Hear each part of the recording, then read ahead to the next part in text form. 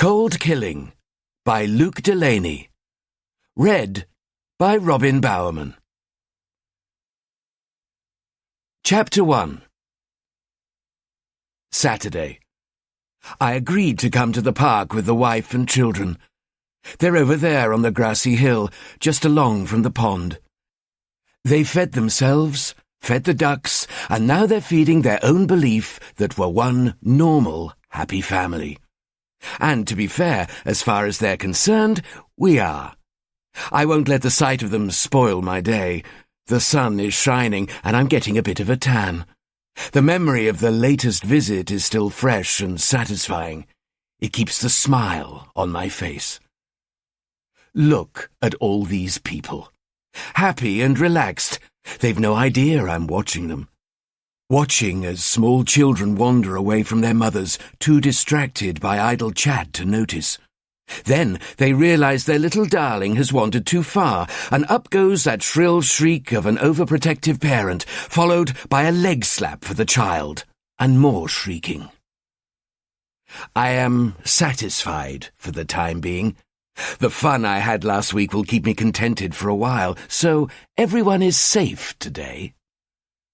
I thoroughly enjoyed the time I spent with the little queer. I made it look like a domestic murder. I've heard fights between people like him can get nasty, so I had a bit of fun with the idea.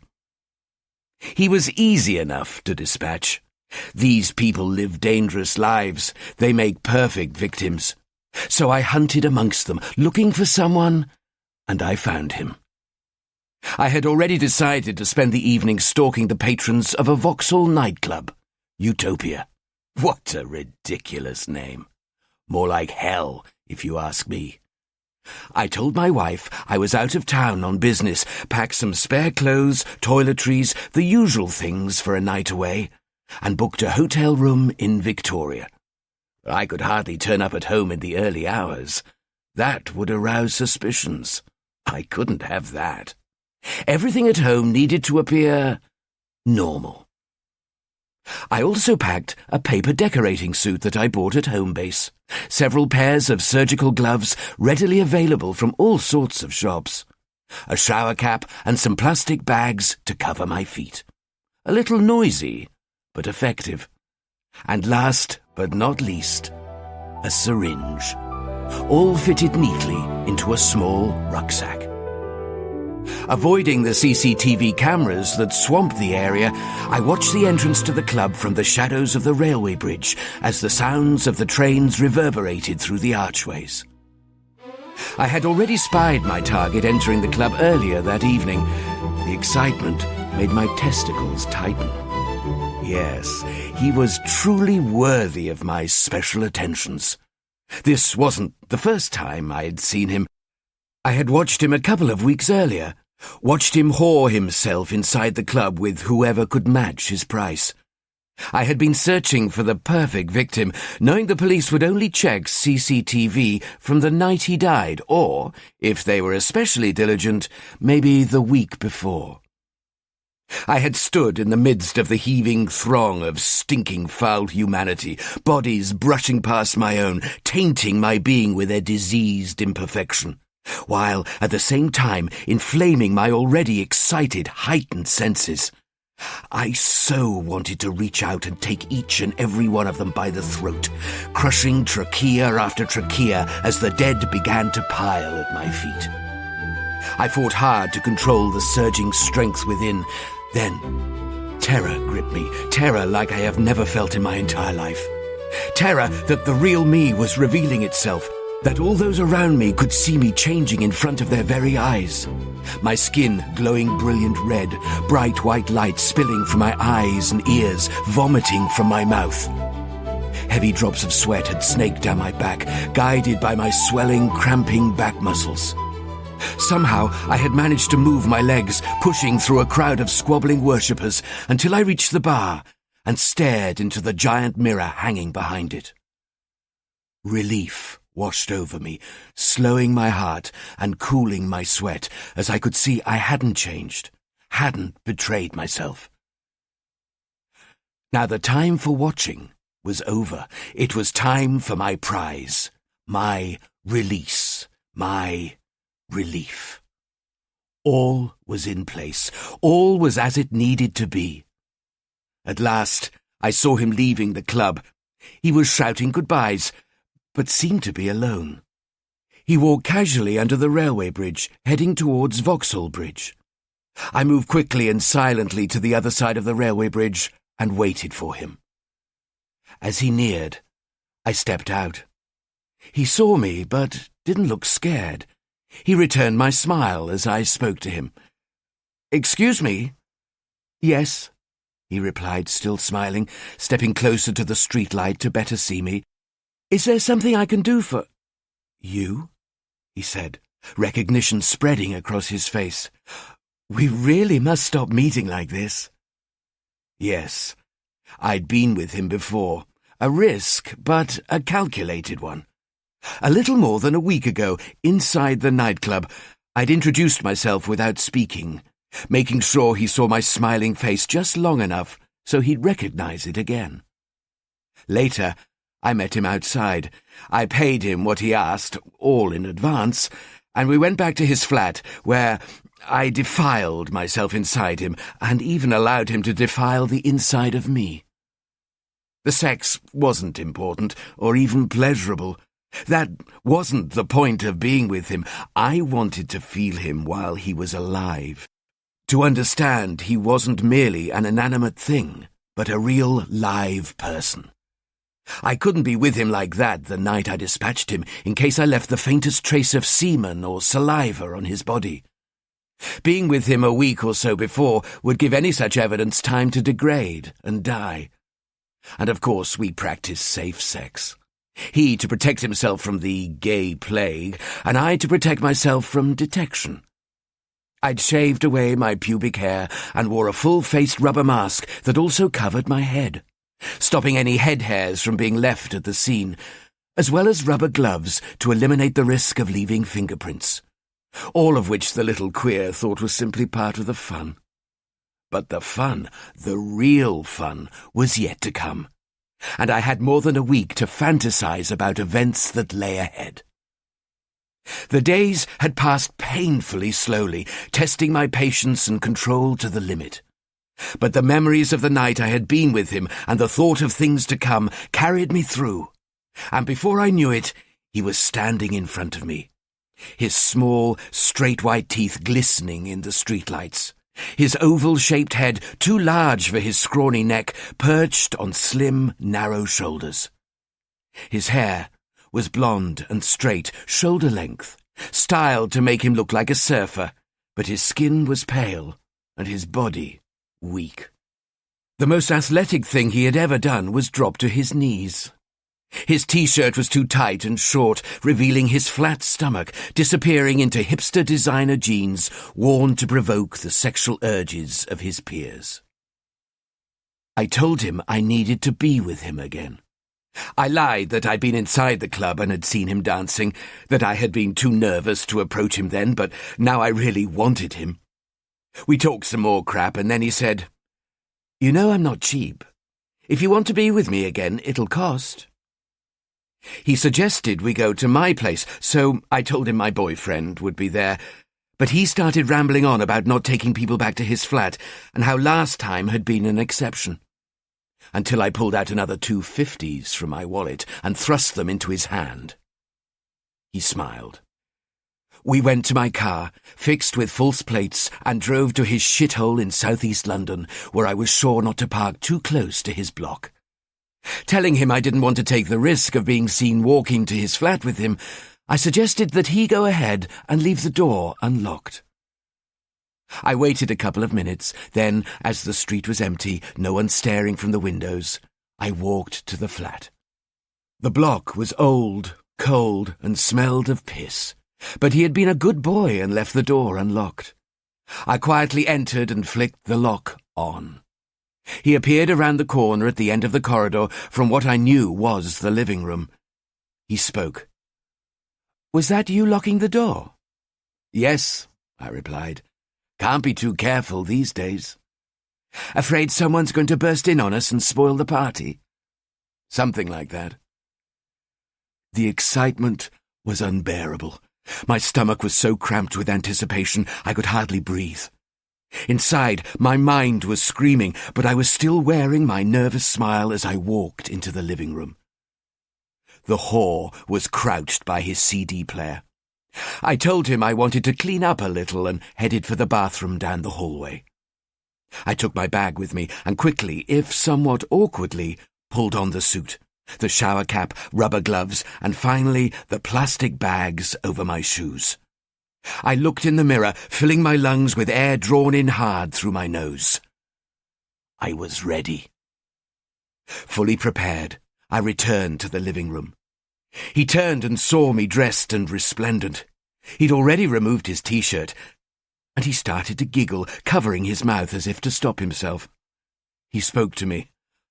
"Is this how we're going to get our kicks tonight, then?" "Sort of," I replied. "Sort of." They were the last words he spoke, although he may have said "please" a little later. By then, the blood bubbling up into his mouth made it just a gargle. With a smooth, swift, practiced hand, I grabbed an iron statue of a naked Indian he kept on his side table, and I used it to smash his skull, not hitting him hard enough to kill him straight away, merely to render him semi-conscious and virtually paralyzed. He had been on his knees when I hit him, which was good. Less distance to fall meant less noise when he hit the floor. I watched him for a while, standing over him like a victor in a prize fight, watching his chest rise and fall with each painful, strained breath. The blood initially spurting from the wound in his head, then slowing to a steady flow as his heart grew too weak to pump it at the pressure his body required to stay alive. Every few seconds, his right leg would twitch like a dying bird. It wouldn't have been as I had dreamed if he hadn't been at least partly conscious when I went to him with an ice pick I found in his drinks cabinet. I needed him to be alive as I cut him. I needed to see him try and stop me each time I pushed the ice pick into his dying body. Not stabbing frenziedly, but placing it deliberately against his pale skin before pushing the point through with a deliciously satisfying popping sound. Now and then he would reach up and pitifully try to defend himself from the torture. I told him not to be a naughty boy and continued with my work. It was a shame his brain hemorrhaging had caused his eyes to turn red, as I had wanted to contrast his blue eyes against the pale, blooded skin. Next time, I'd do better. His perforated body almost began to disgust me, to make me want to flee from the scene, but I couldn't stop yet. Not until all was as close as it could be to how I had seen it in my mind, the first time I knew I would be visiting him. I would continue with my work, despite the foul stench emanating from the holes in his stomach and intestines, the urine and excreta that were now leaking from his transformed body. He held on for 40 minutes, his eyes flickering slightly open for a few minutes at a time. When they were open, I did my work, stopping whenever he passed out, unable to bear the pain or grasp his situation. I had to punch him in the face every so often to stop him calling out. Not that he could have realistically raised more than a whimper. Still, I had to be sure. When he finally died, a slow, quiet hiss of air escaping from his lips and the breaches in his chest wall told me that my fun had come to an end. I put on a clean pair of surgical gloves and took the £300 cash I had given him earlier from his trouser pocket. I really didn't want to leave that behind. I carefully and quietly broke apart some furniture and generally arranged the room as if a violent struggle had occurred. Next, I used the syringe I'd brought to draw blood from his mouth and sprayed it around the room, on the walls, over the furniture, the carpet, making spray patterns to suggest a violent struggle had taken place. Then I moved to the corner of the room I had left clean. I removed my clothes and put them inside a plastic bag, and put that bag inside another plastic bag, and repeated this twice more. I ensured each plastic bag was tied securely, and finally put them in my rucksack. I put new plastic bags on my feet, not wanting to take the chance that I might step on a spot of blood. That sort of evidence can be difficult to explain. I put on another clean pair of rubber surgical gloves and left the living room. I would burn the lot in my garden the following evening, the safest way to dispose of such incriminating items. To burn them in a public place risked attracting attention, while burial would leave them at the mercy of inquisitive animals. I moved quietly to the front door. I took the plastic bags off my shoes and looked through the spy hole. Nobody about. Just to be sure, I listened at the door, careful not to let my ear press against it and possibly leave a mark like a fingerprint, which I hear can happen. When I was totally happy, I slipped out of the flat, leaving the front door open so as not to make any more noise than necessary. The statue of the Indian and the ice pick I threw in the Thames as I headed north to my hotel. The thought of the police wasting hours searching for weapons that wouldn't help their investigation in the slightest pleased me. When I reached my hotel, I slipped in through the side door next to the bar, only generally used as a fire exit. I knew it could open from the outside and had no CCTV camera trained on it. I already had the key card for my room, having checked in earlier that day. I took a long shower, keeping the water as hot as I could bear, scrubbing skin, nails and hair vigorously with a nail brush, until my entire body felt like it had been burned by flames. I had removed the plug cover to allow any items washed from my body to flow easily into London's sewage system. After the shower, I took a long, steaming bath and scrubbed myself again. Once dry, I lay naked on the bed and drank 2 bottles of water. At peace now. Satisfied. Soon, sleep came, and I dreamed the same beautiful dream over and over. Chapter 2. Thursday morning. It was 3 a.m., and Detective Inspector Sean Corrigan drove through the dreary streets of New Cross, south-east London. He had been born and raised in nearby Dulwich, and for as long as he could remember, these streets had been a dangerous place. People could quickly become victims here, regardless of age, sex, or colour. Life had little value. But these worries were for other people, not Sean. They were for the people who had 9-to-5 jobs in shops and offices, those who arrived bleary-eyed to work each morning, then scuttled home nervously every evening, only feeling safe once they'd bolted themselves behind closed doors. Sean didn't fear the streets, having dealt with the worst they could throw at him.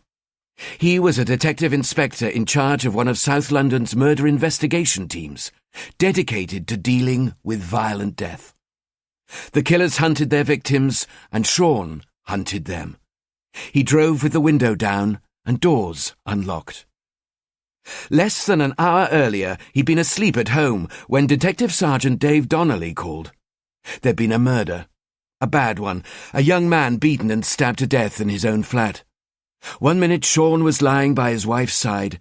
The next, he was driving to the place where a young man's life had been torn away. He found the address without difficulty. The streets around the murder scene were eerily quiet. He was pleased to see the uniform officers had done their job properly and taped off a large cordon around the block the flat was in. He'd been to scenes before where the cordon started and stopped at the front door. How much evidence had been carried away from the scenes on the soles of shoes? He didn't want to think about it. There were 2 marked patrol cars alongside Donnelly's unmarked Ford. He always laughed at the murder scenes on television, with dozens of police cars parked outside, all with blue lights swirling away. Inside, dozens of detectives and forensic guys would be falling over each other. Reality was different. Entirely different. Real crime scenes were all the more disturbing for their quietness. The violent death of the victim would leave the atmosphere shattered and brutalized. Sean could feel the horror closing in around him as he examined a scene. It was his job to discover the details of death, and over time he had grown hardened to it, but not immune. He knew that this scene would be no different. He parked outside the taped-off cordon and climbed from the isolation of his car into the warm loneliness of the night, the stars of the clear sky and the streetlights removing all illusion of darkness. If he had been anyone else, doing any other job, he might have noticed how beautiful it was. But such thoughts had no place here. He flashed his warrant card to the approaching uniformed officer and grunted his name. D.I. Sean Corrigan, Serious Crime Group South. Where's this flat? The uniformed officer was young. He seemed afraid of Sean. He must be new if a mere detective inspector scared him. Number 16 Tabard House, sir. It's on the second floor. Up the stairs and turn right. Or you could take the lift. Thanks. Sean opened the boot of his car and cast a quick glance over the contents squeezed inside. 2 large square plastic bins contained all he would need for an initial scene examination. Paper suits and slippers, various sizes of plastic exhibit bags, paper bags for clothing, half a dozen boxes of plastic gloves, rolls of sticky labels, and, of course, a sledgehammer, a crowbar, and other tools. The boot of Sean's car would be mirrored by detectives' cars across the world. He pulled on a forensic containment suit and headed towards the stairwell. The block was of a type common to this area of London. Low-rise tenement blocks made from dark, oppressive, brown-grey brick which had been thrown up after the Second World War to house those bombed out of old slum areas. In their time, they'd been a revelation.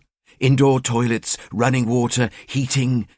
But now, only those trapped in poverty lived in them. They looked like prisons, and in a way, that's what they were. The stairwell smelled of urine. The stench of humanity living on top of each other was unmistakable. This was summer, and the vents of the flats pumped out the smells from within. Sean almost gagged on it.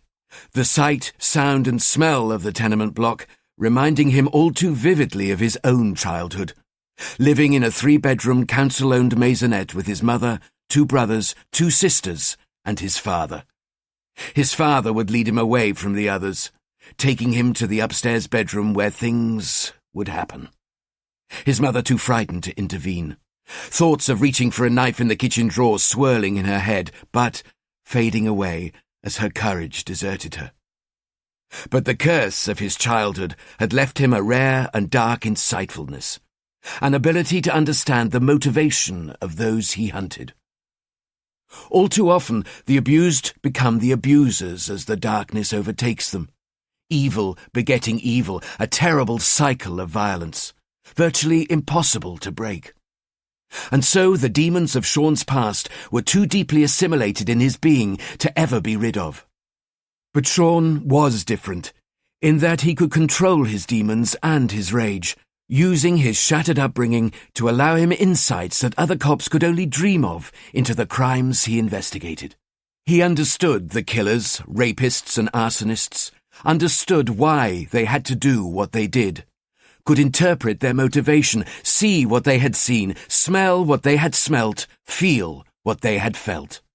Their excitement, power, lust, revulsion, guilt, regret, fear. He could make leaps in investigations others struggled to understand, filling in the blanks with his unique imagination. Crime scenes came alive in his mind's eye, playing in his head like a movie. He was no psychic or clairvoyant. He was just a cop, but a cop with a broken past and dangerous future. His skill at reading the ones he hunted born of his own dark, haunted past. Where better for a failed disciple of true evil to hide than amongst cops? Where better to turn his unique tools to good use than the police? He swallowed the bile rising in his throat and headed for the crime scene. The murder scene. Sean stopped briefly to acknowledge another uniformed officer posted at the front door of the flat. The constable lifted the tape across the door and watched him duck inside. He looked down the corridor of the flat. It was bigger than it had seemed from the outside. Detective Sergeant Donnelly waited for him, his large frame filling the doorway, his moustache all but concealing the movement of his lips as he talked. Dave Donnelly, 20-year-plus veteran of the Metropolitan Police, and very much Sean's old-school right-hand man. His anchor to the logical and practical course of an investigation and part-time crutch to lean on. They'd had their run-ins and disagreements, but they understood each other. They trusted each other. "Morning, Governor. Stick to the right of the hallway here. That's the route I've been taking in and out," Donnelly growled in his strange accent, a mix of Glaswegian and Cockney, his moustache twitching as he spoke. "What we got?" Sean asked matter-of-factly. "No sign of forced entry. Security is good in the flat, so he probably let the killer in. All the damage to the victim seems to have been done in the living room. It's a real fucking mess in there. No signs of a disturbance anywhere else. The living room is the last door on the right down the corridor. Other than that, we've got a kitchen, 2 bedrooms, a separate bathroom and a toilet. For what I've seen, the victim kept things reasonably clean and tidy. Decent taste in furniture. There's a few photos of the victim around the place, as best as I can tell anyway. His injuries make it a wee bit difficult to be absolutely sure, as there's plenty of them with him, shall we say, embracing other men." "Gay?" Sean asked. "It looks that way. It's early days, but there's definitely some decent hi-fi and TV stuff around the place, and I noticed several of the photos have our boy in far-flung corners of the world. Must have cost a few pennies. We're not dealing with a complete loser here. He had a decent enough job, or he was a decent enough villain, although I don't get the feel this is a villain's home." Both men craned their heads around the hallway area, as if to confirm Donnelly's assessment so far. He continued, "And I found a few letters all addressed to a Daniel Graydon. Nothing for anyone else." "Well, Daniel Graydon," Sean asked, "what the hell happened to you, and why?"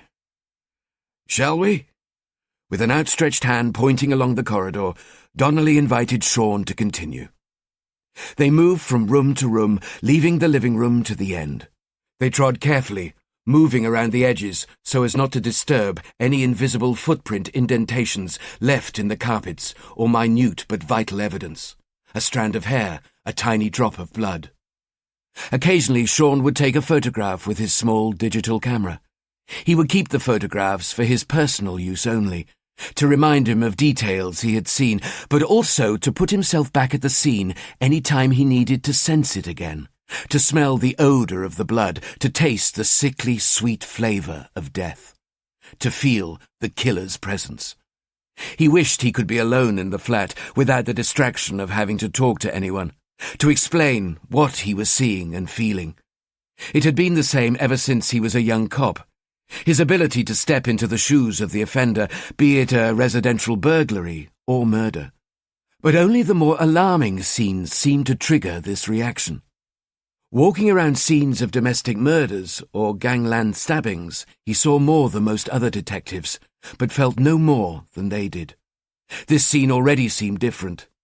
He wished he was alone. Sean felt uncomfortable in the flat, like an intruder, as if he should be constantly apologizing for being there. He shook off the feeling and mentally absorbed everything. The cleanliness of the furniture and the floors. Were the dishes washed and put away? Had any food been left out?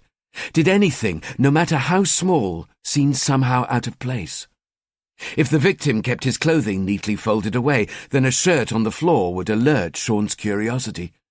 If the victim had lived in squalor, a freshly cleaned glass next to a sink full of dirty dishes would attract his eye. Indeed, Sean had already noted something amiss. Sean and Donnelly came to the living room. The door was ajar, exactly how it had been found by the young constable. Donnelly moved inside. Sean followed. There was a strong smell of blood. A lot of blood. It was a metallic smell, like hot copper. Sean recalled the times he tasted his own blood. It always made him think that it tasted exactly like it smelled. At least this man had been killed recently. It was summer now. If the victim had been there for a few days, the flat would have reeked. Flies would have filled the room, maggots infesting the body. He felt a jolt of guilt for being glad the man had just been killed. Sean crouched next to the body, careful to avoid stepping in the pool of thick burgundy blood that had formed around the victim's head. He'd seen many murder victims. Some had almost no wounds to speak of, others had terrible injuries. This was a bad one, as bad as he'd seen. Jesus Christ, "What the hell happened in this room?" Sean asked. Donnelly looked around. The dining room table was overturned. 2 of the chairs with it had been destroyed. The TV had been knocked from its stand. Pictures lay smashed on the floor. CDs were strewn around the room. The lights from the CD player blinked in green. "Must have been a hell of a fight," Donnelly said. Sean stood up, unable to look away from the victim. A white male, about 20 years old, naked from the waist up, wearing hipster jeans that were heavily soaked in blood. One sock remained on his right foot. The other was nowhere to be seen. He was lying on his back, the left leg bent under the right, with both arms stretched out in a crucifix position. There were no restraints of any kind in evidence. The left side of his face and head had been caved in. The victim's short hair allowed Sean to see 2 serious head wounds, indicating horrific fractures to the skull. Both eyes were swollen almost completely shut, and his nose was smashed, with congealed blood clustered around it. The mouth hadn't escaped punishment, the lips showing several deep cuts, with the jaw hanging dislocated. Sean wondered how many teeth would be missing. The right ear was nowhere to be seen. He hoped to God the man had died from the first blow to his head, but he doubted it. The pool of blood by the victim's head was the only heavy saturation area other than his clothing. Elsewhere, there were dozens of splash marks on the walls, furniture, and carpet. Sean imagined the victim's head being whipped around by the ferocity of the blows, the blood from his wounds travelling in a fine spray through the air until it landed where it now remained. Once examined properly, these splash marks should provide a useful map of how the attack had developed. The victim's body had not been spared. Sean wasn't about to start counting, but there must have been at least 50 to 100 stab wounds. The legs, abdomen, chest and arms had all been brutally attacked. Sean looked around for weapons, but could see none. He returned his gaze to the shattered body, trying to free his mind, to see what had happened to the young man now lying dead on his own floor. For the most fleeting of moments, he saw a figure hunched over the dying man, something that resembled a screwdriver rather than a knife gripped in his hand. But the image was gone as quickly as it arrived. Finally, he managed to look away and speak. "Who found the body?" "Well, that would be us," Donnelly replied. "Well, how so?" "Well, us via a concerned neighbour." "Is the neighbour a suspect?" "Oh, no. Donnelly dismissed the idea. "Some young bird from a few doors down on her way home with a kebab and chips after a night of shagging and drinking." "Oh, did she enter the flat?" No, she's not the hero type by all accounts. She saw the door slightly open and decided we ought to know about it. If she'd been sober, she probably wouldn't have bothered." Sean nodded his agreement. Alcohol made some people conscientious citizens in the same way it made others violent, temporary psychopaths. "Uniform sent a unit around to check it out and found our victim here," Donnelly added. "Did he trample the scene?" "No, he's a probationer straight out of Hendon and still scared enough to remember what he's supposed to do. He kept to the edges, touched nothing." "Good," Sean said automatically, his mind having already moved on, already growing heavy with possibilities. "Well, whoever did this is either very angry or very ill." "There's no doubt about that," Donnelly agreed. There was a pause, both men taking the chance to breathe deeply and steady themselves, clearing their minds, a necessary prelude before trying to think coldly and logically. Seeing this brutality would never be easy, would never be matter-of-fact. "Okay, first guess is we're looking at a domestic murder." "A lover's tiff?" Donnelly asked. Sean nodded. "Well, whoever did this probably took a fair old beating themselves," he added. "A man fighting for his life can do a lot of damage." "I'll check the local hospitals," Donnelly volunteered. "See if anyone who looks like they've been in a real ding-dong has been admitted. Check with the local police stations for the same and wake the rest of the team up. Let's get everyone together at the station for an 8 a.m. briefing, and we might as well see if we can get a pathologist to examine the body while it's still in place." "Well, that won't be easy, Gov." I know, but try. See if Dr. Canning is available. He sometimes comes out if it's a good one, and he's the best. Well, I'll do what I can, but no promises. Sean surveyed the scene. Most murders didn't take long to solve. The most obvious suspect was usually the right suspect. The panic nature of the crime provided an Aladdin's cave of forensic evidence, enough to get a conviction. In cases like this, detectives often had to do little more than wait for the laboratory to examine the exhibits from the scene and provide all the answers. But as Sean looked around, something was already niggling away at his instincts. Donnelly spoke again. Seems straightforward? Yeah, I'm pretty happy. He let the statement linger. But? Well, the victim almost certainly knew his killer. No forced entry, so he's let him in.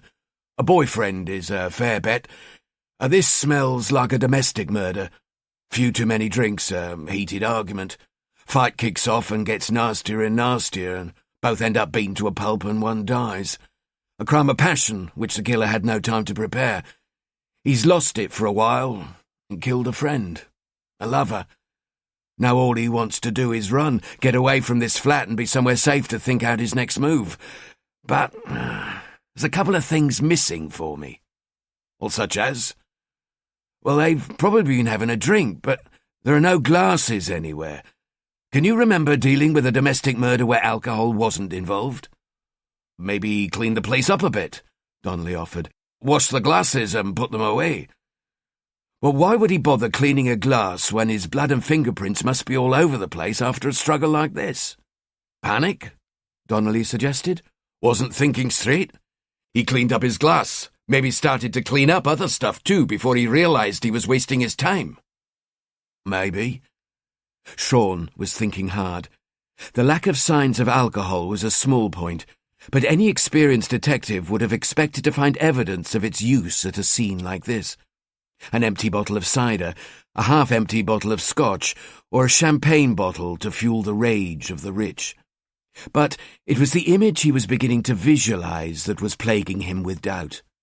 The image his mind was piecing together, using evidence that was missing as much as evidence that was present. The image of a figure crouching very deliberately over the victim. No frenzy, no rage, but evil in a human form. There's something else, he told Donnelly. The killing obviously took place in the living room. We know he must have gone out of the front door because everything else is locked up nice and tight. But the hallway is clean. Nothing. The carpet is light beige, yet there's no sign of a bloody footprint. And the door handle, nothing. No blood, nothing. So our killer beats and stabs the victim to death in a frenzied moment of rage, and yet stops to clean his hands before opening any doors. Now, after killing a man who may have been his lover, he's suddenly calm enough to take his shoes off and tiptoe out of the place? That doesn't make a lot of sense. Donnelly joined in. And if our boy did stop to clean himself up before leaving, then where did he get clean? He had two choices, the sink in the bathroom or the sink in the kitchen. Sean continued for him. Well, you've seen both of them, as clean as a whistle. No signs of recent use, not even a splash of water. Aye, Donnelly said, but it's probably nothing. We're assuming too much. Maybe forensics will prove us wrong and find some blood in the hallway we can't see. Sean wasn't convinced, but before he could reply, the uniformed constable at the front door called into the flat. Excuse me, sir, your lab team is here. Sean shouted a reply. Coming out.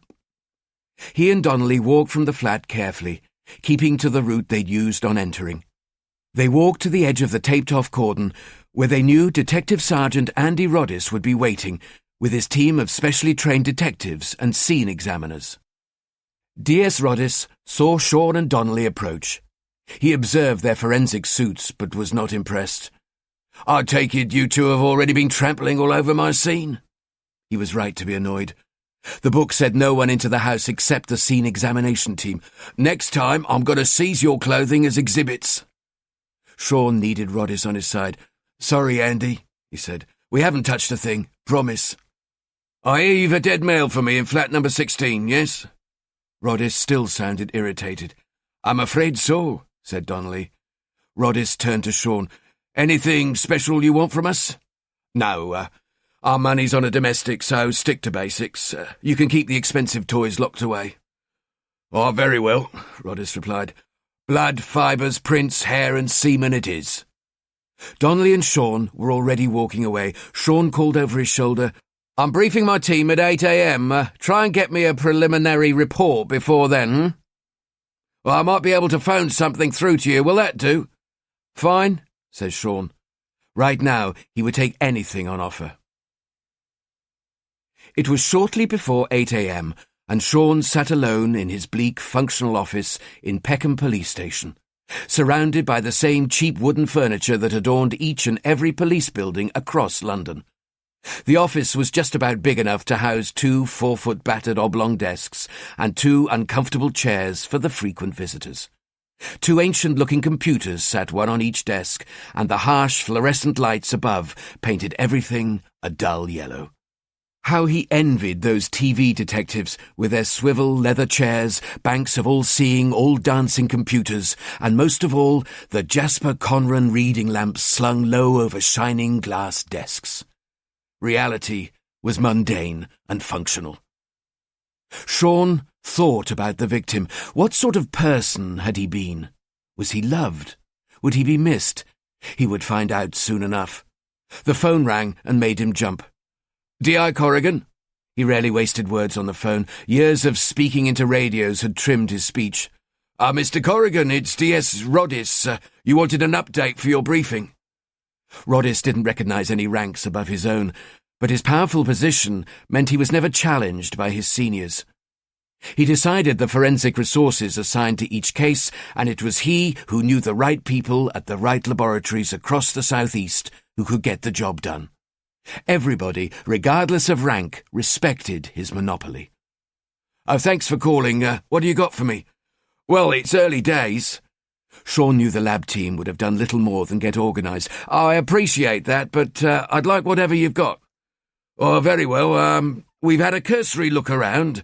The entry and exit point is surprisingly clean, given the nature of the attack. And the hallway was clean too. Perhaps we'll find something when we get better lighting and some UV lamps. Other than that, nothing definite yet. The blood spray marks on the walls and furniture have me a little confused." "Confused?" Sean asked. "Having seen the victim's wounds, I'm pretty sure the blow to the head all but killed him, and it certainly knocked him down. I have a blood spray pattern on the wall that would be consistent with a blow to his head with a heavy object." "So what's the problem?" "If the victim was prostrate when the other injuries were inflicted, then I would only expect to find small localised sprays. But I've got numerous others, over the carpet, broken furniture, up the walls. They're not consistent with his wounds." "Then he must have other wounds we haven't seen yet," Sean suggested. "Or maybe the blood is from the attacker." "Possibly." Rodis sounded unconvinced. "No obvious murder weapon yet," he continued, "but it'll probably turn up when we get into the search properly." "Anything else?" Sean asked, in hope more than expectation. "Well, there are plenty of corries, address books, diaries, bank books, and so on. Shouldn't be too hard to confirm the victim's identity. That's it so far." Sean may not have particularly liked Rodis, but he valued his professionalism. "Thanks. It'll be a help in the briefing. I might keep the team awake." He hung up. Reclining in his chair, Sean stared at the lukewarm cup of coffee on his desk. What would it mean if the splash patterns didn't match the wounds on the victim? Had the killer been badly injured himself, and the blood sprays come from his wounds? He doubted it, especially if Rodis was right about the victim being all but taken out with the first blow to the head. And if he was knocked down with the first blow, then what the hell were the other injuries about? The answers would come, he reassured himself. Wait for the full forensic examination of the scene, the post-mortem of the victim. The answers would come. They always did. He stood and looked out of his window down at the station car park. He saw D.S. Sally Jones outside, furiously smoking a cigarette, laughing and joking with a couple of girls from the typing pool. He watched her, admiring her, a 5'3" bundle of energy. Her slender, athletic legs contrasted with her slightly stocky, masculine upper body. He tried to remember if he'd seen her fair hair not tied back in a ponytail. He loved her ability to connect with people. She could talk to anyone and make them feel that she was their best friend in the world. And so Sean sometimes used her to do the things he would find impossible to do well. Speaking with grieving parents, telling a husband his wife had been raped and murdered in their own home. Sean had watched in awe as Sally told people unthinkable things, and then, half an hour later, she would be laughing and joking, puffing on a cigarette, chatting with whoever was close enough. She was tough, tougher than he would ever be. He smiled as he watched her. Sean wondered why she was still alone. He couldn't imagine doing this job and then going home to an empty house. Sally told him she was clearly too much for any man to handle. He'd often tried to sense some sorrow in her, some loneliness. He never could. He checked the time. She was going to be late for the briefing. He could call out of the window and warn her, but he decided it would be more fun to leave it. He walked the short distance along the busy, brightly lit corridor. Doors on both sides, old and new posters pinned and stuck to the walls, uniformly ignored by passers-by, all too single-mindedly trying to get to wherever they were going to stop and take notice of someone else's appeals for assistance. He reached the briefing room and entered. His team continued to chatter away amongst themselves. A couple of them, including Donnelly, mouthed a greeting. He nodded back. The team was relatively small. 2 detective sergeants, Sally and Donnelly, and 10 detective constables. Sean sat in his usual chair at the head of a rectangular wooden table, the cheapest money could buy. He dropped his mobile phone and notebook in front of him and looked around, making sure everyone was there. He nodded to Donnelly, who understood the cue. They'd been working with each other long enough to be able to communicate without the need for words. "All right, people, listen up. The governor wants to speak and we've got a lot to get through, so let's park our asses and crack on." The murmuring faded as the team began to sit and concentrate on Sean. Detective Constable Zukov spoke. "Do you want me to grab D.S. Jones, boss? I think she's having a smoke in the yard." "No, don't bother," Sean told him. "She'll be here soon enough." The room fell silent, Sean looking at Donnelly with a slight grin on his face. They both turned to the briefing room door just as D.S. Sally Jones came bursting in. There was a low hum of stifled laughter. "Shit, sorry I'm late, Gov." The hum of low laughter grew. Sally swatted one of the constables across the head as she walked past. He threw his hands up in protest. "I told you to come and get me, Paolo." The constable didn't answer, but the smile on his face said everything. Sean joined in. "Afternoon, Sally. Thanks for joining us." "It's a pleasure, sir." "Now, as I'm sure you've all worked out, we've picked up another murder." Some of the team groaned. Sally spoke up. "We're only in summer, and already we've had 16 murders on this team alone. 8 still need preparing for court. Now, who's going to put those court presentations together if we're constantly being dumped on?" There was a rumble of approval around the room. "No point moaning," Sean told them. "All the other teams are just as busy as we are, so we get this one. As you're all no doubt aware, we don't have a live investigation running, so we are the obvious choice." Sean was prepared for the grumblings. Police officers always grumbled. They were either moaning about being too busy or they were moaning about not earning enough overtime. It was a fact of life with police. He continued. "Okay, now this is the job. What we know so far is our victim was beaten and stabbed to death. At this time, we believe the victim is Daniel Graydon, the occupier of the flat where we're pretty certain the crime took place. But his facial injuries are severe, so visual identification has yet to be confirmed. We're treating the flat as our primary crime scene. Dave and I have already had a look around, and it's not pretty. The victim would appear to have been hit on the head with a heavy object, and that may well have been the critical injury, although we'll have to wait for the autopsy to confirm that." The stab wounds are numerous and spread across a wide area. This was a vicious, brutal attack. It's suspected the victim may be gay, and the early theory is that it was probably a domestic. If that's the case, then the killer himself could be hurt. We're already checking the hospitals and custody suites on the off chance he was picked up for something else after fleeing the scene. Now, I don't want this to get complicated, so let's keep it simple. A nice, neat, join-the-dots investigation will do me fine.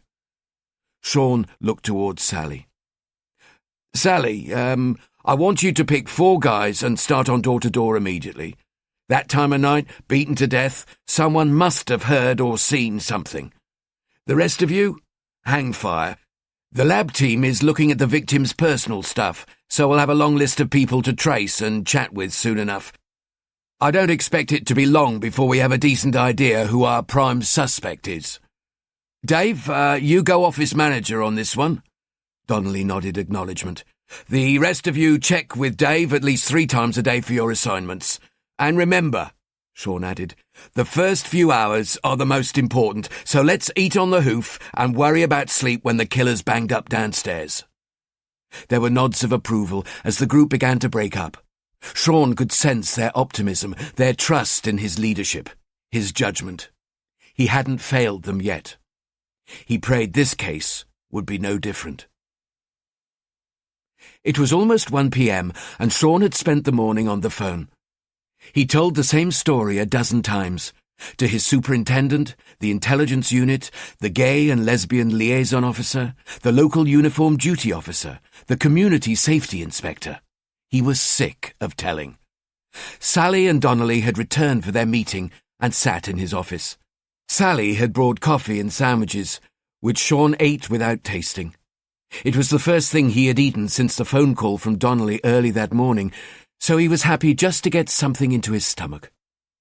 Between bites they talked, all of them aware they hadn't a moment to waste on a proper lunch. The first days of a murder inquiry were always the same, so much to get through and so little time. Forensic evidence degraded, witnesses' memories faded, CCTV tapes would be recorded over. Time was Sean's enemy now. "Anything from the door-to-door, Sally?" he asked. "Give me good news only." "Nothing," she replied. "I've still got guys down there knocking on doors, but so far all we're being told is that Graydon kept himself to himself. No noisy parties, no fights, no problems, nothing. Everybody says he was a nice kid. As for last night, nobody saw or heard a thing. Another quiet night in South London." That can't be right," Sean argued. "A man gets beaten to death within a few feet of, 4 other flats, and no one heard it?" "Well, that's what we're being told." Sean sighed and turned towards Donnelly. "Dave?" "Aye, we've managed to make copies of his diary, address book, and what have you. I've got a couple of lads going through that now. Expect to be informed about next of kin pretty soon. No boyfriend yet, though. No one name coming up over and over. I'll be sending the troops out to trace friends and associates as and when we have their details. The coroner's office have been on the blower. The body's been moved from the scene and taken to Guy's Hospital. Postmortem's at 4 p.m. today."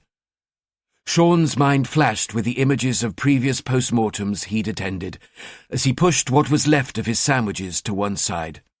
"Who's doing it?" "Well, you got your wish there, boss. It's Dr. Canning. Anything more from the forensics team at the scene?" Not yet.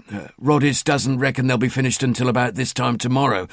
Then, as usual, everything gets sent to the lab, and we wait." A young detective from Sean's team appeared at the door, holding a small piece of paper pinched between his fingers. "I think I've found an address for the parents." The 3 detectives continued to look at him. "I'll take that, thanks," Sally told him. The young detective handed her the note and backed away from the door. Sean knew his responsibilities. "I'll come too. Shit, this is going to be fun. Dave, I'll see you back here about 3:30. You can take me to the postmortem." "I'll be here," Donnelly assured him. Sean tugged his jacket on and headed for the door, Sally in pursuit. "And remember, he told Donnelly. "If anyone asks, this is a straightforward domestic murder. No need to get anyone excited." "You're having doubts?" Donnelly managed to ask before Sean was gone. "No," Sean answered, not entirely truthfully. For a second he was back in the flat, back at the scene of the slaughter, watching the killer moving around Graydon's prostrate form. But he saw no panic or fury in his actions, no jealousy or rage, only a coldness, a sense of satisfaction. Donnelly's voice snapped him back. "You all right, Governor?" "Sorry, yes, I'm fine.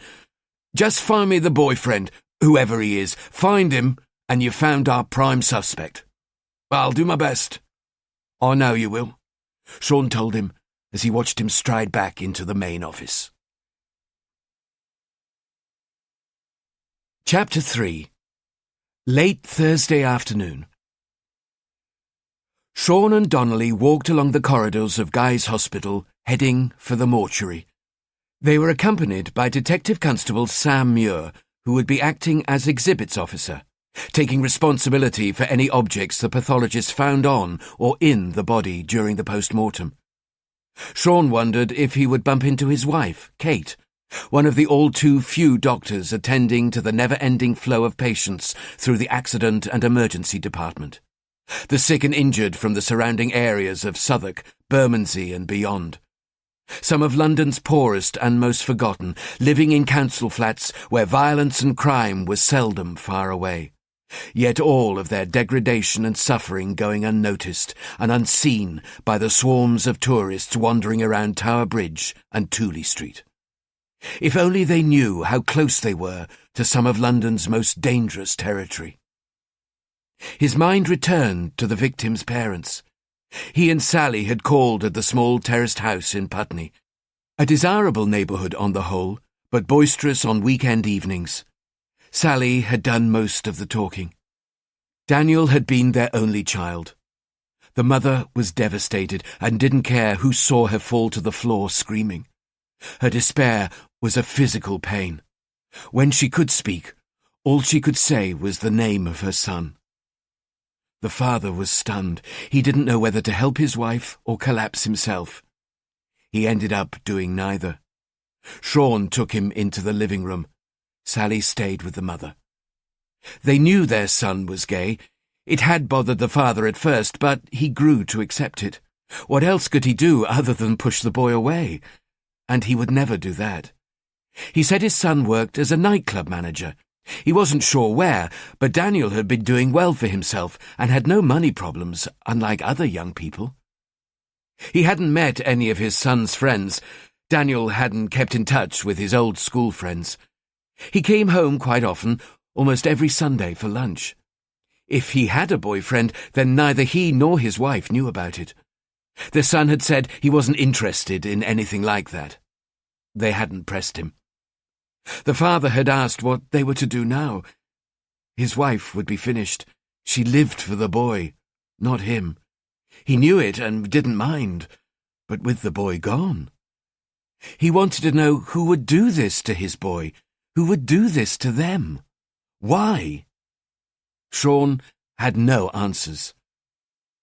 As the three detectives entered the mortuary, they could see Dr. Simon Canning preparing for the post-mortem. A body lay covered with a green sheet on what Sean knew would be a cold metal operating table. Water continually ran under the body to an exit drain as the pathologist did his work, so that the whole thing resembled a large, shallow, stainless steel bathtub. Some detectives could detach themselves from the ugly reality of post-mortems, bury themselves in the science and art of the procedure. Unfortunately, Sean was not one of those detectives. For days to come, images of his own post-mortem would blend with the memories of his shattered childhood. Meanwhile, Dr. Simon Canning was busy arranging his tools, bright, shiny metal instruments for torturing the dead. "Afternoon, detectives." "Doctor, good to see you again," Sean replied. "I doubt that," said the pathologist. Canning was pleasant enough, but businesslike and succinct. I hope you don't mind, Inspector. I've started without you. I was just having a bit of a clean-up before continuing. Right then, shall we get on with it?" The doctor pulled back the sheet covering the body with one quick movement of his arm. Sean almost expected him to say, "Voila," like a waiter lifting the lid off a silver platter.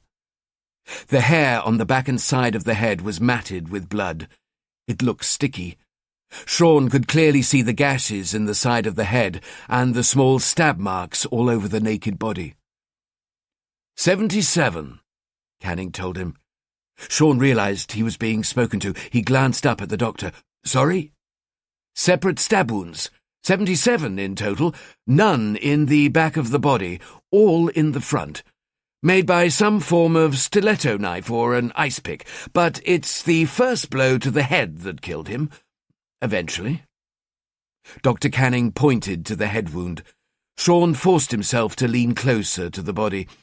"One can see the ear is missing, not cut off, but more a case of the victim being hit so hard that whatever he was hit with crushed the skull and still had enough energy to tear the ear away as the swing of the object carried through."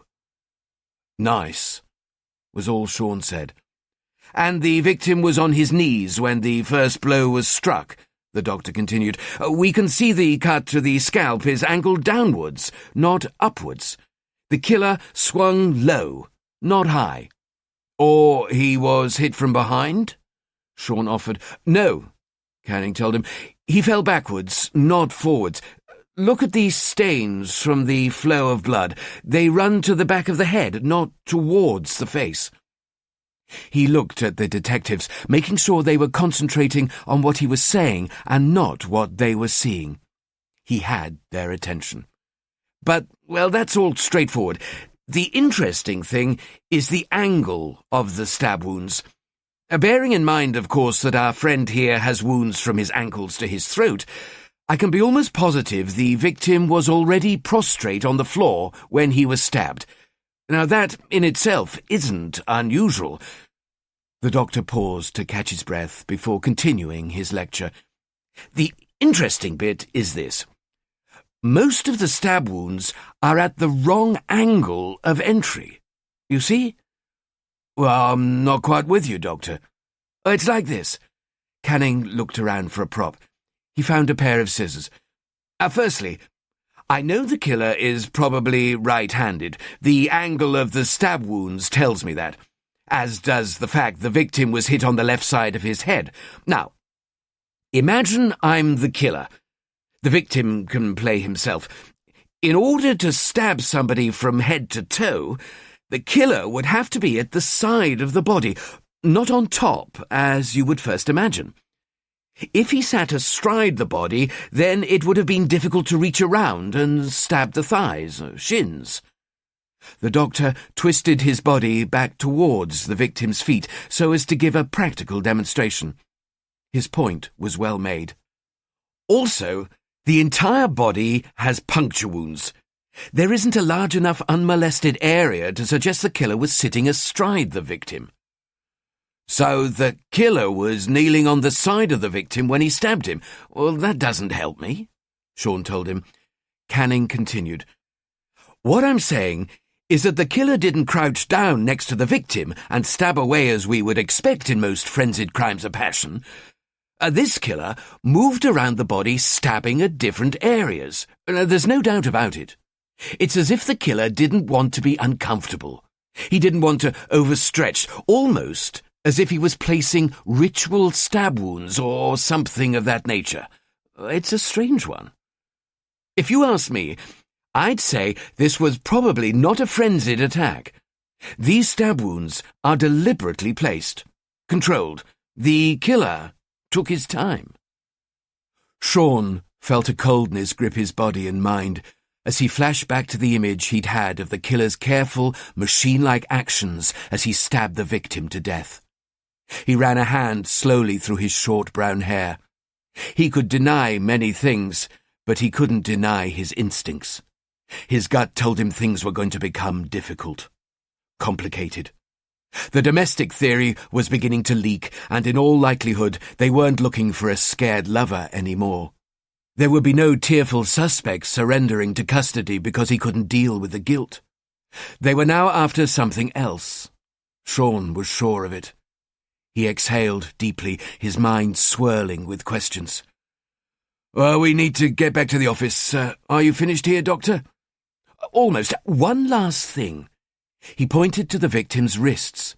"It's very faint, but it's there, on both wrists." Sean looked closely. He could see some discoloration of the victim's skin, thin bands of slightly darker tissue. Canning continued his analysis. "They're old bruises, probably caused by ligatures. He was tied with something. I'll have a look under ultraviolet. That'll show up any other old injuries. I'll check the entire body. All my findings will be in the final report." "Fine," Sean said, the sense of urgency clear in his voice. "Please, Inspector, don't let me hold you up.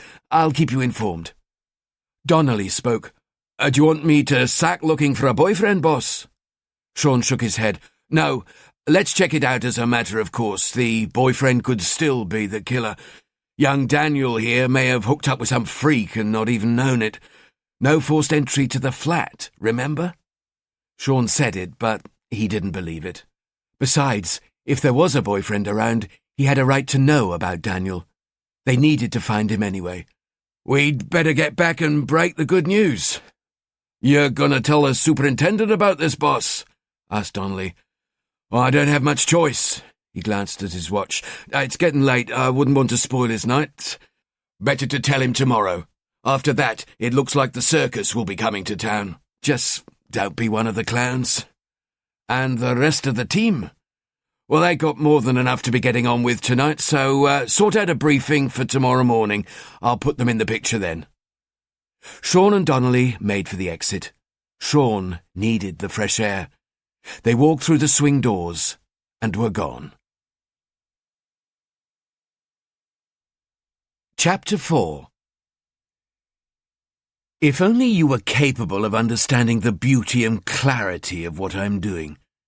You see, my very being is testament to nature, to her mercilessness, her complete lack of compassion, her violence. You have cast aside nature's rules and chosen to live by other laws: morality, restraint, tolerance. I have not. So here we stand, packed into this mechanical coffin, trundling under the streets of London. They humorously call this one the misery line. Look at you. None of you has the faintest idea of what I am. You look at me and see a reflection of yourselves. That is my necessary disguise. Come closer, and I'll show you who I really am. Damn, these trains can be unbearable in summer. All of us forced to breathe in each other's filth. 6:30 in the evening, everybody trying to get home to anesthetize their brains with alcohol, cocaine, television, whatever. Anything to black out the awfulness of their miserable, pointless lives. But before they can indulge those little pleasures, they have to suffer this final torture. I usually distract myself by picking a passenger at random and imagining what it would be like to cut their eyes out and then slit their throats. The stench of all those potential subjects is very stimulating to my imagination. Maybe I could introduce myself to someone before going home to my dutiful wife and well-behaved children. One day, when I work out how to get away with it, I'll slit their throats too. What about that passenger there?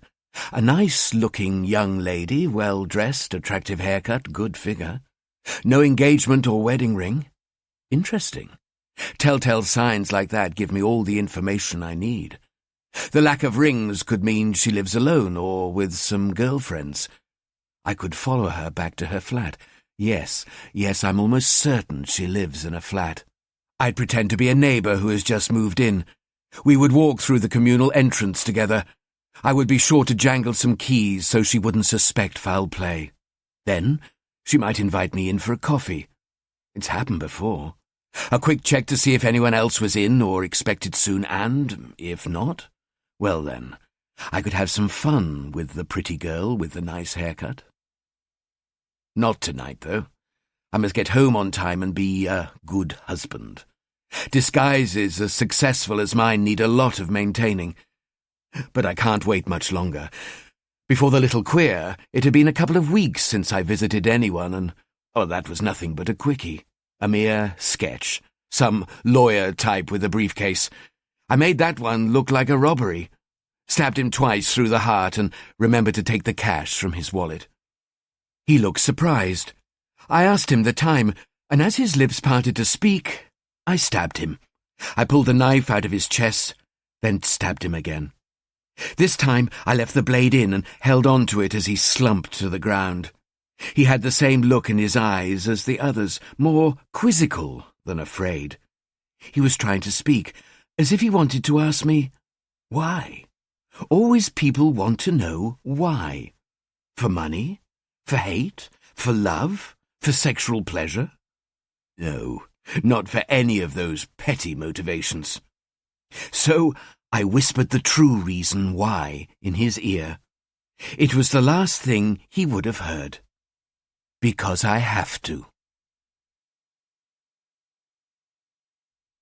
Chapter 5. Friday morning. It was hot in the way only a giant metropolis can get. The heat mixed with the fumes of 4 million cars, taxis and buses. It made the road warp. It was Friday morning and Sean was late. He had a briefing to give at 10 and had wanted to be at work at least an hour and a half before that to prepare his thoughts. Thanks to the traffic along the Old Kent Road and his 3-year-old daughter Mandy, who decided to throw a tantrum because of Sean's broken promise to take her to Legoland, he would barely have time to read through his incoming emails. He tried to read them on his iPhone as the traffic staggered forward, but after almost driving into the back of a car in front of him for the 3rd time, he thought better of it. His team had been assigned initial tasks the previous day. Now he hoped those tasks had progressed the investigation. The briefing he would soon be chairing was an opportunity for the team to tell him what they had discovered so far. D.S. Rodis and his forensic crew had finished at the scene, and he would be present to detail their findings. Findings that could be critical to the investigation. He rang Sally to let her know he was running late.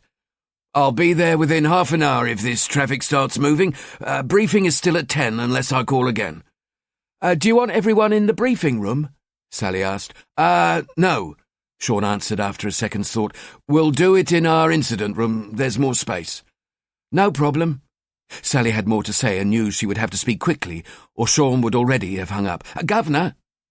He heard her just in time. "What?" "I thought you should know some wit's come up with a name for our killer." Sean knew he wasn't going to like this. "Go on." "Some of the guys have christened him the Fairy Liquidator." There was silence from Sean. He sat stony-faced, thinking about what the family would say if they knew the police investigating their son's death were calling the killer the Fairy Liquidator. After 5 seconds, he spoke. "Let them know in advance that from this second onwards, anyone using that name will be off the team, back in uniform and directing traffic in Soho just as soon as they can get measured up for the new helmet. Now take this as a first and final warning, Sally." "I understand. I'll make sure it's not used again." "Good." He hung up and continued his tortuous journey through the unbreathable air.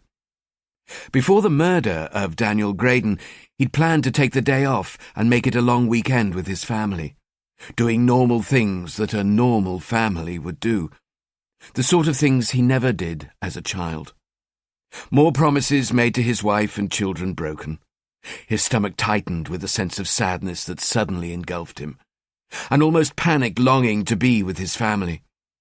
He shook the feelings away as best he could, chasing them from his body and mind, as if they were a weakness he couldn't afford to carry with him to his work. Besides, there was nothing he could do about it. It was the nature of the beast. It was his job. Sean and his team were back in the open-plan office that was their incident room and second home. Desks were scattered about, mainly in groups of 4, and most were adorned with old, oversized computer screens and, if the owner was lucky, a corded telephone. Murders in London were still being solved in spite of the equipment available, rather than because of it. Sean stared through the perspex into the room on the other side, watching the detectives, most preferring to sit on the edges of their desks, talking in groups, while others moved with purpose, gathering last-minute stationery or squeezing in one final phone call ahead of Sean's arrival. The incident room was already changing as the investigation developed. Where there had been blank whiteboards and bare walls the night before, now there were photographs of the scene, the victim, the initial post-mortem results, pinned up in no particular order. The name of the victim had been confirmed: Daniel Graydon. It adorned a piece of white card and was stuck above the photographs of his mutilated body and violated home. Sean noted they'd been put up in one corner of the wall only. The rest of the wall had been left empty. Clearly someone on his team believed there could be more photographs, more victims. The whiteboard listed tasks, actions to be undertaken, and which detective was allocated to each. All were numbered, and when complete, a line would be drawn through it. So, if the investigation was failing, the board would tell the tale. It never lied. No progression meant fewer and fewer tasks to be placed on the board, causing Sean's seniors to grow ever more anxious, more desperate, and more likely to interfere. But such concerns were for later. The first couple of days would be busy enough just collecting and preserving evidence. The early days were crucial. Evidence missed now could be lost forever. Sean walked the few steps from his office into the main body of the incident room and waited for the detectives to become still and quiet, the noise level fading as surely as if he turned the volume down on an amplifier. He spoke.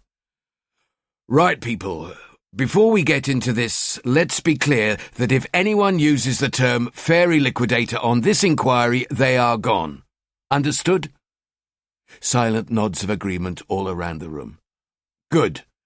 Now that nonsense is out of the way, we can get down to business. Now, firstly, you all need to know that in light of the autopsy, I no longer believe this is a domestic murder.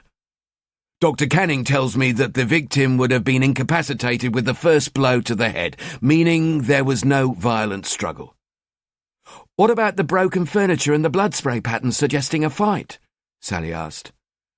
"Staged," Sean told her. "Cleverly staged, but staged all the same. He's trying to throw us off the scent. The stab wounds have the appearance of some sort of ritual killing, not a frenzied attack. Most of you know DS Andy Roddis here, the forensic team leader. Andy's kindly given up his time to bring us all up to date on any findings from the scene." "Oh, that's very fucking nice of you, Andy," Donnelly interjected, to the amusement of his audience. All right, Sean hushed the room. "I strongly suggest you pay attention to what he's about to tell you." He turned to DS Roddis, gesturing with an open hand for him to begin. "Andy?" DS Roddis walked to the photographs of the scene pinned to the wall behind him. "Thank you, sir." He paced back and forth as he took up the story. "Most of the exhibits from the scene have been taken up to the forensic lab, so we won't know the full picture until they've been examined. That'll take another few days. Scientists don't work weekends, so we won't know much until Tuesday at the earliest." There was a small ripple of laughter in the room. "In addition to staging the scene, we believe the suspect is forensically aware. There were no obvious signs of semen, saliva, or anything else that could have come from the suspect." The team listened intently without interrupting. Roddis knew everything about the scene there was to know, and they knew nothing. This was the time to listen and learn, not to question and disagree. That would come later, once they knew what Roddis knew. But until then, time to honour the ancient detective code. Keep your mouth shut and your eyes and ears open. "There's a lot of blood, but I'm betting it all belongs to the victim. Initial tests show it's the same blood type that matches the victim's. DNA confirmation will take a few more days. We found several head hairs about the place, but they also look like they came from the victim. The body was swabbed before removal from the scene, so you never know your luck. We may yet, under lab examination, find some body fluids belonging to the suspect. Well, that's our best bet for getting the suspect's DNA. No murder weapons found yet, but it's possible the suspect cleaned them after use and placed them somewhere in the flat. All possible weapons have been sent to the lab to see if they match the victim's wounds. The fingerprint search was completed using chemical treatment. We sealed the flat and pumped it full of gas. For the uninformed, we use a chemical that causes any fingerprints to reveal themselves. Much easier than crawling around the place with a brush and aluminium powder. We expected quite a lot of people's prints to flash up, which is usual for this kind of search, but, well, we were surprised to find only a few different marks. I'm pretty sure the scene wasn't cleared of prints by the killer. I base that on the fact we found a lot of prints about, but they were predominantly the victims. Sean intervened. But there were prints at the scene other than the victims? Yes, replied Rodis. Unless the victim was a total recluse, you would expect to find alien prints at the scene. He paused for a second and began again. Could these alien prints belong to our killer? Well, yes, they could, but somehow I doubt it. The killer has gone to great trouble to avoid leaving evidence at the scene, so I think it unlikely he would be so kind as to leave us a nice, clear fingerprint. He could see Sean was about to jump in again, but he wasn't ready to surrender the floor just yet. However, the prints we have recovered have already been sent to Fingerprint Branch for searching. At the very least, it may tell us something about who the victim associated with. Always useful. Sean nodded his appreciation. And last but not least, we are lucky the carpet in the hallway is new and of good quality. It was nice and deep, and we found the scene quickly enough to recover some interesting shoe marks that hadn't yet degraded. Rodis took a series of photographs from his file and attached them to the board like a doctor preparing X-rays for viewing. The shoe marks looked like negatives. This set, he pointed to 2 photographs, belonged to the victim. We matched them easily enough. They belong to a rare type of Converse training shoe, and the unique marks on the soles, the scars, if you like, match the individual cuts and marks on the victim's shoes.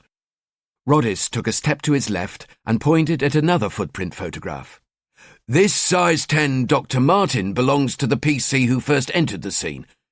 Fortunately, he remembered his training and walked along the side of the corridor the door closes on, so he didn't destroy what I'm about to show you. Again, Rodis took a step to his left and pointed to the board. This mark, Rodis continued while tapping the next photograph, was made by someone else entering the scene. It was made by a flat-soled leather shoe that was bought recently.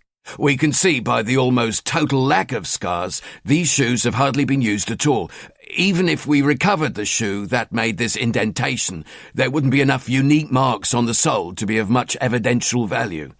We would need approximately 15 unique scars before evidentially we could prove they were one and the same. Are you suggesting this guy deliberately wore new shoes to avoid leaving a distinctive footprint? Sally asked. I'm not here to suggest anything, D.S. Jones. I'm just here to tell you what we found. Suggestions are your field, I believe. Rodis moved to the final set of images. They looked strange even in the photographs. Long scars ran across the sole in all directions and appeared too thick. Rodis touched the photographs, tracing the scars with his finger. We puzzled over this for quite a while, he told them. We ran a lot of tests to try and replicate the marks. Nothing. Then, in the absence of any other bright ideas, we tried something. We put normal plastic shopping bags around the soles of a pair of shoes, and bingo. Exactly the same sort of marks. I'm no betting man, but I put my pension on the fact this mark was made by the same shoe as here. He pointed at the previous photograph he discussed. Only now, the shoe has a plastic bag over the sole. You can still see the shape of the shoe sole, and it certainly matches the other sole for size as well. Sally spoke again. Why put bags over his shoes? He's already walked the scene without bags, so why bother to try and hide his print with plastic bags on the way out? The room was silent in thought. Think simply, Sean reminded himself. Break it down. They were jumping ahead, trying to guess the killer in a game of Cluedo before one throw of the dice. Concentrate on the basics. It made no sense to walk into the scene without covering his feet and then cover them to leave. So if he hadn't to do it to hide his shoe prints, why did he? Sean's imagination came to his rescue, taking him back to the murder scene, looking through the killer's eyes, seeing his hands as he bent over and carefully pulled the plastic bags over his shoes and secured them. Seeing what he saw, feeling what he felt. The answer leapt into his mind. "We're trying to be too clever," Sean said. He didn't do it to hide his shoe marks. He had the bags over his feet to make sure he wouldn't get blood on his nice new shoes. Sally picked up the train of thought. And if he went to the lengths of protecting his shoes, then it's probable that he protected everything, his whole body. She and Sean stared at each other. Everybody in the room was thinking the same thing. The killer was a careful bastard. The killer knew about forensic evidence. The killer knew what the police would be looking for. The killer could think like a cop? Sean broke the silence. "Okay, so he's careful, very careful. But he will have made a mistake somewhere. We haven't had the lab results yet, so it's too early to assume the killer's left a clean scene. Let's not give this man too much credit. He'll probably turn out to be another anorak living at home with his mum, train spotting and masturbating when he's not out stalking celebrities. He's probably watching too many cop shows on the Discovery Channel, and now he wants to put all this newfound knowledge to the test." The atmosphere in the room lightened. Sean was relieved. He didn't want a tense team. They mustn't already fear the investigation could be a sticker, an investigation that dragged on and on without getting anywhere. Failed investigations felt like a contagious disease, infecting all those involved for years, limiting future career options, moves to the more glamorous metropolitan police units, such as the flying squad or the anti-terrorist teams. He spoke again. "Sally, did your team finish off the door-to-door?" Pretty much, Governor. Nothing to add since last time. Nobody can remember much coming and going from his flat, which fits with the lack of other people's fingerprints inside the scene. He had the occasional guest, but certainly no parties." Sally shrugged. "Sorry, boss." He moved on. If Sally hadn't turned up any eyewitnesses, there weren't any. Sean had no doubt about that. "Dave?" Sean looked at Donnelly, who shifted in his seat. "Aye, Governor. Well, we've been working through the victim's address book and have got hold of most of his closer friends, the ones who appear frequently in his diary. We'll track down the remaining friends and associates soon enough." And so far, well, they all say the same thing. Victim was a nice kid. He was indeed a homosexual. One of his buddies, a guy called Robin Peake, had a relationship with him in the past. He's pretty sure Daniel was working as a male prostitute. Not hanging around public toilets in King's Cross, though. Apparently he was relatively high-end, hence the decent stuff in his flat. But this Robin guy said Daniel would hardly ever take clients back there. Only a select few who could afford to pay the extra £100 or so he'd charge for the privilege. He would usually go to their places or a decent hotel, or sometimes he would take care of a punter in a nearby toilets, though it cost extra if you wanted him to slum it. His flat was very much a secret hideaway. Only a handful of people knew where he lived, and we've spoken to most of them. None of them come across as the knife-wielding maniac type. We have all their details anyway. According to Mr. Peake, the victim liked the club scene, the gay club scene. It's also how he met most of his clients. He's well known at a number of gay night spots. We'll begin checking them out as soon as... Donnelly looked around the room. "How many?" Sean asked. "About 5 or 6. Have any of his friends been able to tell us where the victim was on Wednesday night, Thursday morning?" "No, but the consensus is that he would probably have been at a club called Utopia down in Vauxhall, under the railway arches. His usual Wednesday hangout. Good, Sean said, before passing out instructions in his usual quick-fire way. Andy, you keep on the labs back. I want my results as soon as possible. Sooner. DS Rodis nodded. Dave, take who you want and get to work tracking down witnesses who were at Utopia on Wednesday. Start with the employees. Donnelly scribbled notes on a pad. Sally, take whoever's left and begin checking intelligence records for people who have assaulted homosexuals in the past. Not any old bollocks, I mean serious assaults, including sexual assaults. Start with the Met, and if that's no good, check our neighbouring forces and then go national if you have to. Sally's head nodded in agreement as she too scribbled notes. Check the names lifted from the victim's address book first. You never know your luck. Sean threw it open, causing the increasing murmurs to temporarily fade. Can anyone think of anything? Have we missed anything? Anything obvious? Anything not so obvious? Speak now, people. No one spoke. In that case, the next get-together will be on Monday, same time. I need some results by then. The powers that be will want easy answers to this, so let's find them and finish this one before it turns into a saga. The meeting broke up as noisily as a class of schoolchildren being dismissed for the weekend. Sean walked to his office alone, closing the door behind him. He picked up a large envelope waiting on his desk and without thinking emptied out the contents. Copies of photographs of the victims spilled out in front of him. He stared at them, not touching them. He spun his stool around and looked out of the window. The sun still brilliant in the sky. The photographs had caught him off guard. If he had known they were in the envelope, he would have taken time to prepare himself before spilling hell across his desk. Now he wanted to retreat from his world. He wanted to phone his wife, to be in touch with a softer reality for a minute or two. He wanted to hear her reassuring doctor's voice. He wanted her to tell him unimportant things about their daughters, Mandy and Louise. Kate would be getting them ready for a trip to the park. He needed a snapshot of his other, better life. But he delayed a few seconds, long enough for ugly thoughts to rush his mind. He closed his eyes as the image of his father's fist slammed into his face.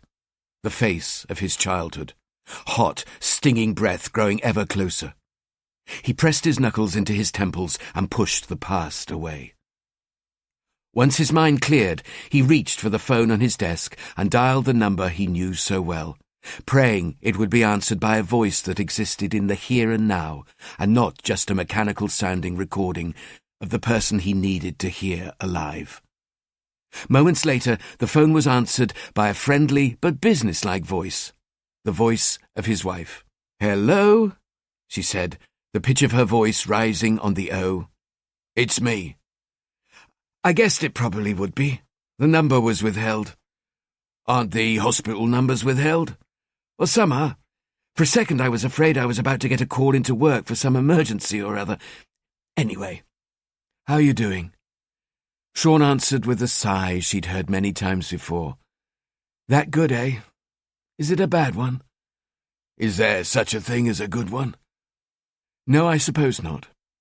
Anyway, what are you doing?" "In the park with the kids. Too nice a day to be stuck inside. What about you?" "In my office looking at reports," he lied as his eyes fell on the crime scene photographs. He knew Kate could handle it, better maybe than he could, but such things had no place in the park with his wife and children on a sunny day. "Sorry," she sympathized, trying to read his voice for signs. "Sean?" "Yeah?" "You okay?" "I'm fine." "You sure?" He sighed again before continuing. "Just the block the crime scene was in reminded me of, you know." "Sean," she cancelled, "a lot of things remind you of your childhood. That can't be helped. Your past will always be part of you. Nothing can change that." "I know," he assured her, "but the memories, the images are so much more real, vivid when I'm in or close to a crime scene. Most of the time I can almost forget my childhood, but not when I'm in a place like that. Not when I'm in a scene like that." I understand, but we've talked about this many times. It becomes more vivid because you use your imagination as a tool, and when you open the door to your imagination, you're going to allow some demons out, Sean. It can't be helped, but it can be controlled. You've already shown that. I know, he admitted. I'm fine. Why don't you come home a little early? Have some normal time for a couple of hours. Drink too much and fool around. No chance of that, he told her. Not for a few days yet, anyway. Any idea how long this one's going to take? How long's a piece of string? That's not good. Is it ever? Yes, Kate told him. When you're at home, with us. That's good. When I am there. Well, then be here. Remember, all work and no play makes Sean a— Makes me a what? He interrupted, thinly veiled anger suddenly in his voice. Nothing, she answered. I was just— Nothing. I have to go now. The kids have run off. I'll see you tonight. Be careful. I love you. The line went dead. Dead before he had a chance to say sorry for snapping at her. Before he had a chance to ask about the girls. Before he had a chance to tell her he loved her too. Chapter 6. Friday, late morning. Sean drove the car through heavy central London traffic while Donnelly spoke, his notebook flipped open on his thigh. The man we need to talk to works for some international finance company, Butler and Mason. After this morning's briefing, I popped into one of the nightclubs on the list, place in Vauxhall. They were cleaning up after last night's mess, but the head of security was still there. He also works the door of the club during opening hours. Sean listened without interrupting. Donnelly checked his notebook. Stuart Young's the guy's name. Now, he says he knew our victim, not bosom buddies, but he knew him to speak to, and he knew he worked the club for clients, too. He was okay with that? Sean asked. Apparently so. As far as he's concerned, it happens. If he tried to stop every bit of naughtiness that went on in the club, then they wouldn't stay in business too long. Sean raised his eyebrows. And young Daniel was apparently subtle about it, didn't have too many clients, kept it all nice and low-key. Well, if I was a cynic, I might suspect Mr. Young was turning a blind eye because Daniel was paying him to do so. Donnelly continued. Well, either way, Young confirms that Daniel was in Utopia on Wednesday night. Was he with anyone particular? I'm afraid not. According to Young, Daniel spent some time with a couple of his regulars, guys who've been going to the club for years. Have we spoken with them yet? I spoke with them both myself. I gave Young my number and asked him to phone around the victim's regular tricks.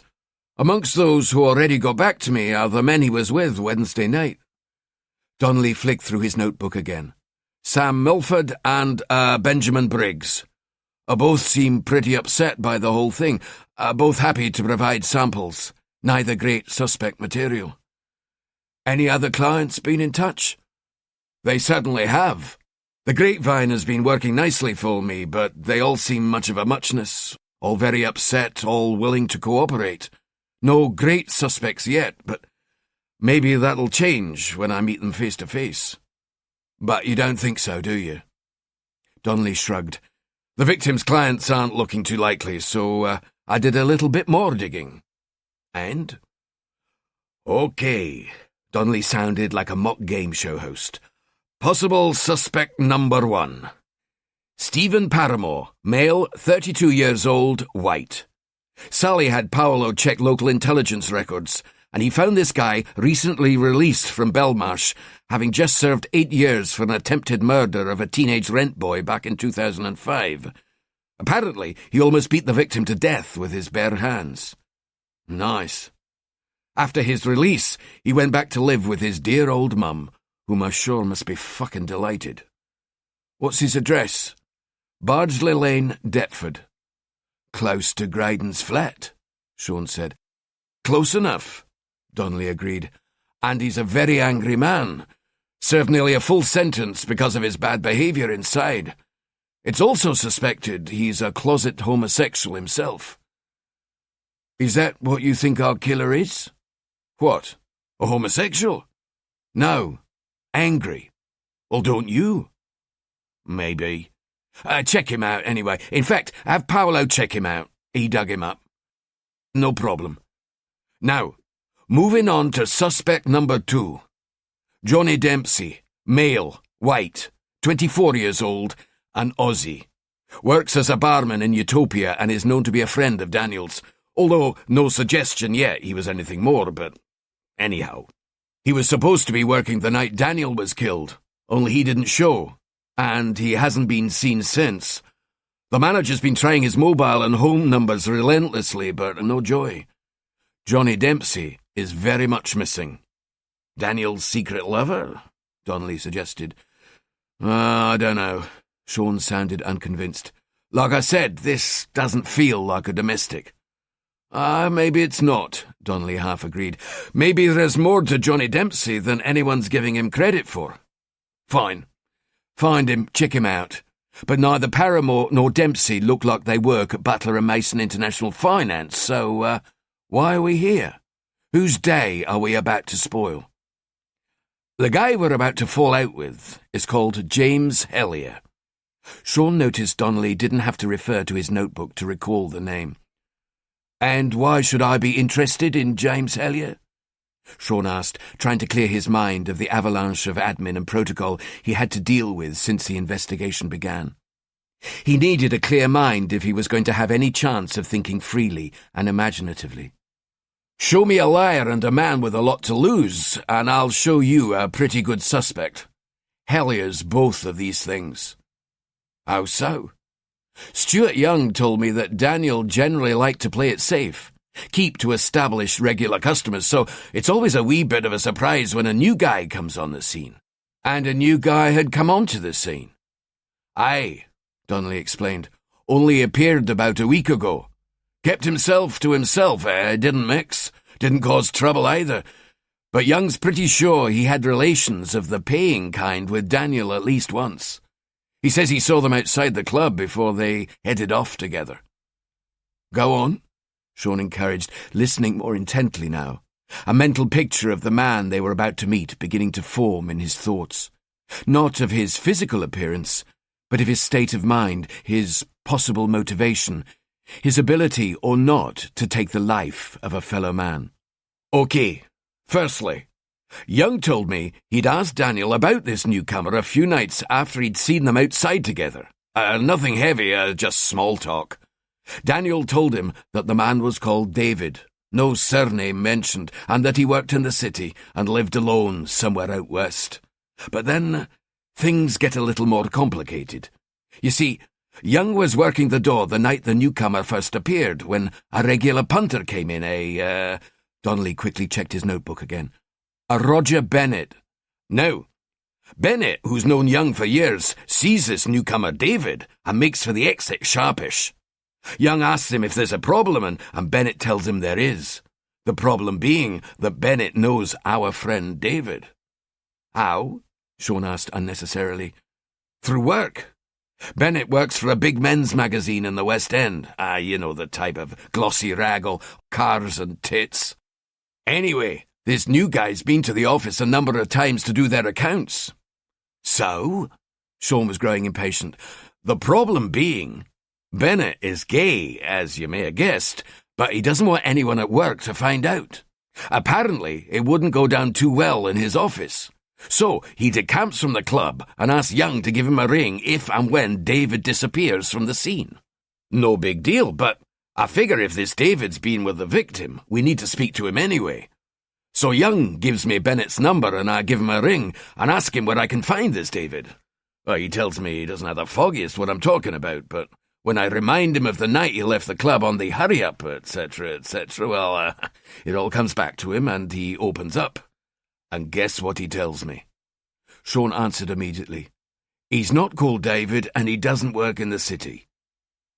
Donnelly froze for a second, a little deflated that Sean had made the leap without needing any more information. Dead right. Bennett reckons that David's real name is James Hellier, and he works for Butler & Mason International Finance. But you already knew that, didn't you? Sean didn't answer.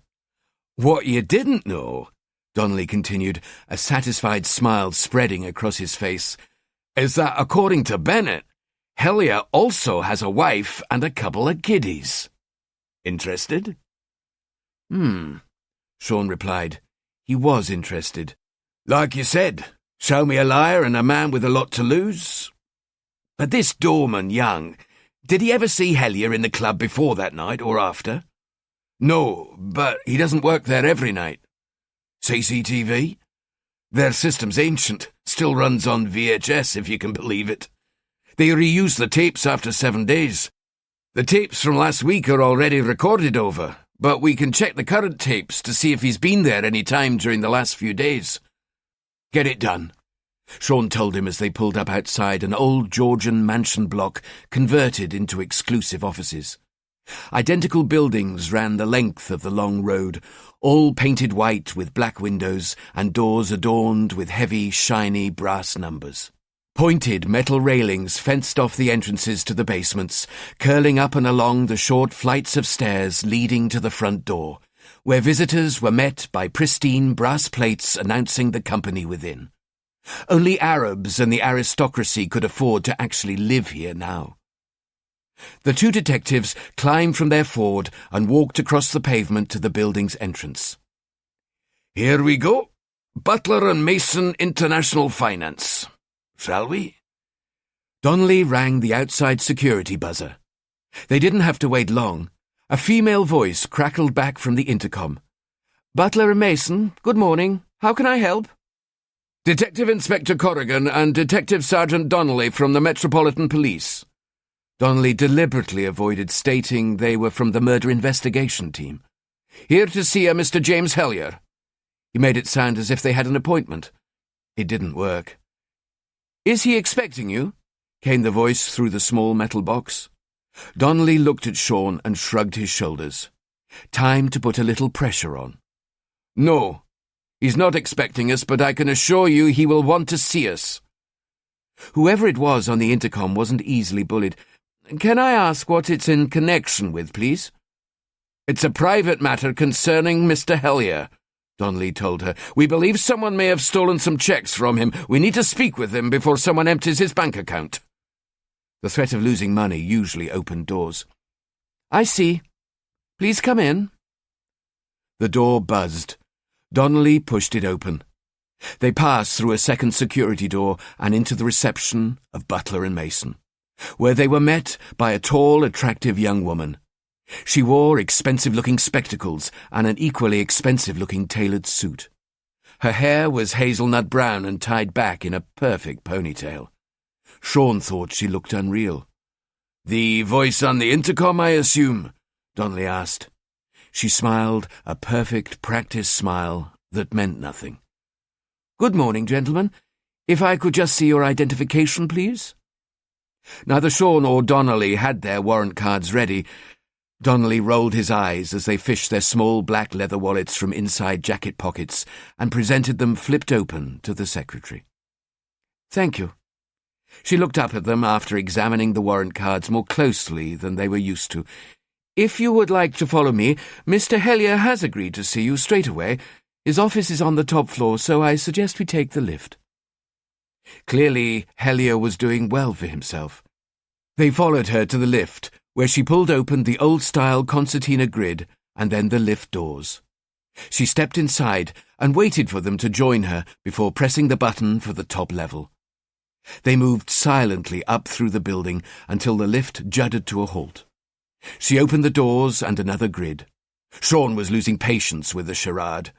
They stepped out into the upper reaches of the building and walked along the opulent corridors without talking, the high ceilings providing plenty of wall space to hang portraits of people long since dead. The entire office reeked of money and was much bigger inside than they had expected. Eventually they arrived at a large mahogany door. The nameplate attached bore the inscription, "James Hellier, Junior Partner." The secretary knocked twice before pushing the door open without waiting for a reply. "Some gentleman from the police to see you, sir." James Hellier was as elegant as the secretary. A little under 6 foot, about 40 years old, athletic build. Light brown hair, immaculately cut. He looked healthy and fit in the way the rich do. Good food, good holidays, expensive gyms and skincare products. His suit probably cost more than Sean earned in a month. Maybe 2. Hellier held out a hand. James Hellier. Miss Collins said something about my cheques being stolen, but I really don't think that's likely, you see. The secretary had already left the office and closed the door. Sean cut across Hellier. That's not actually why we're here, Mr. Hellier. Your cheques are fine. We need to ask a few questions, but we thought it best to be discreet until we had a chance to speak with you. Sean was studying him. In an inquiry like this, a witness can turn into a suspect within seconds. Was he looking at the killer of Daniel Graydon? Well, I hope you haven't come here to try and obtain client details. Well, if you have, then I hope you've brought a production order with you. No, Mr. Hellier, it's about your visits to the Utopia Club. Hellier sat down slowly. Excuse me, I'm not familiar with that club. The only club I belong to other than my golf club is Home House in Portman Square. Perhaps you know it? Sean was trying to judge the man. He was sure Hellier was lying, but he sounded remarkably confident. D.S. Donnelly here has been making some inquiries at the club. You've been recognised. Who by? Hellier asked. I'm not prepared to tell you that at this time. I see, Hellier said, smiling. A silent accuser, then? No, just someone who wants to remain anonymous for now. Well, whoever it is, they're lying. I can assure you I have never heard of a club called Utopia. Mr. Hellier, I've had all the club's CCTV tapes from the last couple of weeks seized. As we speak, some of my officers are going through them. They'll be producing stills of all the people on the tapes. How sure are you that when I look through those stills, I'm not going to see a picture of you? Because if I do, I'm going to start wondering why you're lying. Do you understand? There was a long pause before Hellier answered. Who put you up to this? He eventually asked in a calm voice. Who paid you to follow me? Was it my wife? Sean and Donnelly looked at each other, confused. Mr. Hellier, Sean explained, this is a murder investigation. We're police officers, not private investigators. I'm investigating the murder of Daniel Graydon. He was killed on Wednesday night, Thursday morning, in his flat. I believe you knew Daniel. Is that correct? Murdered? Hellier asked through gritted teeth. I'm sorry, I had no idea. How did it... Sean watched every flicker in Hellier's face, every hand and finger movement, every sign that could tell him whether Hellier's shock was genuine. Did he sense any trace of compassion? He was stabbed to death in his own flat, Sean told him, and waited for the reaction. Do you know who did it? And why, for God's sake? No, Sean answered as his mind processed Hellier's performance. And that was what he was sure it was. As polished as it was, as convincing as it was, a performance nonetheless. Actually, we thought you might be able to help us with the who and why. I'm sorry, but I really don't see how. I hardly knew Daniel. I know nothing about his life. We had a brief physical relationship, nothing more. Did he know you were married? Sean asked. No, I don't think so. How could he? You're a wealthy man. Did he know anything about your financial circumstances? Sean picked up the pace of his questioning. Not as far as I'm aware, Hellier answered quickly and confidently. Did Daniel Graydon at any time try to extort money or other favours from you, Mr. Hellier? Look, I think I know where you're going with this, Inspector.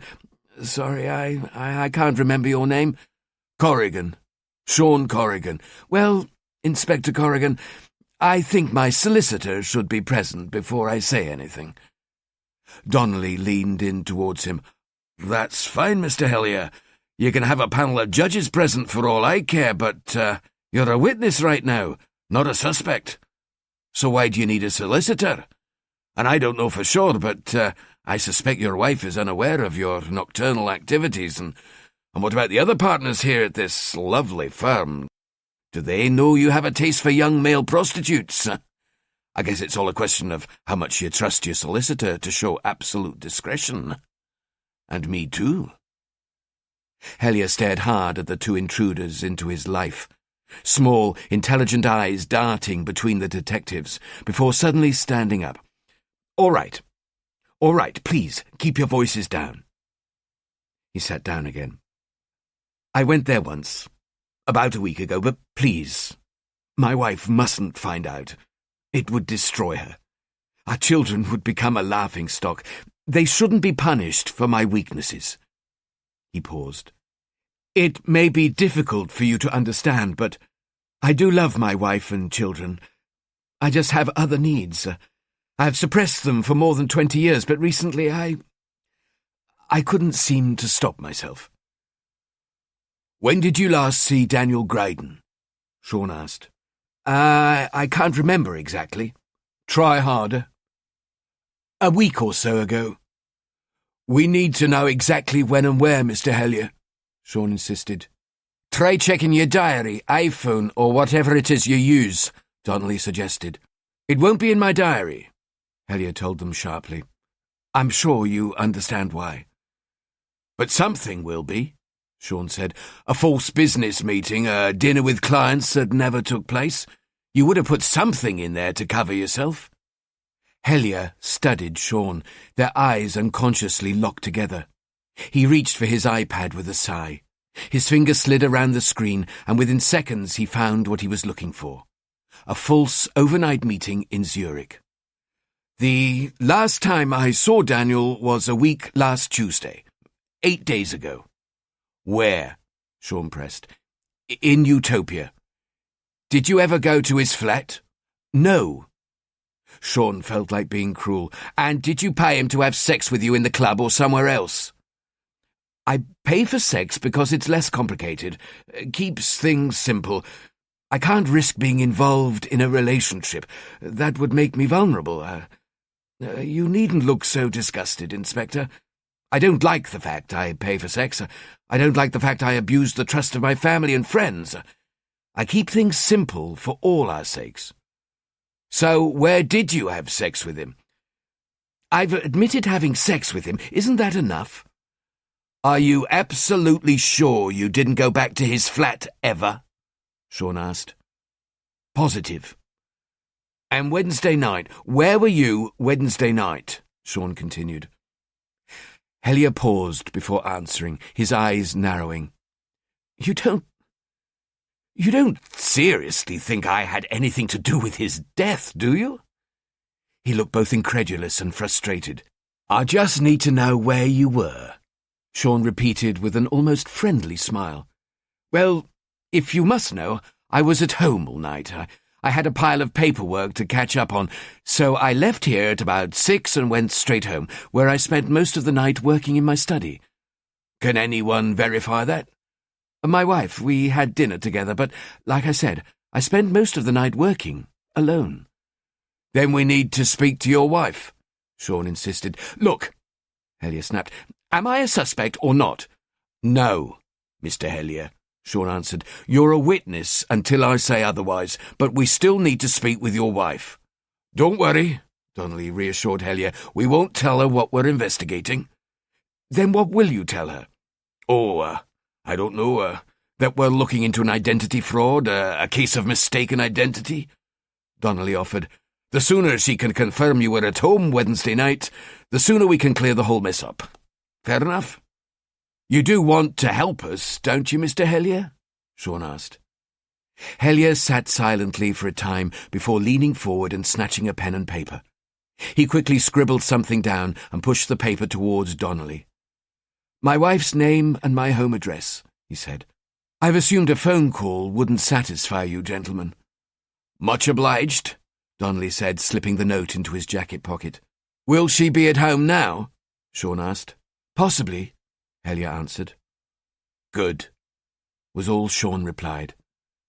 And when my wife verifies that I was at home, I'm assuming that will be the end of it. Sean almost laughed. No, Mr. Hellier, it's a little more complicated than that.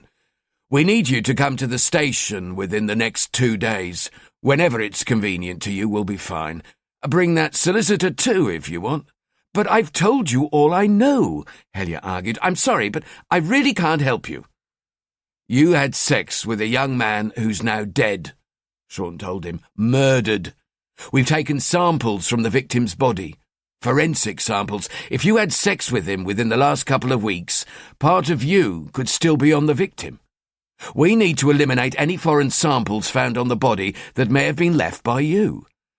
That really won't be necessary. I've always used a condom. I may be foolish, but I'm not mad. You won't find any... Hellier stalled, trying to think of suitable words. Thing belonging to me on his body. You don't need to examine me. Sean stood up and leaned in close to Hellier. Oh, yes, I do, Mr. Hellier. And you will give me what I need. If you don't, then I'll arrest you on suspicion of murder and take the samples anyway.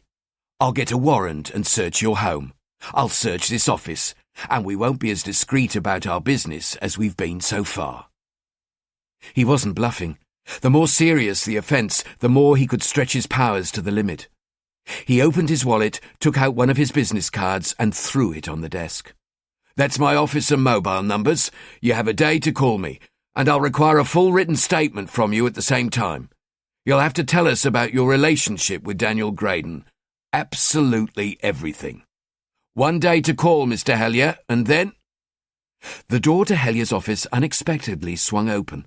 Another well-dressed man entered the office without asking. Sean assumed the rich-looking man in his late 30s or early 40s had to be Hellier's boss. He looked the man over, taking in details only a cop would see. He did it to everybody nearly all the time, an occupational hazard he was almost unaware of. The man had purpose and poise, not just because of his physical presence. He was at least 6 foot tall, strong and fit, his tailored suit not disguising his deep chest and slim waist. But he also had an aura about him, a sense of power and control. Sean knew the man would be the sort of boss his underlings would both fear and love. James? The well-dressed man spoke into the room. I heard about the theft. I trust you got hold of your bank before the bastards had a chance to cash any checks. The man's voice matched everything else about him, authoritative and dominating, but soothing and reassuring at the same time. Sean felt it was almost gravitational, drawing whoever he was talking to towards him like a brilliant actor performing on the stage. Yes, I did. Panic over, Hellier told him. The well-dressed man thrust out a hand towards Sean and Donnelly. Sebastian Gibran, senior partner here. Always a pleasure to help the police in any way we can. Any idea who you're looking for? No, not yet, said Sean, shaking his hand, feeling a little thrown off centre by Gibran's very presence. The handshake was firm, but not overpowering, although Sean believed Gibran could have crushed his hand if he'd wanted to. Well, anything that we can do to help, just let me know. Gibran's smile was perfect, straight white teeth that shone almost as brightly as his eyes, and radiated warmth and charm, all wrapped in a protective sheath of power. Thank you, I will, Sean replied. Don't get up, Mr. Hellier, we'll let ourselves out, and thanks for your time. Both detectives stood to leave the office. Allow me to show you out, Gibran offered. We'll be fine, Sean said, keen to be away so that he and Donnelly could begin to speak freely. I'm sure you're very busy. I insist, Gibran argued, once again flashing his mouthful of brilliant white teeth. Please, follow me. Sean and Donnelly followed Gibran, who smiled and nodded his acknowledgement to staff members they passed, using Christian names to greet each and every one. Sean had worked in the same office for over 2 years and still struggled to remember everyone's names. Gibran's smoothness only made him dislike him all the more. When they were alone, Gibran spoke again. Where did you say you were from? We informed Mr. Hellier where we're from, Sean responded. I'm sure you did, Gibran replied, but you didn't tell me. Our dealings with Mr. Hellier are confidential, Sean said firmly. If he wants to tell you more, then that's up to him. If James is involved in anything that could damage the reputation of this institution, then I should be informed, Inspector, Gibran argued. Look, he took a conciliatory tone, the smile back in place. A lot of people rely on me for their welfare and security in these uncertain times. It is my responsibility to protect their interests. The need of the many is greater than the need of the individual. Meaning, if Hellier looks like he's going to be bad for a business, you'll throw him to the wolves, Donnelly accused. Gibran stared hard at Donnelly before speaking again. James is very privileged to have both a detective inspector and a detective sergeant investigating what appears to be a minor theft. He watched Sean and Donnelly look at each other. It was only a glance, but he noticed it. Really? You didn't think I was that stupid, did you? Sean had no answer, and felt he needed to counter to try and knock Gibran out of his stride. What did you say you do here? Sean asked. International finance. What exactly does that mean? Nothing the police need to be concerned about, Gibran answered. We help people and organizations raise capital for various business projects, no more. You know, oil people wanting to move into the building and property markets, property people wanting to move into the tech markets, and now and then someone literally walks in off the street with a brilliant idea but no funds. We'll help them obtain those funds. Well, that all sounds very noble, Donnelly chipped in. We're not part of the banking system, Gibran assured them. There's no need for animosity here. Sean looked him up and down. He had no more he wanted to say. Goodbye, Mr. Gibran. It was a pleasure meeting you. He could feel Gibran's eyes watching them as they finally escaped into the lift, the streets below beckoning them. Sean needed to drag Hellier out of his natural comfort zone and into his world, away from protectors like Sebastian Gibran. Then, and only then, would they see the real James Hellier. James Hellier stood by his office window looking down on the detectives in the street below. He was careful not to be seen. He paid special attention to Sean. He disliked him, sensed the danger in him, but he felt no anger towards him. In his own way, he appreciated him, appreciated a worthy adversary who would make the game all the more fun to play. They thought they were clever, but they weren't going to ruin things for him. He would make sure of it. He cursed under his breath.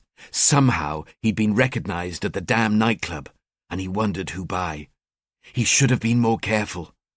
It was unfortunate, but not entirely unexpected. He needed to stay calm. They had nothing on him. Police talk and threats meant nothing. He would wait and see if anything developed. He wouldn't panic and run. There was no need. Not yet. But he would have to be careful of Gibran, too. Trust him to come and stick his nose in where it wasn't wanted. He thought he was so fucking clever. Senior partner at Butler and Mason, the self-appointed sheriff of the company. If it came to it, he would be long gone before Gibran found out. Gibran should remember who gave him a job at Butler and Mason in the first place. It was Gibran who personally checked his references, glowing reports from previous employers in the United States and Far East. Only thing was, not a single one of them was real. If Gibran had actually got on a plane to check Hellier's background properly, he would eventually discovered that Hellier's previous employment history was a myth. But he knew Gibran would rely on telephone calls and emails, all of which were easily arranged, especially for someone like Hellier. He had friends in low places and dirt on some in high places. Gibran had been no more difficult to fool than any of the others. And while Hellier might never have been to university to study accounts or high finance, what he'd learnt on the streets, what he'd learnt in order to survive, had left him more than qualified to work anywhere he liked. Hellier moved away from the window and sat back in his desk chair, his hands pyramided in front of his face. He liked his life. He liked all the privileges being James Hellier brought, and the cover it provided for his other activities, past, present, and future. He wasn't going to let either Inspector Corrigan, or for that matter Sebastian Gibran, spoil it for him now, not after all these years. He loved to play the game. He enjoyed the money, but it was the game he loved, and this one wasn't lost yet. Sean and Donnelly sat in their car outside Hellier's office building. "Well," Donnelly asked, "what do you think about Mr. James Hellier? Do you get a feel for him?" "Why, he's a smooth bastard," Sean replied. "So is his boss, for that matter. Like a couple of fucking clones. But Hellier, he's trying to be something he's not, whereas Gibran's persona seemed genuine, effortless. We'll have to watch out for him. He looks like the sort who'll be wanting to stick his nose into our investigation. As for Hellier, behind the suit and haircut, there's an angry man." He didn't tell Donnelly about the animalistic odour he'd smelled leaking through Hellier's skin. A musky smell, almost chokingly strong. The same odour he'd smelled on others in the past. Other killers. "But why is he so pissed off with the world?" "Pissed off with the world?" Donnelly questioned. "I thought he was just pissed off with us." Sean realised he was moving too fast for Donnelly. You're probably right. He needed to give Donnelly something more tangible, more logical. But there are already two possible motives for him. Firstly, he was having an intimate relationship with Graydon, and somewhere along the line it went wrong. "So we're back to a lover's tiff?" "Or," Sean continued, "Graydon was blackmailing him, and Hellier thought, probably correctly, the only way to make it stop would be to get rid of him. He's a walking blackmail victim, and Graydon liked nice things. Remember his flat?" "And the 77 stab wounds?" Donnelly asked. Those needed explaining. If he just wanted him out in the way, well, why not do it nice and neat?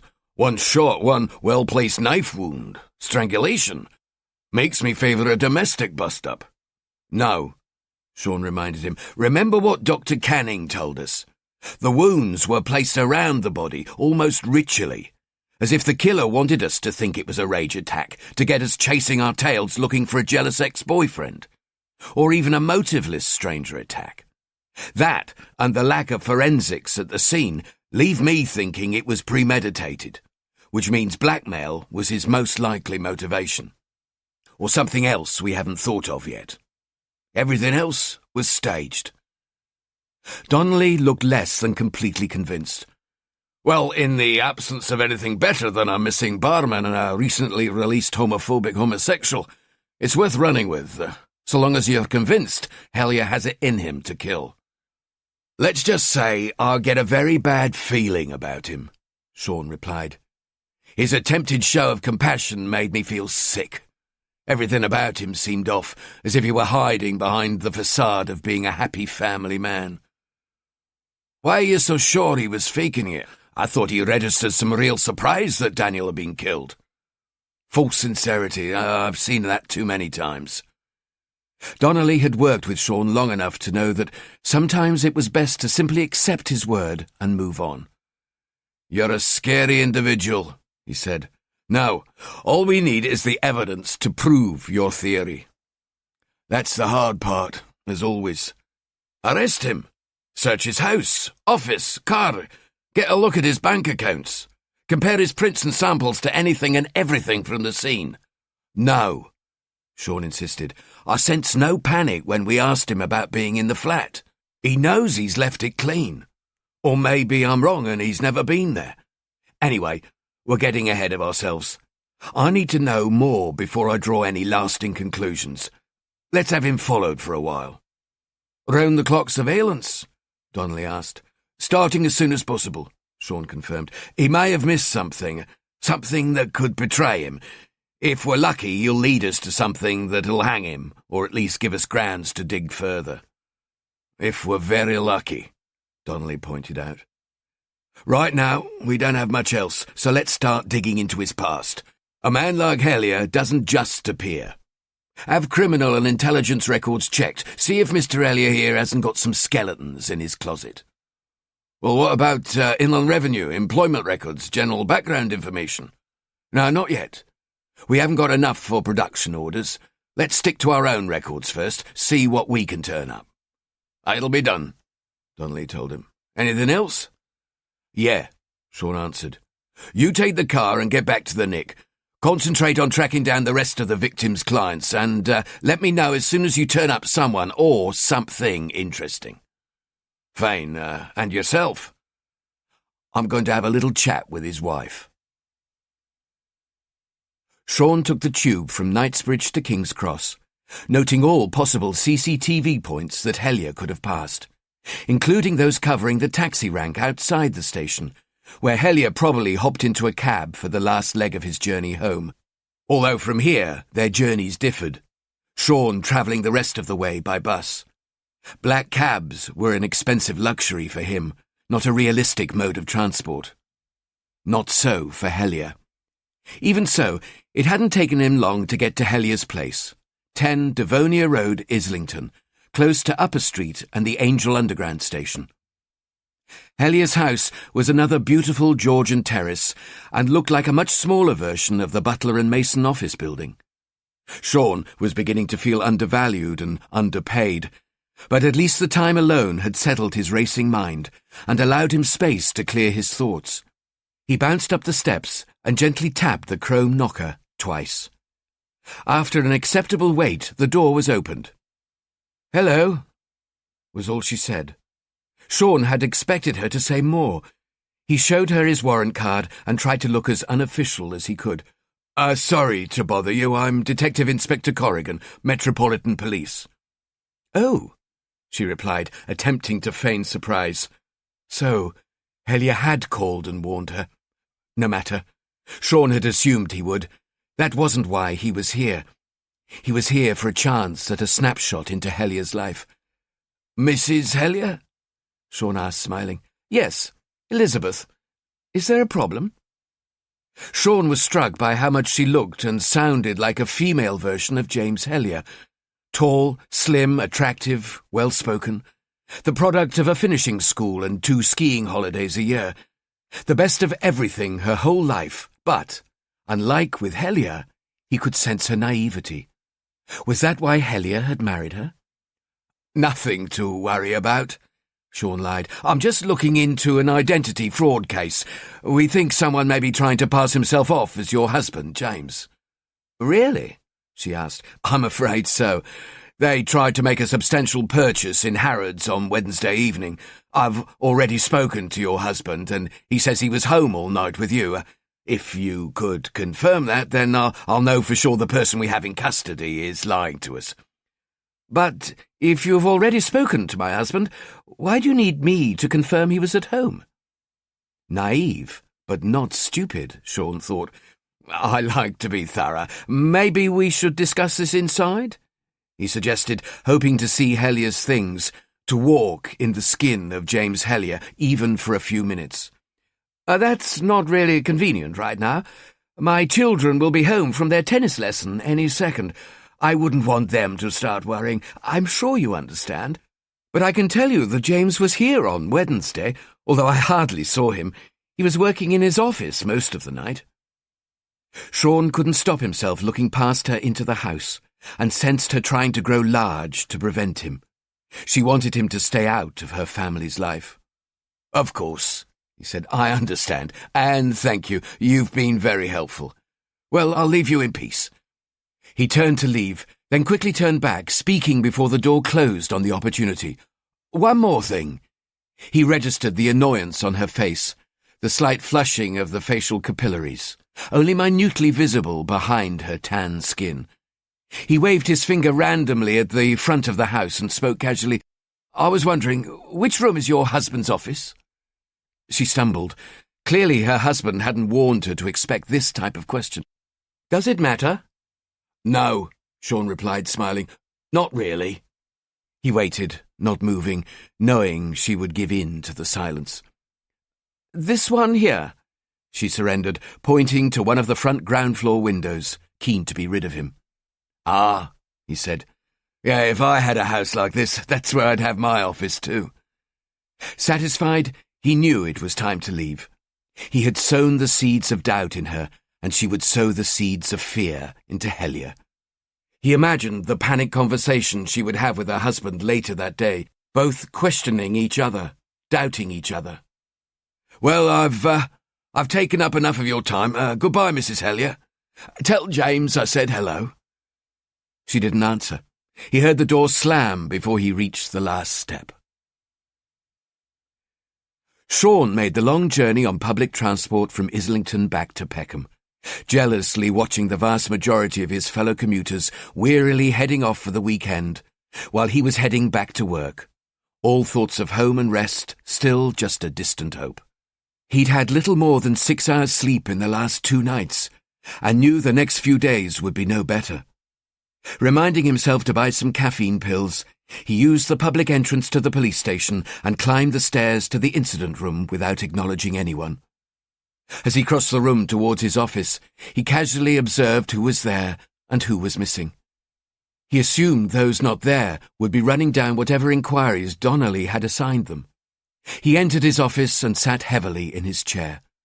Within seconds, Donnelly was at his open door, a heavy bundle of witness statements and completed actions cradled in his arms. He didn't seem to feel the weight. "Well, how'd you get on with Helia's trouble and strafe?" "She's lying for him," Sean answered. "Said he was home all night.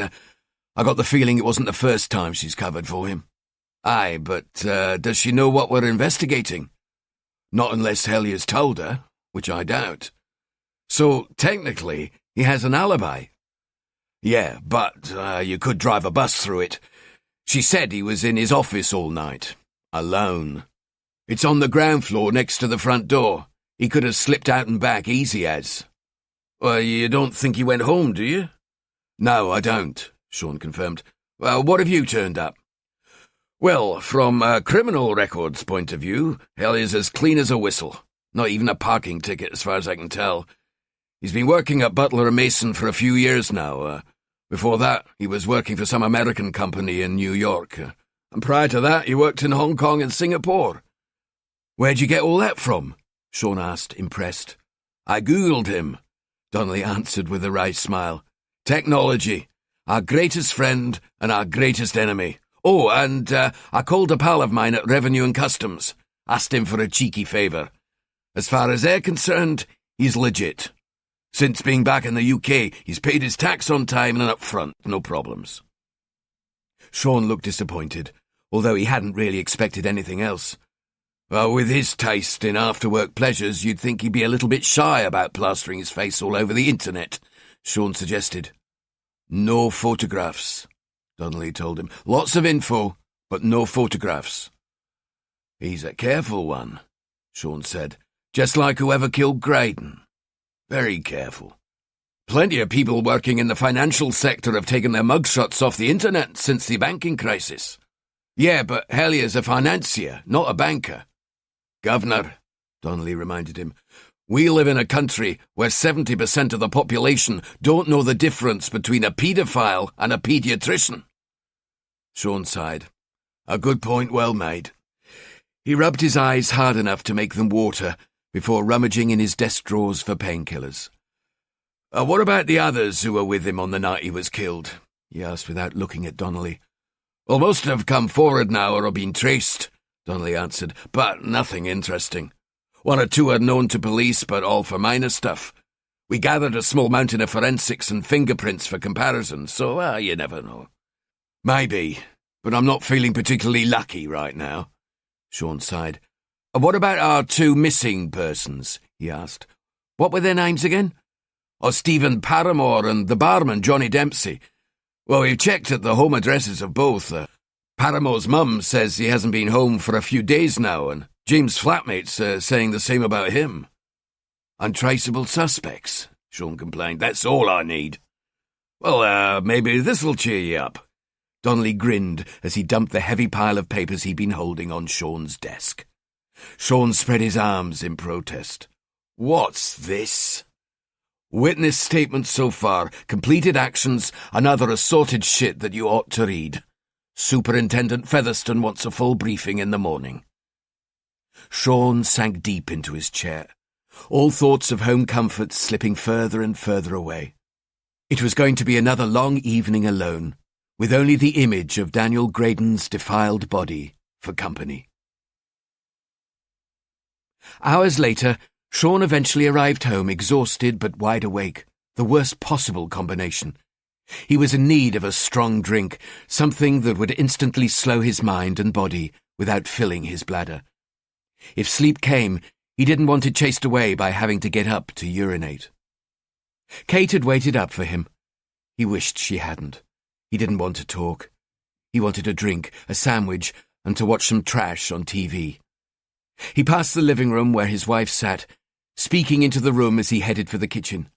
"It's only me." After a few seconds, Kate followed him into the kitchen. "You're back late," she said, her tone neutral.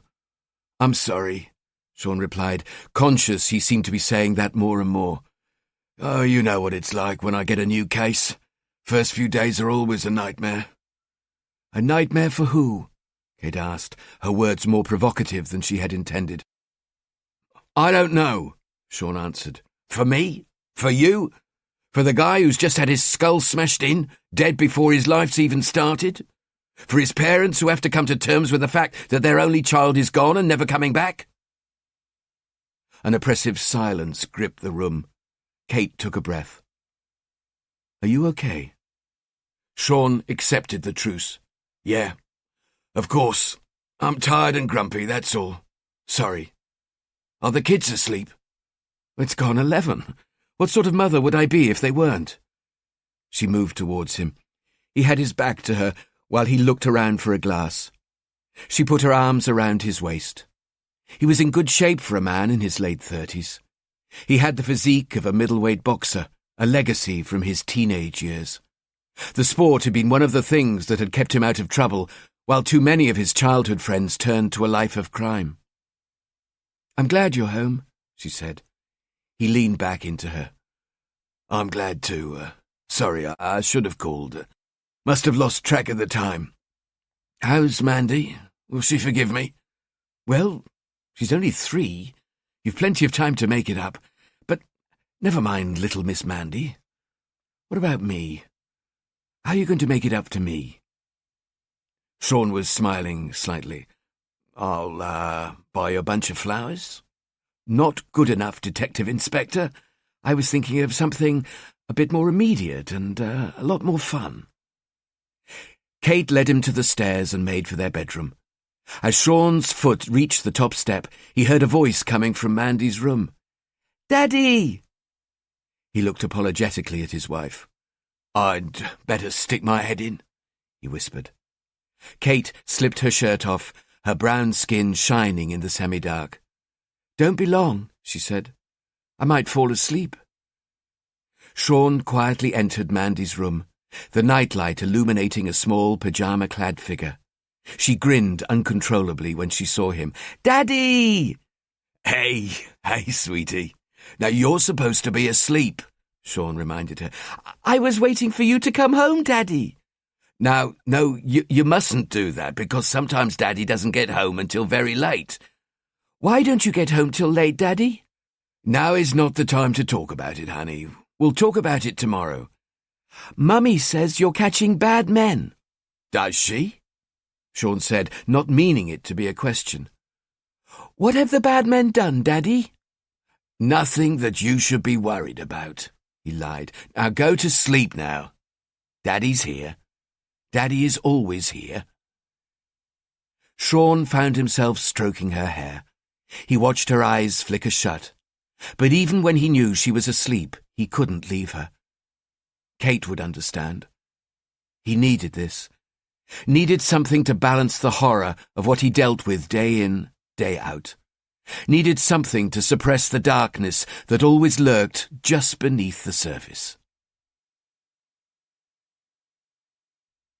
Chapter 7. There were 3 others before the little queer. I've already told you about the solicitor type I stabbed in the heart. That means there are 2 I've not mentioned. The first was a young girl, 17 or 18. I'd parked 40 meters from the entrance to an abortion clinic. I didn't have to wait long. These places do a good trade. The clinic was in Battersea, quite far from where I live. It was a low-rise modern sandstone building, very discreet. It was not far from Battersea Rise, close to Clapham Common. Nice in the summer. Lots of traffic, though, and too many mahogany-skinned migrants fleeing poverty, war, and starvation. I knew exactly what I was waiting for, and then there she was. It was a few weeks ago, and wasn't as warm as it is now.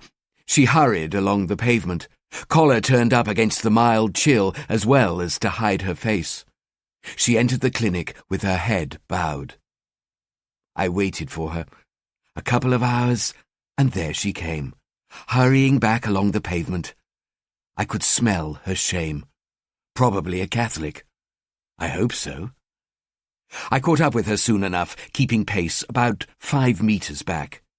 She was too trapped in her own private hell to feel my presence.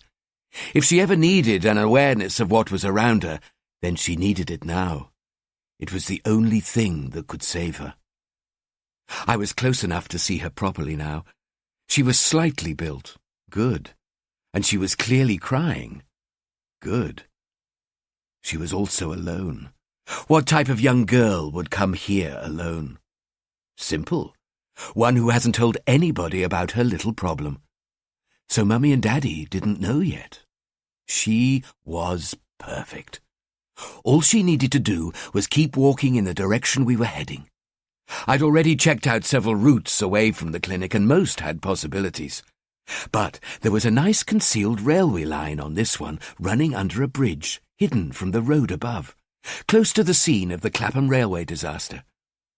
I was wearing a raincoat I'd bought for cash from Marks and Spencer's in Oxford Street a few months ago, and hadn't worn it until then. It was a common enough coat, nothing special, deliberately so.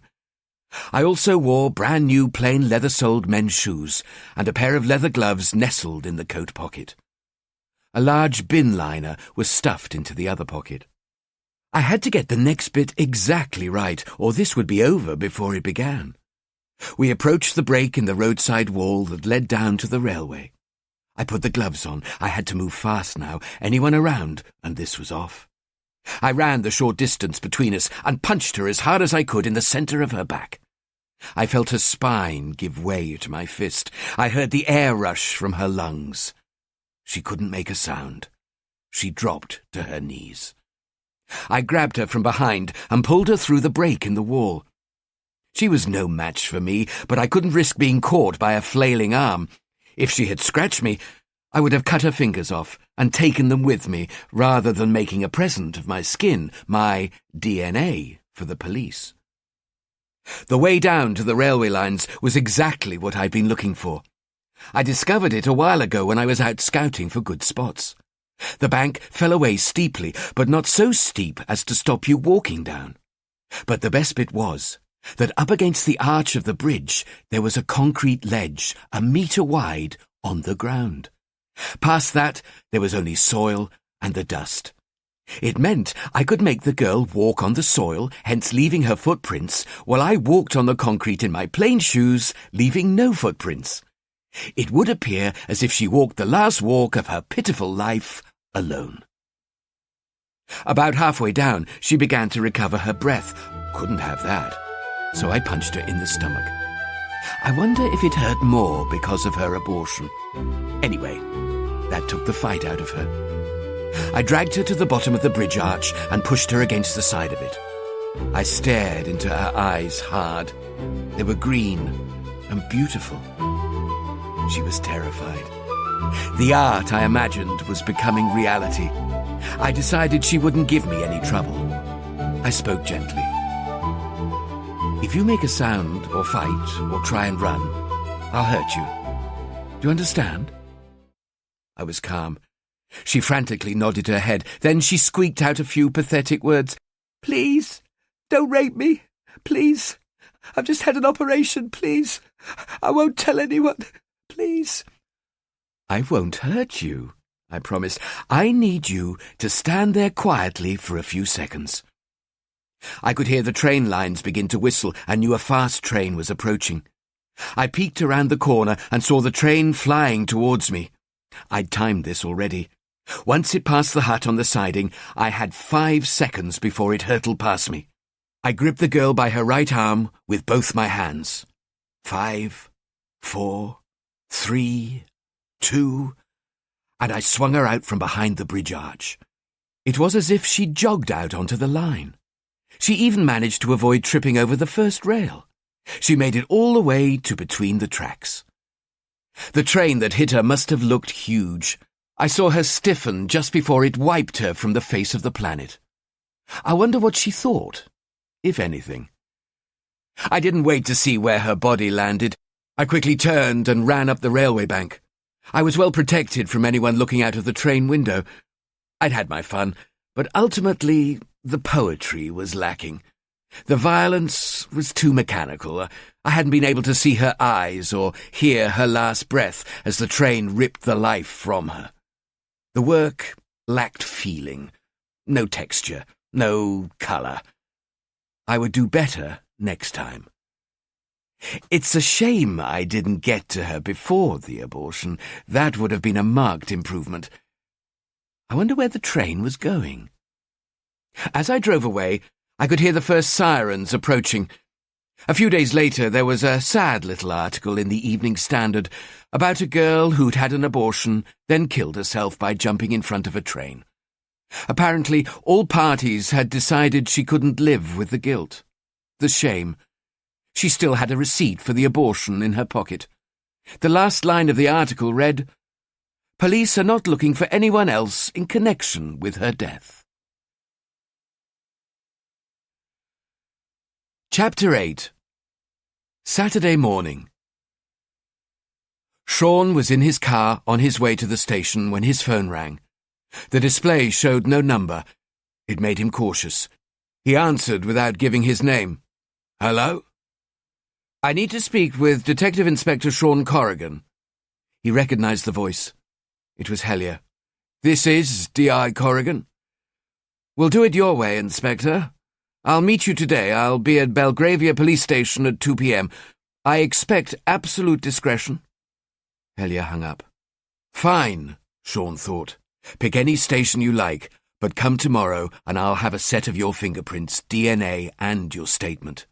Once I have them, it's only a matter of time before the web of lies begins to disintegrate." Sean and Donnelly sat in their Mondeo in Ebury Bridge Road, Belgravia. They had a good view of the front of the police station, but were far enough away not to be seen. Sean wanted to watch Hellier as he approached, wanted to see how he looked ahead of their meeting. At 1:40, Sean and Donnelly saw Hellier striding along Buckingham Palace Road. He fitted the affluent area perfectly. Sean focused the lens of the camera on Hellier's face and pressed the button. "A little present for the surveillance boys," he told Donnelly. "When's that starting, by the way?" "As soon as Featherstone authorises it. I put in a request first thing this morning." "I'd rather him than me," Donnelly said, thinking of the reams of paperwork Detective Superintendent Featherstone would have to complete before surveillance could begin. Hellier looked confident. He was with another man who carried a briefcase. "I fucking knew he'd bring his brief," said Sean. "That'll be one expensive mouthpiece," Donnelly replied as they watched Hellier and his solicitor enter the station. "We'll give it a few minutes," Sean said. "Let him get a bit pissed off. Then we'll go and see him, see if we can't rattle his cage." "Aye," Donnelly agreed. "Any luck with criminal records?" No, nothing on criminal records or the intelligence system. He appears clean." "Well, I find that hard to believe." "Well, maybe he's had an identity change," Donnelly suggested. "Wouldn't surprise me. A set of his prints will soon answer that." "Shall we dance?" "Why not?" They climbed from their car and headed after Hellier. Sean and Donnelly sat across the table from Hellier and his solicitor, Jonathan Templeman, in the witness interview room. Templeman spoke first. "Inspector, my client has a right to know why he's been asked to come here today." Sean smiled. "You make it sound as if Mr. Hellier is a suspect." "It feels as if he's been treated like one. Asked to come to a police station. Of course, my client wishes to cooperate, but his rights must be respected. If he is a suspect, then he needs to be informed. Mr. Hellier is not a suspect, Sean told him. That's why we're in the witness room, not an interview room. If Mr. Hellier was a suspect, he'd have been arrested by now. Sean knew the solicitor didn't believe a word he was saying. He would have realised the police suspected his client was involved in the murder of Daniel Graydon, and he would do all he could to protect Hellier. But he wouldn't want to force Sean's hand, wouldn't want to precipitate Hellier's arrest. I don't know how much your client has told you, Mr. Sean looked at the business card the solicitor had handed him. Mr. Templeman, but from my initial conversation with Mr. Hellier, I know he had sexual relations with a young man who was found murdered some days later. My client's sexual orientation is not an issue here, Templeman intervened. It's no longer illegal to be gay, Inspector. He was being deliberately provocative. He knew the best way to defend a client, whether they were guilty or not, was to be aggressive towards the investigating officers. Show no signs of cooperation. Never be civil. Always attack. Mr. Templeman, Sean said, I have no interest in Mr. Hellier's sexuality. What I do care about is that a young man has been murdered. Mr. Hellier is an important witness, possibly the best I have. Now, I need a full witness statement and full forensic samples for elimination purposes. And his fingerprints. A witness statement is out of the question. Templeman still spoke for Hellier. The body samples we agree to. We understand the need to eliminate my client from the investigation as quickly as possible. Donnelly joined in. This isn't a shoplifting we're investigating. This is a murder inquiry. Mr. Hellier will give a full written statement, and he'll do it today. His voice was calm. My client has not witnessed any offences in relation to the death of Mr. Graydon. He can provide no useful information. Therefore, he will not be providing a witness statement. Such a statement would be of no use to the police, yet it could be both embarrassing and damaging to my client. Embarrassing? Donnelly said. I don't care how embarrassing it could be. Maybe you'd like to meet the boy's parents. You could explain to them how your client is more concerned about being embarrassed than he is about helping to find their son's killer. No statement. Sean knew Templeman meant it. I'll have Mr. Hellier summoned to court to give evidence if necessary. Then that's what you'll have to do, Inspector. Fine, Sean said. There was more than one way to skin a cat, but why wouldn't Hellier make a statement? Sean didn't believe the bullshit about public embarrassment. Hellier didn't want to say anything the police could prove was a lie. Best to keep his mouth shut, hide behind his expensive solicitor. So, no statement, Sean said. Samples you agree to? He was looking directly at Hellier, who remained dumb. I've already said we agree to body samples, Templeman informed him. And fingerprints, for elimination purposes. Sean waited for the answer, hoping he sounded casual enough. Why do you need my client's fingerprints? Templeman asked. I thought Mr. Hellier had made it quite clear that he'd never been in the victim's flat. Unless you found prints on the body, which is most unlikely, I don't see why you would want my client's fingerprints for elimination. Sean spoke quickly. A delay would have alerted Templeman, and probably, maybe more so, Hellier. Not on his body, on some cash we found in his pocket, he lied. Your client paid for sex, so unless he used a credit card, the cash could be Mr. Hellier's. It's already been chemically treated, and we've been able to recover a number of prints. If the prints aren't your client's, then they could be the killer's. Very well, Templeman said. My client is prepared to provide a set of elimination prints. Hellier nodded his agreement to provide his fingerprints. Good. Sean called a young detective constable into the room. This is D.C. Zukov. He'll take you to the surgeon's room, where a doctor will take your body samples. Then he'll take your prints. Understand? Hellier didn't reply.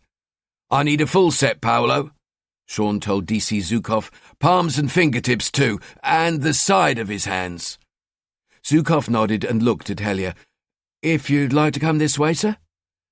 Templeman and Hellier followed D.C. Zukov from the room. Donnelly made sure they were out of earshot. Oh, that was a bit of a porky pie, boss. We don't have any fingerprints on any cash that I know of. Could cause us problems if anyone discovers we tricked our suspect into giving his prints, like the CPS, for example. Sean wasn't concerned. Fuck 'em. I'll cross that bridge when and if I come to it. Right now, I want his prints in case we get lucky at the scene. He seems pretty confident he's never been inside Graydon's flat, Donnelly reminded him. Yeah, but we only need him to have made one mistake, just one mistake, and we'll be able to put him in the flat, and then I'll have him. You're sure it's him, aren't you? Oh, I don't know. The more I see him, the more I'm next to him, the more sure I am he's hiding something. But it's almost as if this is a game to him, as if he's somehow enjoying it. Oh, I don't know, but there's something... Sean didn't finish his thought. Maybe you just really want it to be him, Donnelly argued. Maybe you just don't like the smug bastard with his expensive brief. No, Sean answered quietly without looking at Donnelly. I can feel his guilt. Guilt, aye, Donnelly agreed. But guilt for the death of Daniel Graydon? I don't know, Sean admitted. But I got a very strong feeling James Hellier and I are going to cross swords again. And soon. Chapter 9. James Hellier left Belgravia police station 2 hours later, only slightly annoyed at being kept longer than necessary. Feeling pleased with himself, he indulged in a little smile. He hoped his solicitor hadn't noticed. They walked along the road a short way. Hellier felt certain he was being followed by the police. No matter. No need to tell Templeman. No need to tell anyone. So the police had samples from his body. The detective constable had made sure the doctor was thorough. Blood, saliva, semen, hair of various types. All for elimination purposes. All taken voluntarily. The detective had had a strange name, Paolo Zukov. Hellier had been tempted to ask him if he was more Wop than Slav, or the other way around. He had managed not to. Hellier and Templeman shook hands and went their separate ways. Templeman clearly had no notion that Hellier might be anything other than an innocent man dragged into somebody else's mess. God bless lawyers. They pump them full of some serious self-importance bullshit in law school. They all think they're in a John Grisham novel, protecting the innocent from their oppressors. They'd taken his fingerprints, too. He'd known Corrigan was lying about finding prints on the victim's money, even if his solicitor had not. It was unfortunate he had to give them, but he had foreseen it. It wouldn't be a problem. It mustn't be a problem. It wasn't. Sean and Donnelly watched Hellier leave the same way they'd watched him arrive. They watched him shake hands with Templeman and move off. Hellier looked over his shoulder back towards them and walked on. Donnelly broke the silence. He thinks we're following him. Not yet, we're not, Sean replied. I just got a message from Featherston. Surveillance starts tomorrow. What about the other men the victim had sex with? Have we spoken to all of them now? We have. They came forward of their own accord. They're not happy about admitting to paying for sex, but not exactly ashamed either. Not like Hellier, Sean stated rather than asked. No. The others seem straightforward. They've provided statements, prints and samples. No problem. None of the lads who interviewed them get any sort of feeling. We'll run them all through the system anyway, but, no one looks interesting. Any sign of a boyfriend? Sean asked. No matter what I think of Hellier, I still have to consider that possibility. According to his friends, there was no boyfriend, now or in the recent past, other than the possibility he was seeing our missing barman, Johnny Dempsey. And further back, no jilted John with an axe to grind? Apparently not. It appears Daniel was more careful with his private life than he was with his business one. Anything else? Sean asked. I took the liberty of sending out a national circular, asking if other forces had come across any murders similar to ours. And nothing. Our little shop of horrors appears to be unique. So, Sean said, Hellier's still our main man, until I say different.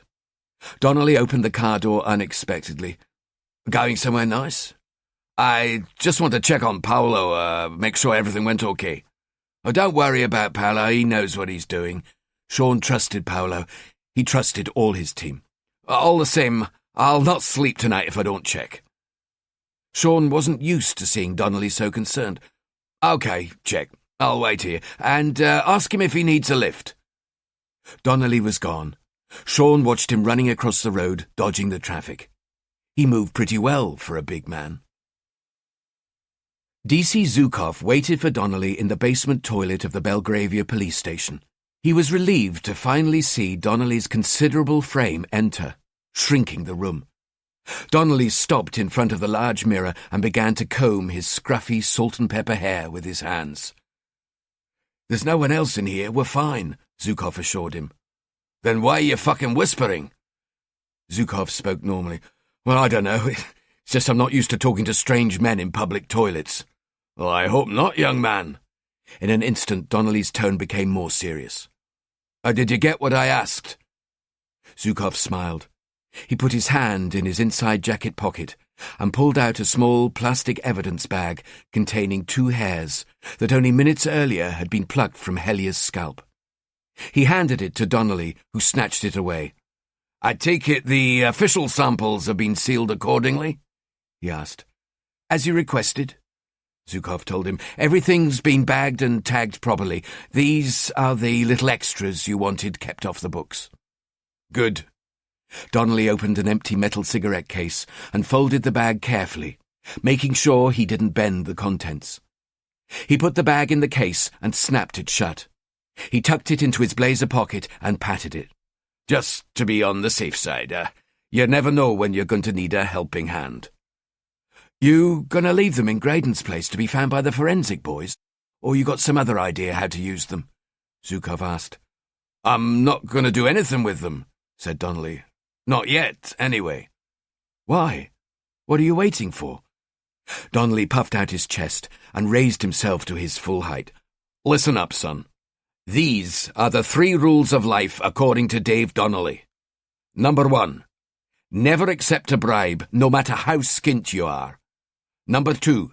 Never fit up an innocent member of the public. Villains, fine, but never Joe Public. Number 3. Never, absolutely never, fit anyone up for murder unless you're absolutely positive they did it, and it's absolutely necessary to get them off the streets. You understand?" "So you're not positive Helia's our man?" "No, not yet. He's not our only suspect either, remember? Now, drop this lot off at the lab before it closes, then run his fingerprints up to the yard. The governor wants them compared to the marks from the scene. Toot sweet. So don't take no for an answer, you understand?" "Not a problem," Zukov replied. "And what will you be up to?" Donnelly looked him up and down before answering. "Not that it's any of your fucking business, but I thought I'd head back to the Nick with the governor, see if I can't find out what's going on in that head of his." "Problems?" Zukov asked. "Well, I'm not sure yet. Let's just say I get the feeling the man's not telling me everything he knows." At about 5 p.m., Sean was back at his desk ploughing through emails and paperwork, oblivious to the chatter and ringing phones in the incident room. A detective constable, whom everyone called Bruce, knocked on his door frame, somewhat startling him. "Fingerprints returning your call, Governor," he said without enthusiasm. But Sean felt his heart jump and his stomach sink. He crossed the office and took the phone. "D.I. Corrigan speaking. You can give the results to me." "I don't have the results yet," the anonymous voice replied. "The marks from the scene are still being worked up. Identification Officer Collins is working that case. He'll run comparisons to your scene as soon as he can, starting with the various elimination prints you sent us. If you're lucky, they'll be ready by Monday or Tuesday." This is a murder investigation," Sean reminded him. "I need them yesterday." "Sorry," said the voice. "Monday or Tuesday is the absolute earliest they'll be ready. Listen, we're snowed under here. Anti-terrorist unit just landed a rush job on us. We've been told to make it a priority. No exceptions. Sorry." Sean understood. It was an unavoidable sign of the times. "OK, thanks. You can get him to call me direct with the results. One more thing," Sean quickly added before the line went dead. "Can you check for a set of conviction fingerprints for someone for me?" "Sure. came the answer. "What's the name?" Sean was unaware that Donnelly had moved within earshot. "James Hellier. Do you need a date of birth?" "No, the name's probably unusual enough. Give me a minute." Sean waited, the 2 or 3 minutes that passed feeling so much longer, before finally the voice spoke. No prints for that name here." Sean felt the emptiness of disappointment. "No problem," he managed to say, and hung up. Donnelly cut through his state of melancholy. "Interesting line of inquiry." "Meaning?" "Asking fingerprints if Hellier had a set of conviction prints on file, given that we already know he doesn't have any convictions. Remember, I checked." "I thought I'd double-check," Sean said. "I thought maybe his conviction never got sent from the court, or someone forgot to put it on the PNC. Worth a try." "I see. Belt and braces, eh? Any luck?" "No," Sean answered. "Hellier's clean."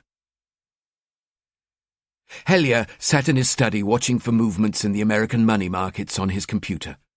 His wife popped her head around the door without warning, but she wouldn't enter fully before asking. Elizabeth knew when to leave him alone. It was part of her role as the perfect wife, and she was paid well. She liked her life. "Are you okay in here, darling?" she asked. "I'm fine, sweetheart. Just catching up on a bit of work. I won't be long, promise." He threw a charming smile. "You work too hard. It's almost 10 o'clock. Oh, go to bed. I'm fine. Don't stay up too late, darling." "I won't." His wife blew him a kiss and left. Time to make a phone call. Hellier slid his hand under the desk and peeled a piece of tape from the underside. He examined the 2 keys stuck to the tape, then pulled one free and carried it across the office to the built-in walnut cabinets. He listened for sounds outside the office before opening the cabinet door and kneeling on the floor. He pulled the carpet back to reveal a floor safe sealed in the concrete foundation of the house. He unlocked the safe with one of the keys and took out a small address book. He locked the safe, closed the cabinet, and went back to his desk. He found the number he was looking for and dialed. After a few ringing tones, the phone was answered by a sleepy voice. "Hello? Hello? Christ." Hellier spoke. "It's me." Hellier was met by silence. Then the voice spoke with urgency. "Please tell me you're not calling from a public phone." Hellier could hear the fear. "Don't worry about that. We've more important things to discuss." "Like what?" "Like, are you sure you took care of things? You wouldn't have been lying to me, would you?" "Jesus Christ. Why are you asking me this? I took care of it. I told you. Why the panic? Have you fucked up?" The voice sounded calmer. "No. But your flat-footed friends are making trouble for me. It's important I know you did what you were paid to do." The voice was silent.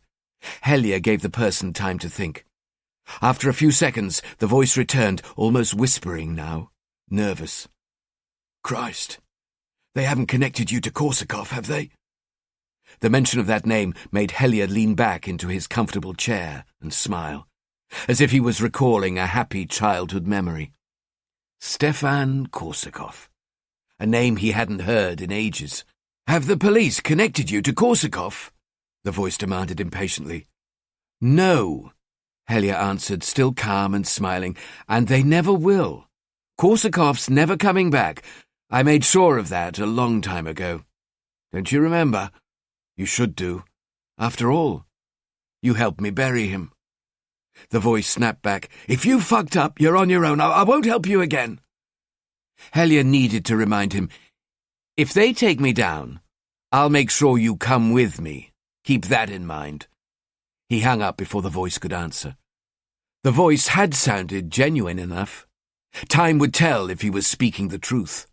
For both their sakes, Hellier hoped he was. Chapter 10. Sunday morning. Shortly before 8 a.m., Sean arrived at work and Sally pounced on him immediately. "Governor?" "What is it, Sally?" She spoke in a whisper. "Superintendent Featherstone's been floating around asking for you." Sean rolled his eyes. Thanks for the warning. No sooner had he entered his office than he heard a knock on the side of the open door. He walked to his chair and sat down before looking around. Morning, boss. Aren't you supposed to be at church? He pointed at a chair. Featherstone accepted the invitation, sinking into the visitor's chair with a slight groan. He was a tall man, over 6'2", heavily built, with red hair. I haven't been to church since my second wife left me. He spoke with no more than a trace of London in his accent. How's the Graydon investigation going? Any progress for me?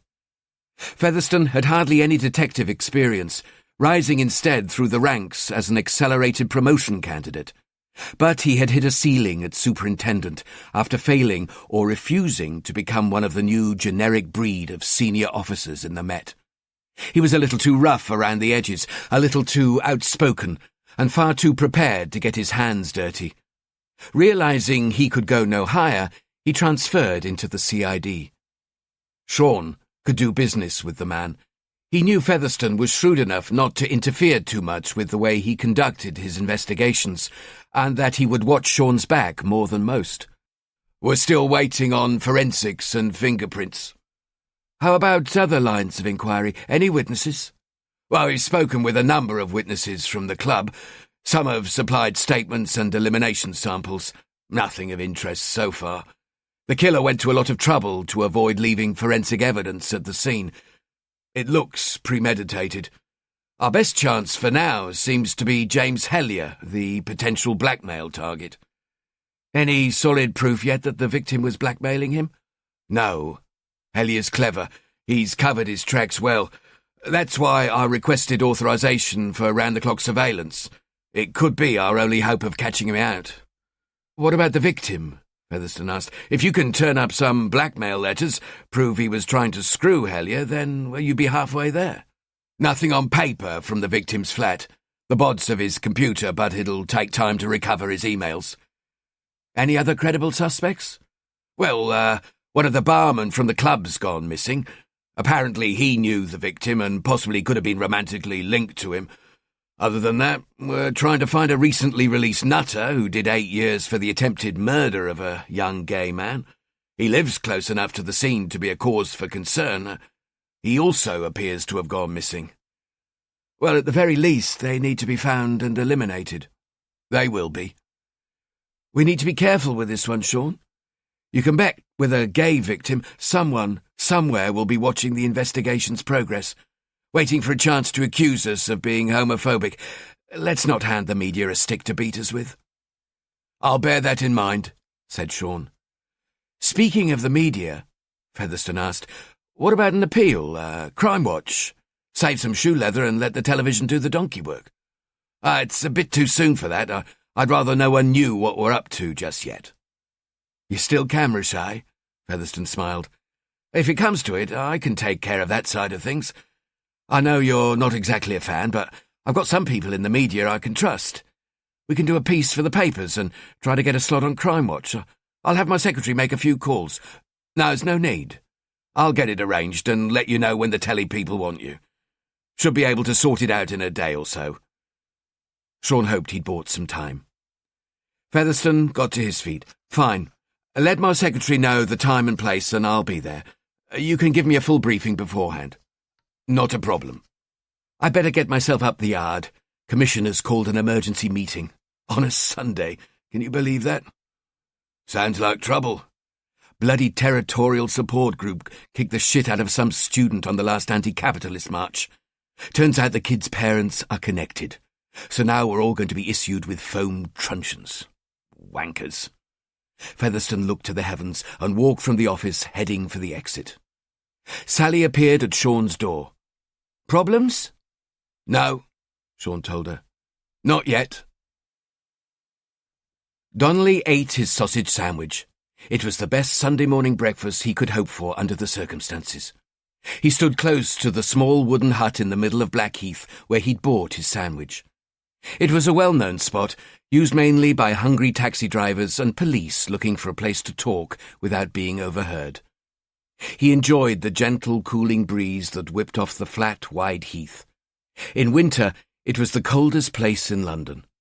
He spotted the dark blue Mondeo pull up opposite. Detective Sergeants Jimmy Dawson and Raj Samra stepped from the car. They could only have been police. The detective sergeants worked on the other two murder teams in South London. They carried out the same roles on their teams as Donnelly did on his. Meeting regularly helped maintain the strong bond between detective sergeants and engendered a feeling that they were the ones really running the police.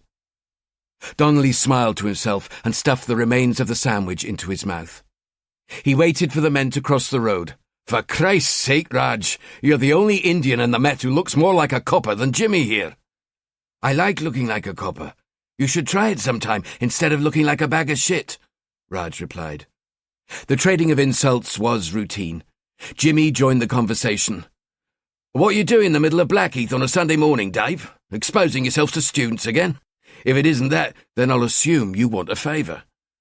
Jimmy, Donnelly sounded insulted. "Are the best sausage sandwiches in London not a good enough reason for you?"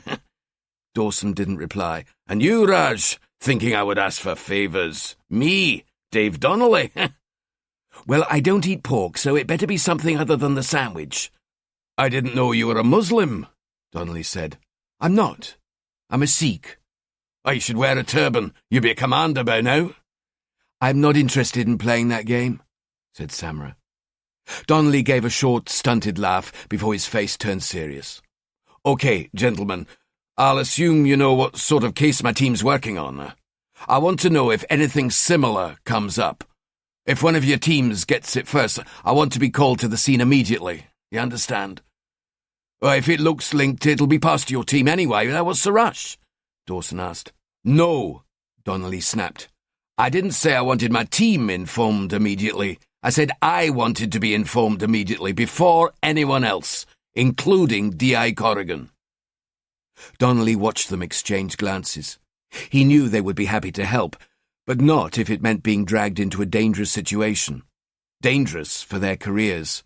He understood their concerns. "Don't look so worried, boys." He tried to sound less serious.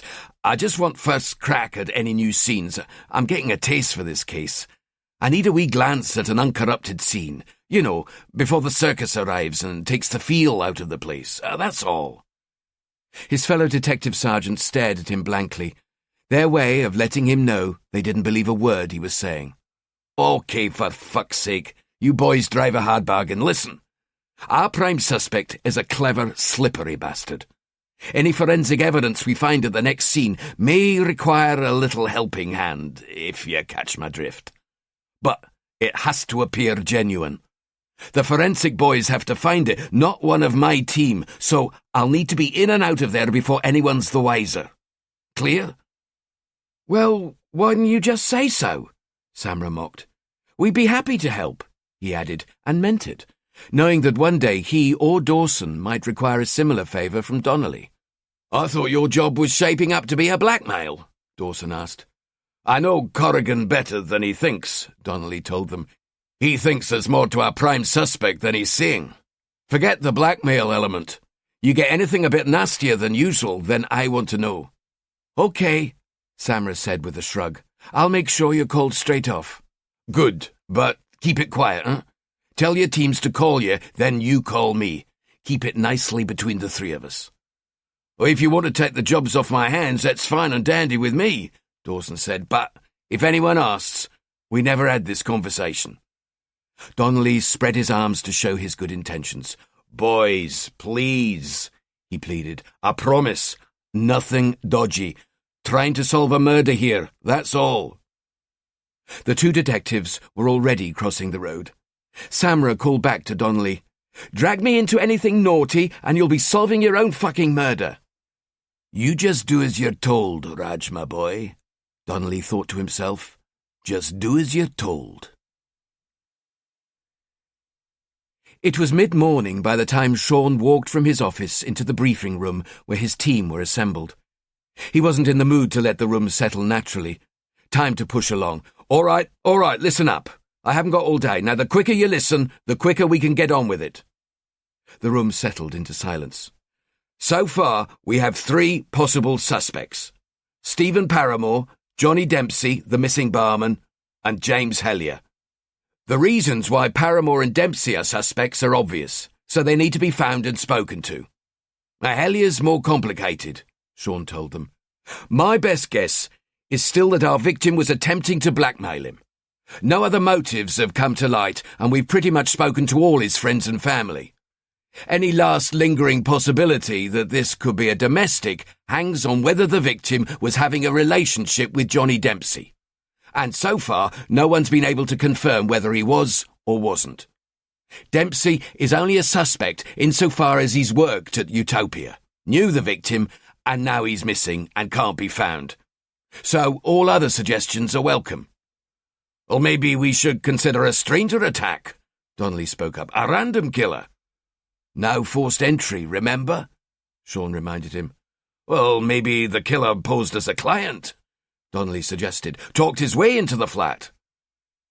Sean was beginning to suspect Donnelly knew his blackmail theory was little more than a smokescreen.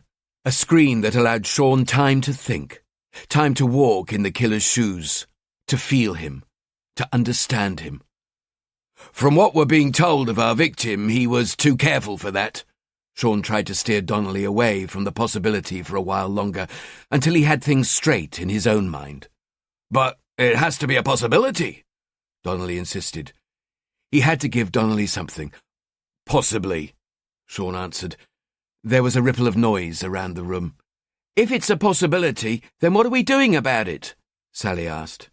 We've released a national memorandum, police eyes only, checking for recent similar cases, Sean reminded them. Maybe we should go further back, Sally suggested. Well, as it happens, I've already asked General Registry to send me a number of old files. He sensed Donnelly's discontent. I've asked them for anything involving vulnerable victims where an excessive use of violence was involved, going back over the last 5 years. But don't get too excited. We're doing these checks as a matter of protocol, not because I think we have a madman on our hands. Well, that'll be a lot of files, said Donnelly. You'll need some help going over them. No, Sean snapped. I'll read them myself. What about method index? Sally asked. They may have data the General Registry doesn't. Something older or something that never made it to court. Good, Sean said. Look into it, Sally. Take some help if you think you'll need it. And Hellier? Donnelly asked. What about Hellier? Surveillance starting on him this morning, Sean told them. Link up with them as soon as you can and keep them on the right track. Donnelly nodded without speaking. He didn't seem too happy. Sean raised his voice slightly. Don't lose focus, people. Hellier is still our prime suspect and blackmail our prime motive. We'll look into other possibilities because we have to, but I don't want anyone going off on a wild goose chase when we have an obvious suspect right in front of us. As for Paramore and Dempsey, let's get hold of Customs and Immigration. See if either have left or tried to leave the country. Paolo. DC Zukov raised his head. You take care of it, okay? Zukov nodded once. We've all got work to do, so let's get on with it. The meeting broke up. Sean reached his office just as Donnelly caught up with him. He knew Donnelly would want an explanation. Are you going to tell me what's really going through your mind? Donnelly asked. Look, let's not make a drama out of it, Dave. Now, how long have you known that this wasn't about Hellier being blackmailed? Sean closed the door to his office. I don't. Come on, Governor. Protocol my arse. If you've requested old files from General Registry, then you're looking for something else. Sean sighed. He could see no sense in keeping anything from Donnelly anymore. All right. Hellier wasn't being blackmailed, but I still think he could be our man. The second time I met him, I really began to believe it could be him. Well, can I ask you why? Graydon wouldn't have tried to blackmail him. From what we've learned about him, he was too passive to attempt blackmail. Especially someone like Hellier. He's too intimidating, too threatening. Then why have you got the team chasing the blackmail theory, not to mention Paramore and Dempsey? I need to make things appear straightforward, just for a while longer. It'll buy me time to think the way I need to think. Once I show my hand, things will get a lot more complicated around here. I can't see clearly when I'm crowded, and besides, Paramore and Dempsey must be found and spoken to. I could turn out to be wrong about Hellier. So, you don't think Hellier was being blackmailed, but you do think he could have killed Graydon? I do. Care to share? Because I don't believe in coincidences. Hellier's bad to the core. It's simply in his nature. You know the type of animal I'm talking about. We've both dealt with them before, and now someone Hellier was connected to is dead. If I'm right about him, then his motive for killing is the killing itself. He's a very rare breed. The chances that Graydon crossed two such people are extremely remote, although not impossible. Donnelly slumped in a chair, exasperating. Bloody hell, Gov, this is all a bit looser. You wouldn't want to take it to court. Agreed, but there's another way to go after Hellier. He has no anxiety about this case. When I speak to him about it, I can't feel anything. No panic, concerns, doubt, nothing. He's absolutely sure he's got away with it. If he did it, Donnelly reminded him. Sean ignored the warning. He was at his most confident when we were talking about the Graydon case. So long as we stuck to that, he was totally in his comfort zone. That tells me he's left us very little, if anything. But at other times, I've sensed his anxiousness. Well, about what? About something else, something that could betray him. Sean sat and faced Donnelly. Something in his past. Maybe he's... You think he's killed before? Donnelly interrupted. If he's the type of animal I think he is, then there is a very real possibility he has. When I read the old case files from General Registry, hopefully some detail will stand out. You are aware of what you're saying? Of course I am. Sean looked him in the eye. That's why this has to stay between the two of us for now. I'll fill Sally in when I get the chance. God forbid the powers that be find out you reckon you're onto a serial killer. This place will go fucking crazy with senior officers trying to get their faces on the telly. Then they better not find out. Indeed, Donnelly agreed as he stood up. But there's one thing that still doesn't make sense to me. Well, go on. Why would Hellier kill Graydon if he knew we could connect them? Why would he pull us on top of him like that? Is he trying to play games with us? Is he one of those sick fuckers who wants to get caught? No, Sean answered. Hellier absolutely doesn't want to get caught. Trust me. There is nothing self-destructive about Hellier. Then why? For one of two reasons. Because he wanted to, or because he had to.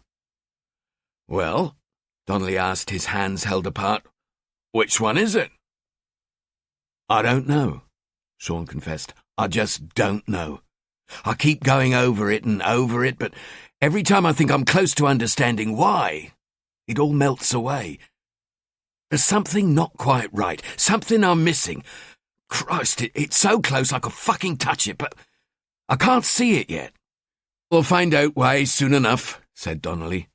To be honest, with Hellier, I'm not so sure. The doubt was unusual for Sean. That's why we go after his past, identify his earlier offences. That's where he's vulnerable, I'm certain of it. If indeed he has offended before. He has, Sean insisted, there's no doubt. All I need to know is who, where, and when, and why the hell his prints aren't on file. I don't know, boss, Donnelly admitted. This all feels like a bit of a stretch for me. Maybe we shouldn't be homing in on Hellier so much. Stretch our horizons a little, see if we can't rake up a few more viable suspects. You think I'm fixating on Hellier? Sean snapped. You think I'm putting the investigation at risk? That's not what I said, but it's what you're thinking. Sean regretted the words as soon as they'd left his mouth. He wished he could explain to Donnelly how he could be so certain of something long before the evidence justified it. How he'd seen the killer strutting around Daniel Graydon's flat, calm and content, the dead man lying in an ever-increasing pool of blood, of no concern to him now, an empty shell that had served its purpose. But he knew he couldn't tell Donnelly what he'd seen. He couldn't tell Donnelly that when he looked into Hellier's face, he saw more than just skin, bone, and flesh. He saw into the man's soul and could see only darkness. Sally walked into New Scotland Yard, a huge glass building just around the corner from Parliament Square. Standard searches of criminal intelligence and conviction databases had yielded nothing. It was time to try something a little different, which was why she'd come to check the Method Index. They kept records of serious and violent crimes, as well as unusual crimes.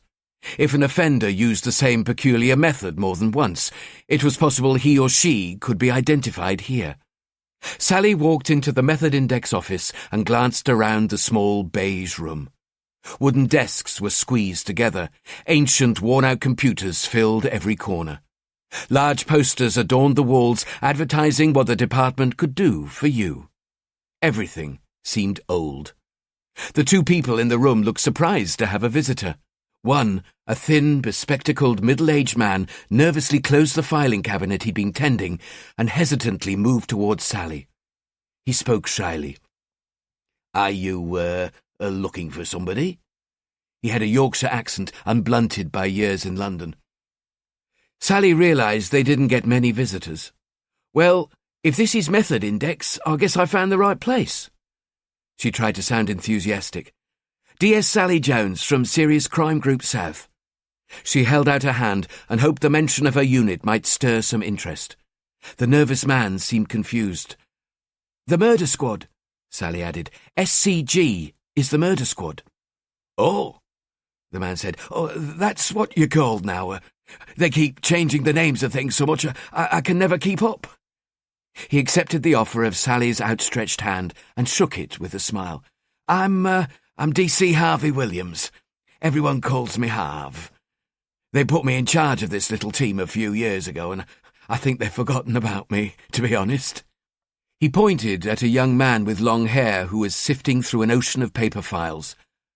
"That's Doug. He's a civilian. The rest of the team are off today. In fact, the only reason anyone's here is because we're moving all our old paper files onto the computers.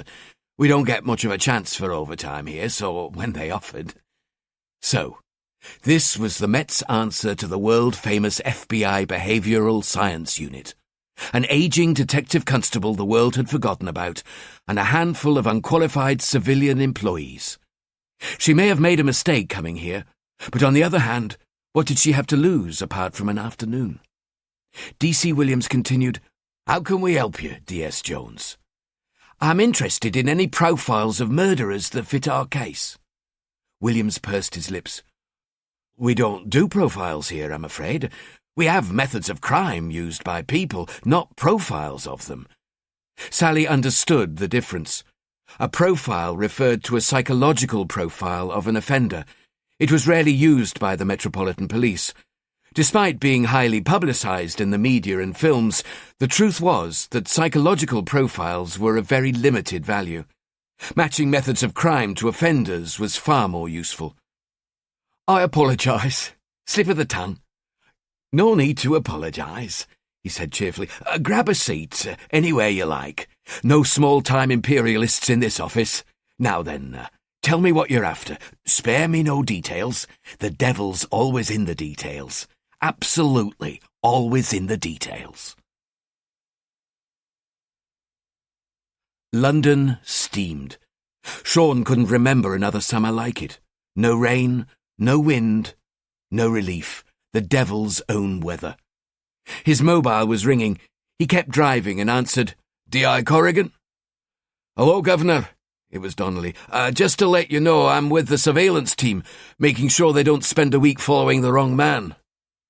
"Good. Any movement from Hellier?" "Nah, he's, still at home. He hasn't been out anywhere yet. He's only looked out of the window once. It didn't seem to be checking for us, though." "I'm coming to join you," Sean announced. "I'll call your mobile when I'm in the area. If he moves, ring me." He hung up. Donnelly turned to DC Paula Zukov sitting next to him. Zukov spoke. "Problem?" "No, but be aware. The governor's on his way." "So, what makes you think Method Index can help with your murder?" DC Williams asked. "Unusual, is it?" "A little unusual," Sally replied. "The victim was stabbed an excessively large number of times, having already been half killed with a couple of blows to the head. The weapon used was an ice pick or stiletto knife of some sort. More importantly, the victim was a homosexual, almost certainly a male prostitute. I'm not interested in someone with a history of homophobic behaviour per se. I'm looking for something heavier, really violent attacks, possibly sexual attacks, or attacks that could have some sexual overtones, anything like that. Can you help? We can work with that. As for the drunken queer-bashing stuff, well, we wouldn't have that sort of attack on our records anyway, not distinct enough. D.C. Williams walked over to a large grey cabinet in a corner of the office. He talked as he thumbed through the files within. Some of our records go back 50 years or so, the really sensitive ones. Preferred methods of terrorists, professional hitmen, that sort of thing. But mostly our records refer to sex offenders, paedophiles, people most likely to re-offend. We don't have too many murderers. Most are such dull affairs, one-off acts of stupidity, but you'd already know that. Sally was relieved. She didn't fancy spending the entire day reading through ancient files in the cramped office. We've only got a few hundred on record, Williams added, grinning. Sally slumped. Shouldn't take too long if we both look through them. He pulled out as many files as he could manage and carried them to Sally's desk. That's the last decade of interesting murders of homosexuals. Unfortunately, most of our records haven't been transferred onto the computer system yet, so if you have a look at this little lot, I'll see what we've got on our computerized records.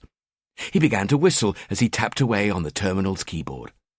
Sally took off her jacket and pushed all the files to one side of the desk. She picked the first one at random and began to read. Hellier knew they were there. He could sense their presence. He couldn't see them from his study, but it made no difference. They were there. They were good, not clumsy, not impatient. He wondered how many would be on the surveillance team. They called the officers on motorbikes solos. Pathetic police jargon. Still, he had a problem. Things would get difficult if he was followed everywhere by these flat-footed fools. D.I. Corrigan was responsible, no doubt. Christ, he was an irritating fucker. How best to deal with D.I. Corrigan? Time to make another phone call. Maybe he would go for a run a little later, weaving through the Sunday crowds in Upper Street's antique market, before jumping on and off a few buses and underground trains, laughing at the police as they struggled and ultimately failed to keep up with him.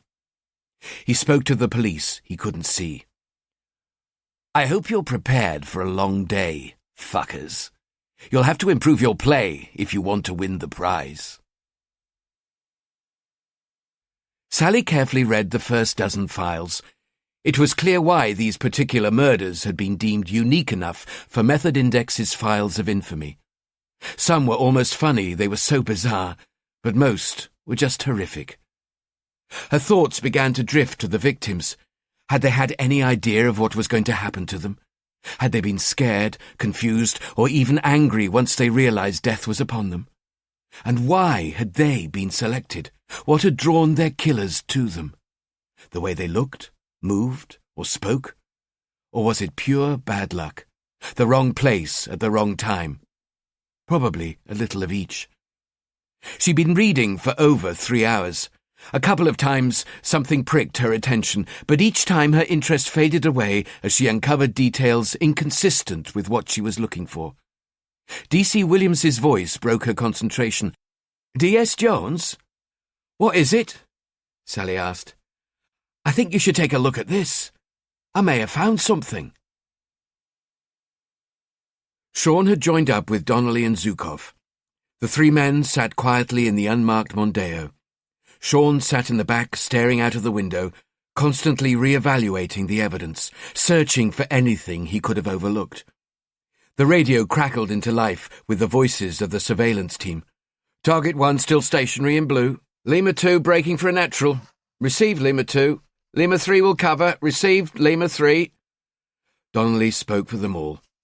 If Hellier moves off, I hope they stop chattering in that language of theirs because I can't understand a bloody word they're saying.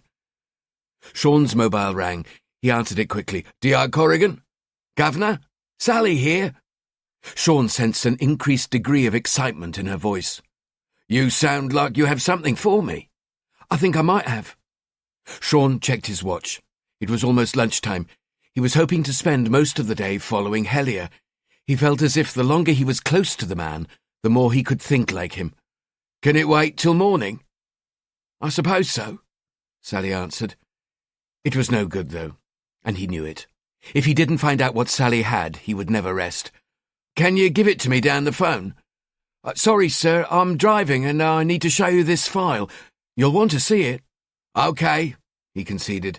"Dave and I will meet you back at Peckham as soon as. Travel in time from Islington." "I'll be there." "Developments?" Donnelly asked over his shoulder. "Possibly. We need to get back to the office and meet Sally. The surveillance boys can handle this on their own." Their car pulled into the heavy North London traffic and slipped away seemingly unnoticed. Sean leaned against the window frame. Sally sat on a standard-issue police station chair, wooden and rickety. Donnelly also chose to stand. Sally rested a cardboard folder in her lap. She reminded Sean of a schoolteacher about to read a story. "I dug this out of Method Index's files earlier today," she told them.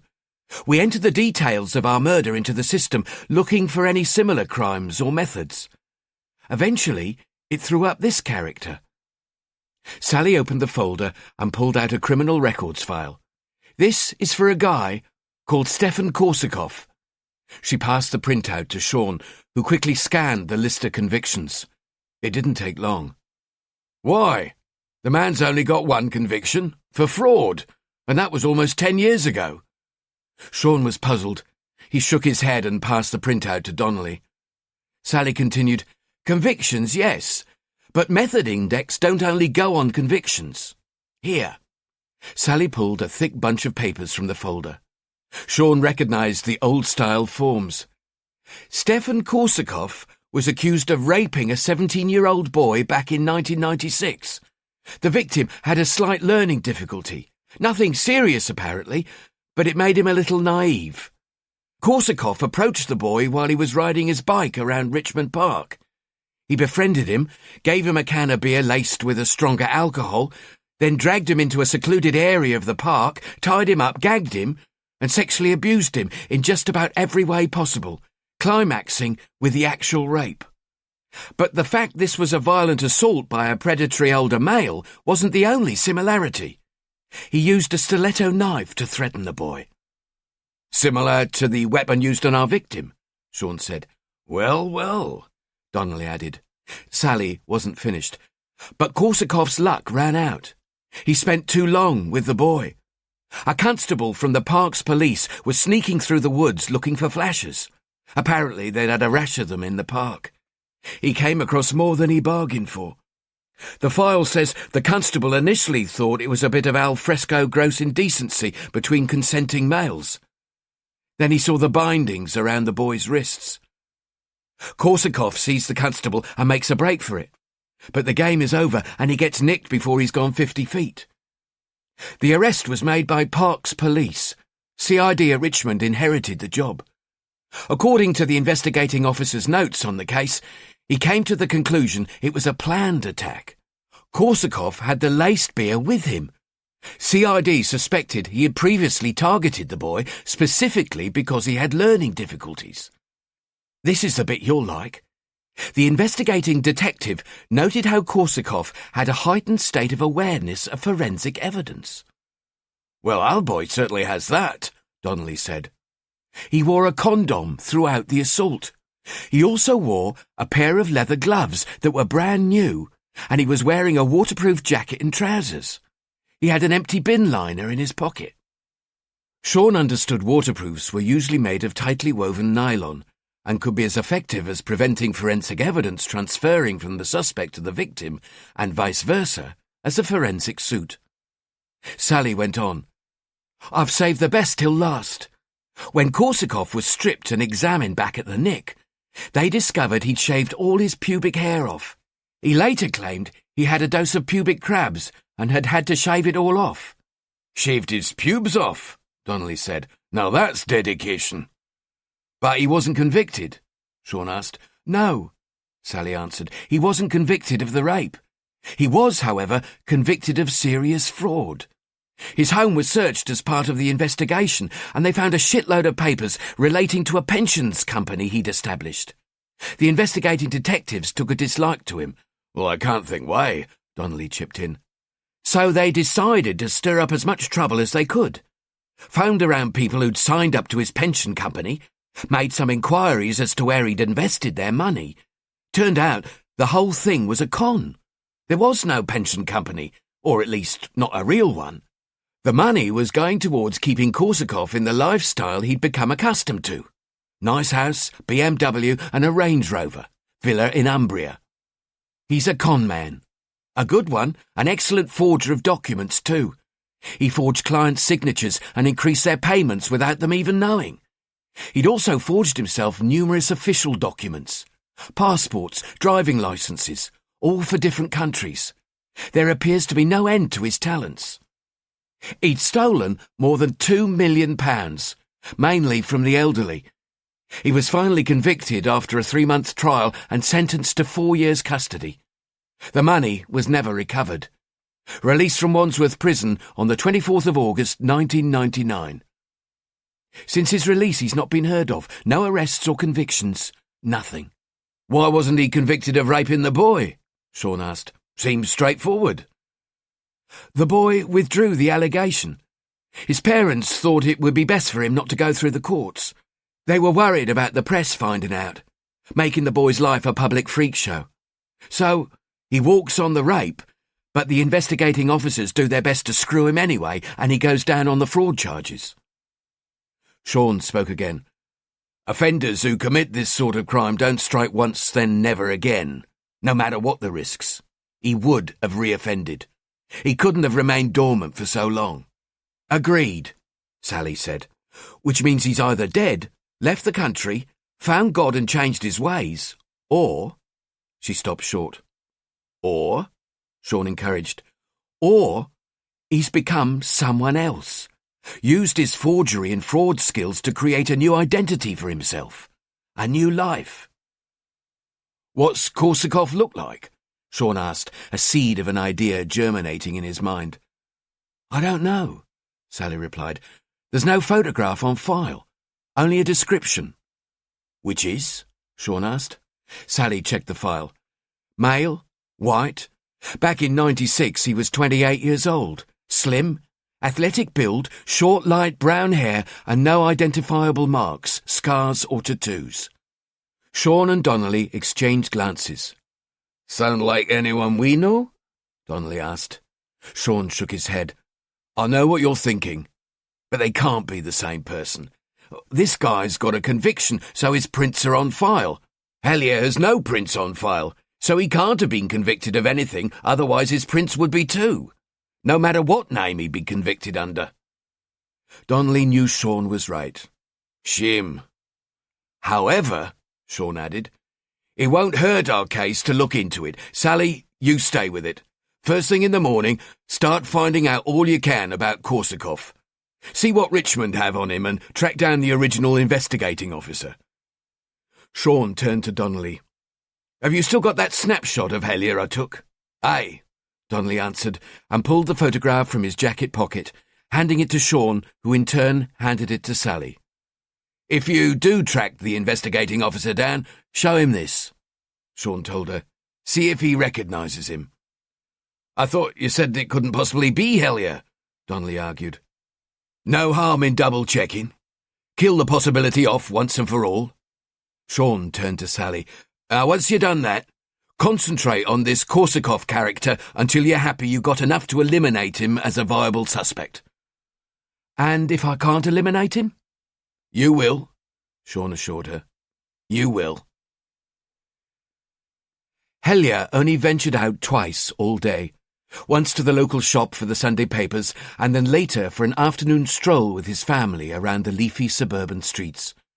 Both his children held on to their mother's hands as Hellier walked a few paces behind.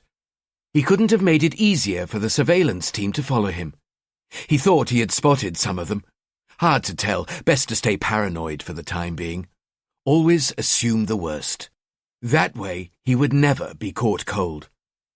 Now he sat in his cream and steel kitchen watching his wife clear up after the evening meal. He pushed his half-eaten food away and sipped on a glass of Pauillac de la Tour.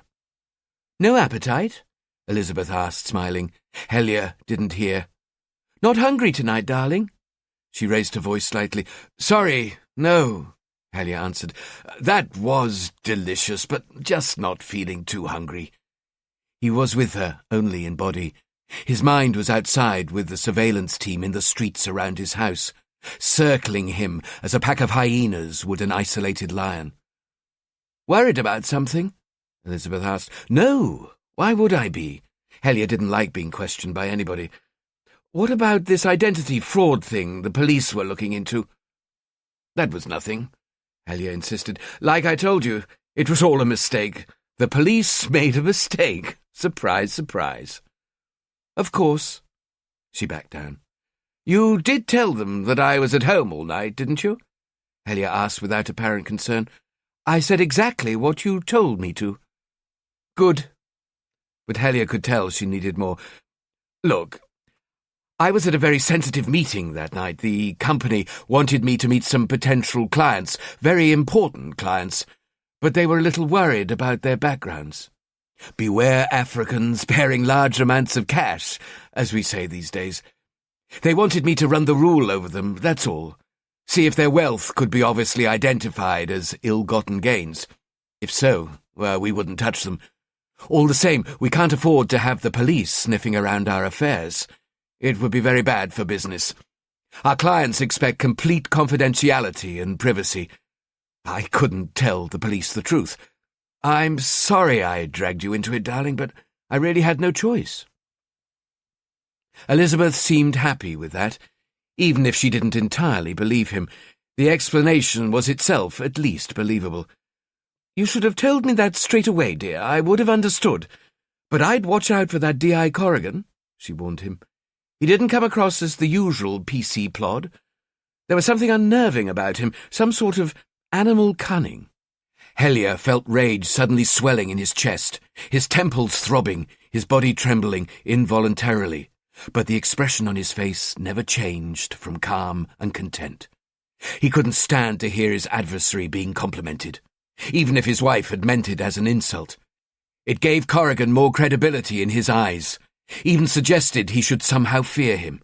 His fists clenched under the table as he imagined Elizabeth's smashed and bleeding face, his own knuckles bleeding, shredded on her teeth. He waited until the rage had swept over him and died, like a passing hurricane, before rising from the table. He kissed her softly on the cheek. "I'm afraid you'll have to excuse me, darling," he said. "I need to do a little work. The price we have to pay." Helia headed for his study. He went through the ritual of recovering the key to his safe and then opening it. He flicked through the small address book he'd pulled from the inside and found what he was looking for. He called the number. "Hello?" the voice answered. "You'd better call off your fucking dogs," Helia hissed. "That's not possible. I haven't got that sort of influence." The voice sounded matter-of-fact. Helia didn't like that. "Listen to me, you fucking moron. As much as it amuses me having these incompetents trying to follow me, they might just stumble across something we both rather they didn't. So you better think of something, and soon." "I've already done more than I should," the voice protested. "I've stuck my neck out. I can't do anything else. I won't." "Wrong again. I hope you're not going to make a habit of slipping up. I think you know how costly your mistake could be." Helia didn't wait for a reply. He hung up. He heard his wife call out. She wanted to know if he wanted coffee. Chapter 11. I was late for work today. No matter. I went to my corner office in an old building in central London. I have a lovely view of the street below. I like to watch people walking past. The office is all mine. I'm wealthy, but I hate this job. I shouldn't have to work. Everybody else works, and I'm far from being like everybody else. I shouldn't have to work, but it's necessary for my illusion. I sit in my leather chair and absorb a couple of tabloid papers while slurping on a skinny cafe latte. 2 sugars. The papers are full of the usual garbage. Famine threatens millions in some African country. Flooding threatens millions in some Asian country. The usual appeals for money and clothes. Some rock star on the television suddenly remorseful about their wealth and fame, screaming about how guilty we should all feel. Why can't everyone understand? These people have been selected by nature to die. Stop interfering. Nature knows best. You keep them alive now, so in a year's time they die of a disease instead. Or you cure the disease and they die of starvation. So you rid the world of starvation and they kill each other by the tens of thousands in tribal wars. These do-gooders are ignorant fools trying to buy a ticket into utopia. Let us leave these millions to nature. Let them fucking die. I am nature itself. I do what I was born to do, and I don't feel guilty. I have freed myself from the shackles of compassion and mercy. Some of you are simply meant to die by my hand, and so you will. Who am I to argue with nature? Who are you to? Nothing can stand in the way of nature's design.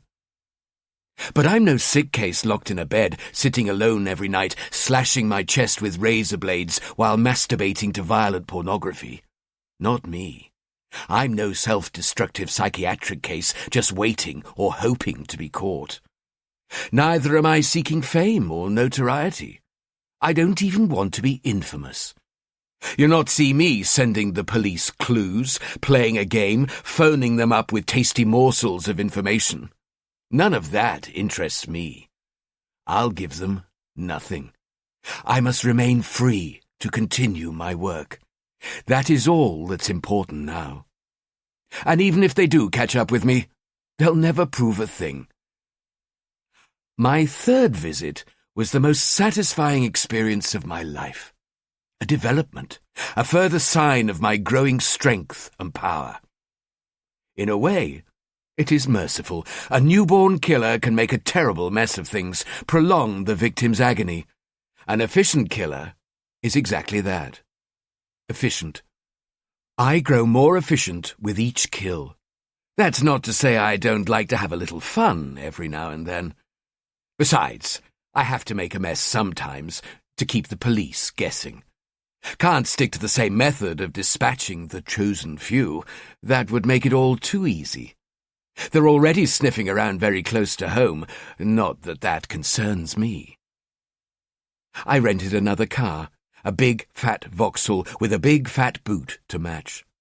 The car rental companies around London were doing quite nicely out of me lately. Still, I was doing quite nicely out of them. Again, I parked the car in a car park overnight, this time in the shopping centre at Brent Cross in North London. I bought a new raincoat from the same shopping centre, along with new plastic-soled shoes.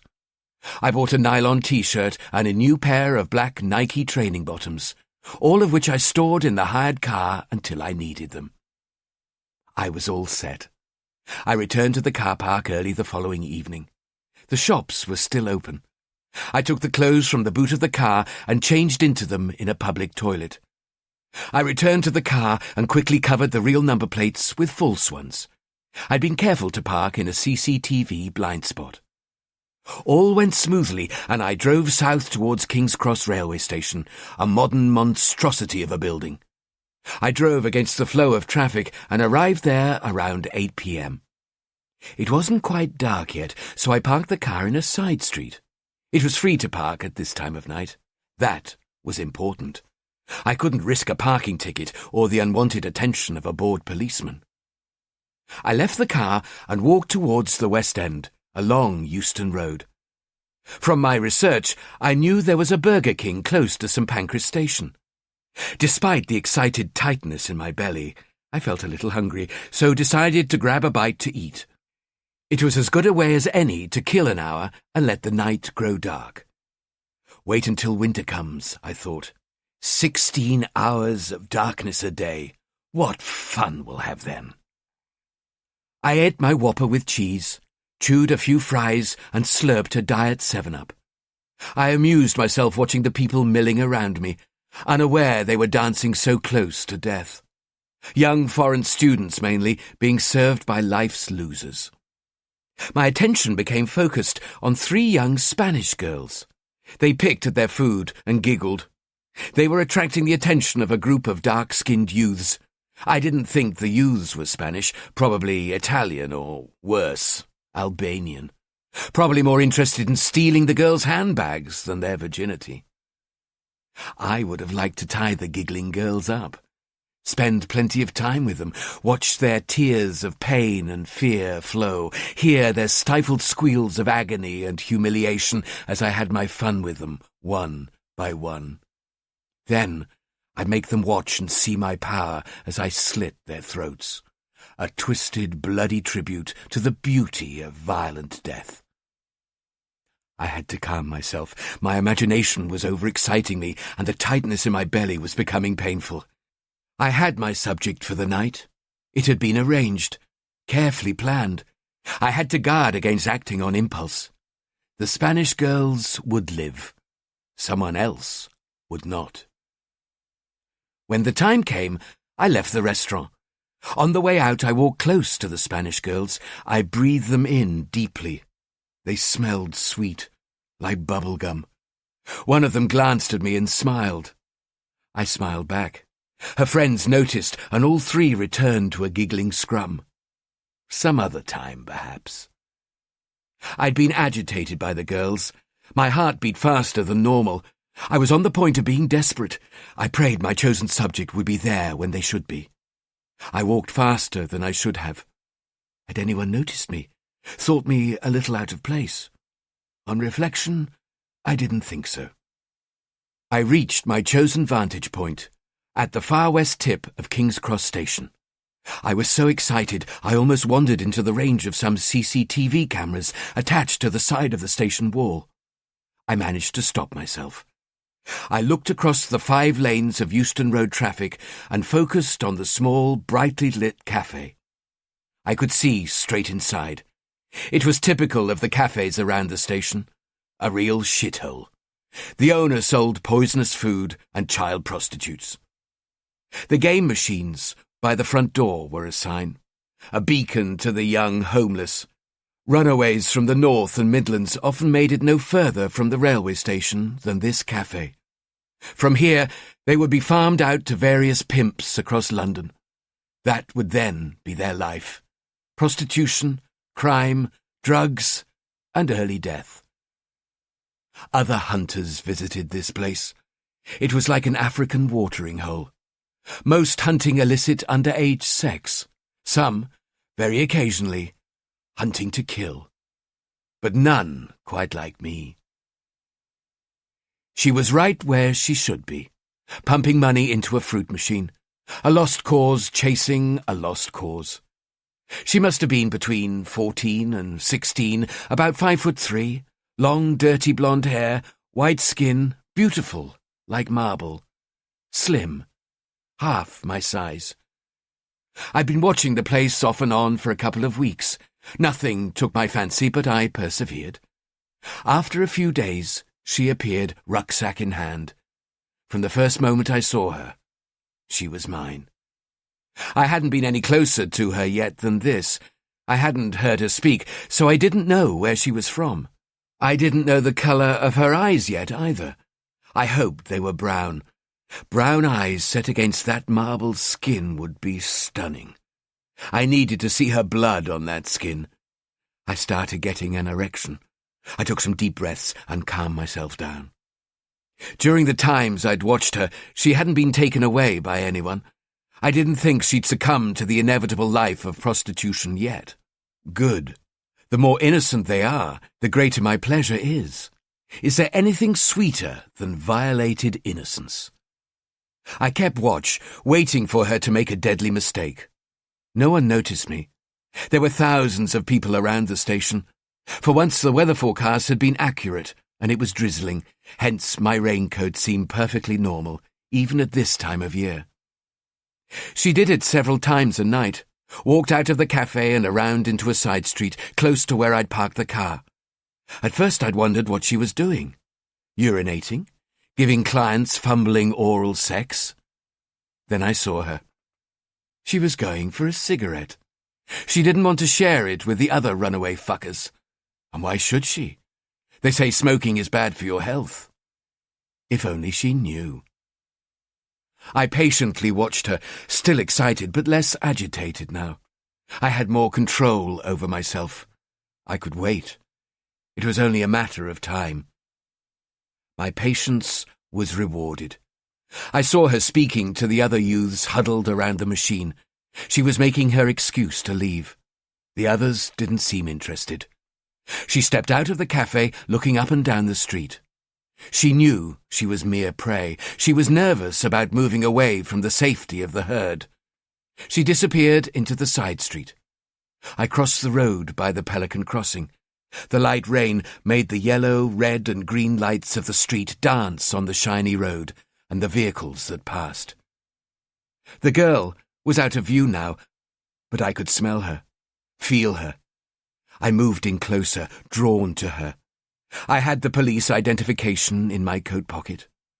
My hand rested on it, ready. In the other pocket, I had a small carving knife in case she tried to run or squeal. I'd bought the knife months ago and hid it in my study at home. It was a common brand, very good for slicing tomatoes, or so the sales assistant had told me. I saw her, clearly enough, standing in the doorway of a derelict shop, smoking her cigarette. She watched me walking in her direction. I sensed her caution, but no real fear yet. Nothing that would make her take flight. I was careful not to look at her as I approached. I used my peripheral vision to watch her. I got to about 5 meters away from her. If she'd run then, she might have lived. Any longer, and she couldn't have got away. I am strong. I am fast. Much stronger and faster than I look. I exercise a lot. Secretly. I drew level and turned to face her. She was trapped by railings on either side of the doorway. With the survival instincts of a wild animal, she spoke immediately. "Come near me and I'll fucking scream. I'll scream rape and I'll tell the cop as you touched us up." She had a Newcastle accent. I smiled at her. I thought about pulling out the knife and slaughtering her right there. There was no one around. I stuck to the plan instead. I pulled out the police badge and showed it to her, casually. "Oh, fuck," she whispered. "Name and age?" I asked. She huffed, like a spoilt teenager being asked to make her bed by weak-willed parents. "Name and age. I haven't got all night to waste fucking around with you," I lied. "Heather Freeman." She finally looked me in the eyes. Hers were blue. Never mind. "And I'm 17. I laughed. "I don't think so, Heather. Your parents reported you missing over a week ago. You're underage, and that means you're coming with me." I lied again. "Where to?" she asked. She sounded slightly panicked, but not scared. She certainly wasn't scared of me. "The police station, and then we'll call your parents, see if they can come and pick you up." She argued a little more, and I told her she had no choice for now but to come with me. I needed to get her moving while the road was still quiet. I took hold of her upper arm and gripped firmly. She winced. "You're hurting me arm," she complained in her northeastern accent. "Well, can't have you running off again, can we?" I explained. She huffed. Her skin was as soft as warm water under my fingers. She would bruise easily. I relaxed my grip somewhat. I didn't want to leave an impression of my hand in her soft skin. "Now come on. My car's around the corner." "Haven't you got anything better to do than hassle me?" she asked, her accent increasingly annoying. "Saving you from yourself, young lady," I answered. "These streets are no place for someone like you. There's a lot of bad people out there." She huffed again. We reached my rented car without incident. No one had seen us. I checked the route several times before. It wasn't overlooked by any residential buildings. No matter how busy King's Cross and the Euston Road were, the side streets were more often than not deserted of life. Just the occasional vermin looking for a whore. I stood her by the boot of the car so she was slightly side on to me. I opened the boot, which was already lined with plastic sheets. I'd bought them a few weeks ago from Homebase. You use them for decorating. Fear flashed into her body. It electrified her every muscle, every nerve. Her eyes widened and her pupils dilated. "What's this for?" She was almost pleading. I smashed my right fist into her jaw, careful to avoid her mouth. I didn't want to leave my skin on her teeth. She spun around on the spot and began to fall. I caught her as she did. She was limp, moaning quietly. With almost no effort, I threw her into the boot of the big saloon. I picked up the roll of gaffer tape, another purchase from Homebase, and neatly bound her wrists behind her back. I also bound her ankles, knees, and gagged her pretty mouth. I looked around calmly, still no one in sight. I stroked the pale skin around her neck. God, I wanted to slice it open right there. I slammed the boot shut before I lost control. All in good time, I told myself. All in good time. I drove east along the Pentonville Road, through wealthy Islington, immigrant-swamped Shoreditch, decaying Mile End, and immediately forgettable Plaistow. Finally, I reached my chosen destination, a large piece of wasteland in South Hornchurch, not far from the Dagenham Ford factory, a suitably grim and dark place for the little Heather Freeman to meet her end. I drove along the clean tarmac road to a small brick building in the middle of the waste ground and parked close. I put on a pair of rubber gloves and made sure my coat was fully buttoned. When I opened the boot, she was lying on her side. Tears ran down her face and across the tape over her mouth. Her wet eyes shone like the purest diamonds. I wondered if she'd ever looked more beautiful. She was too terrified to manage much more than a whimper. I pushed her face into the plastic sheets and turned her onto her stomach.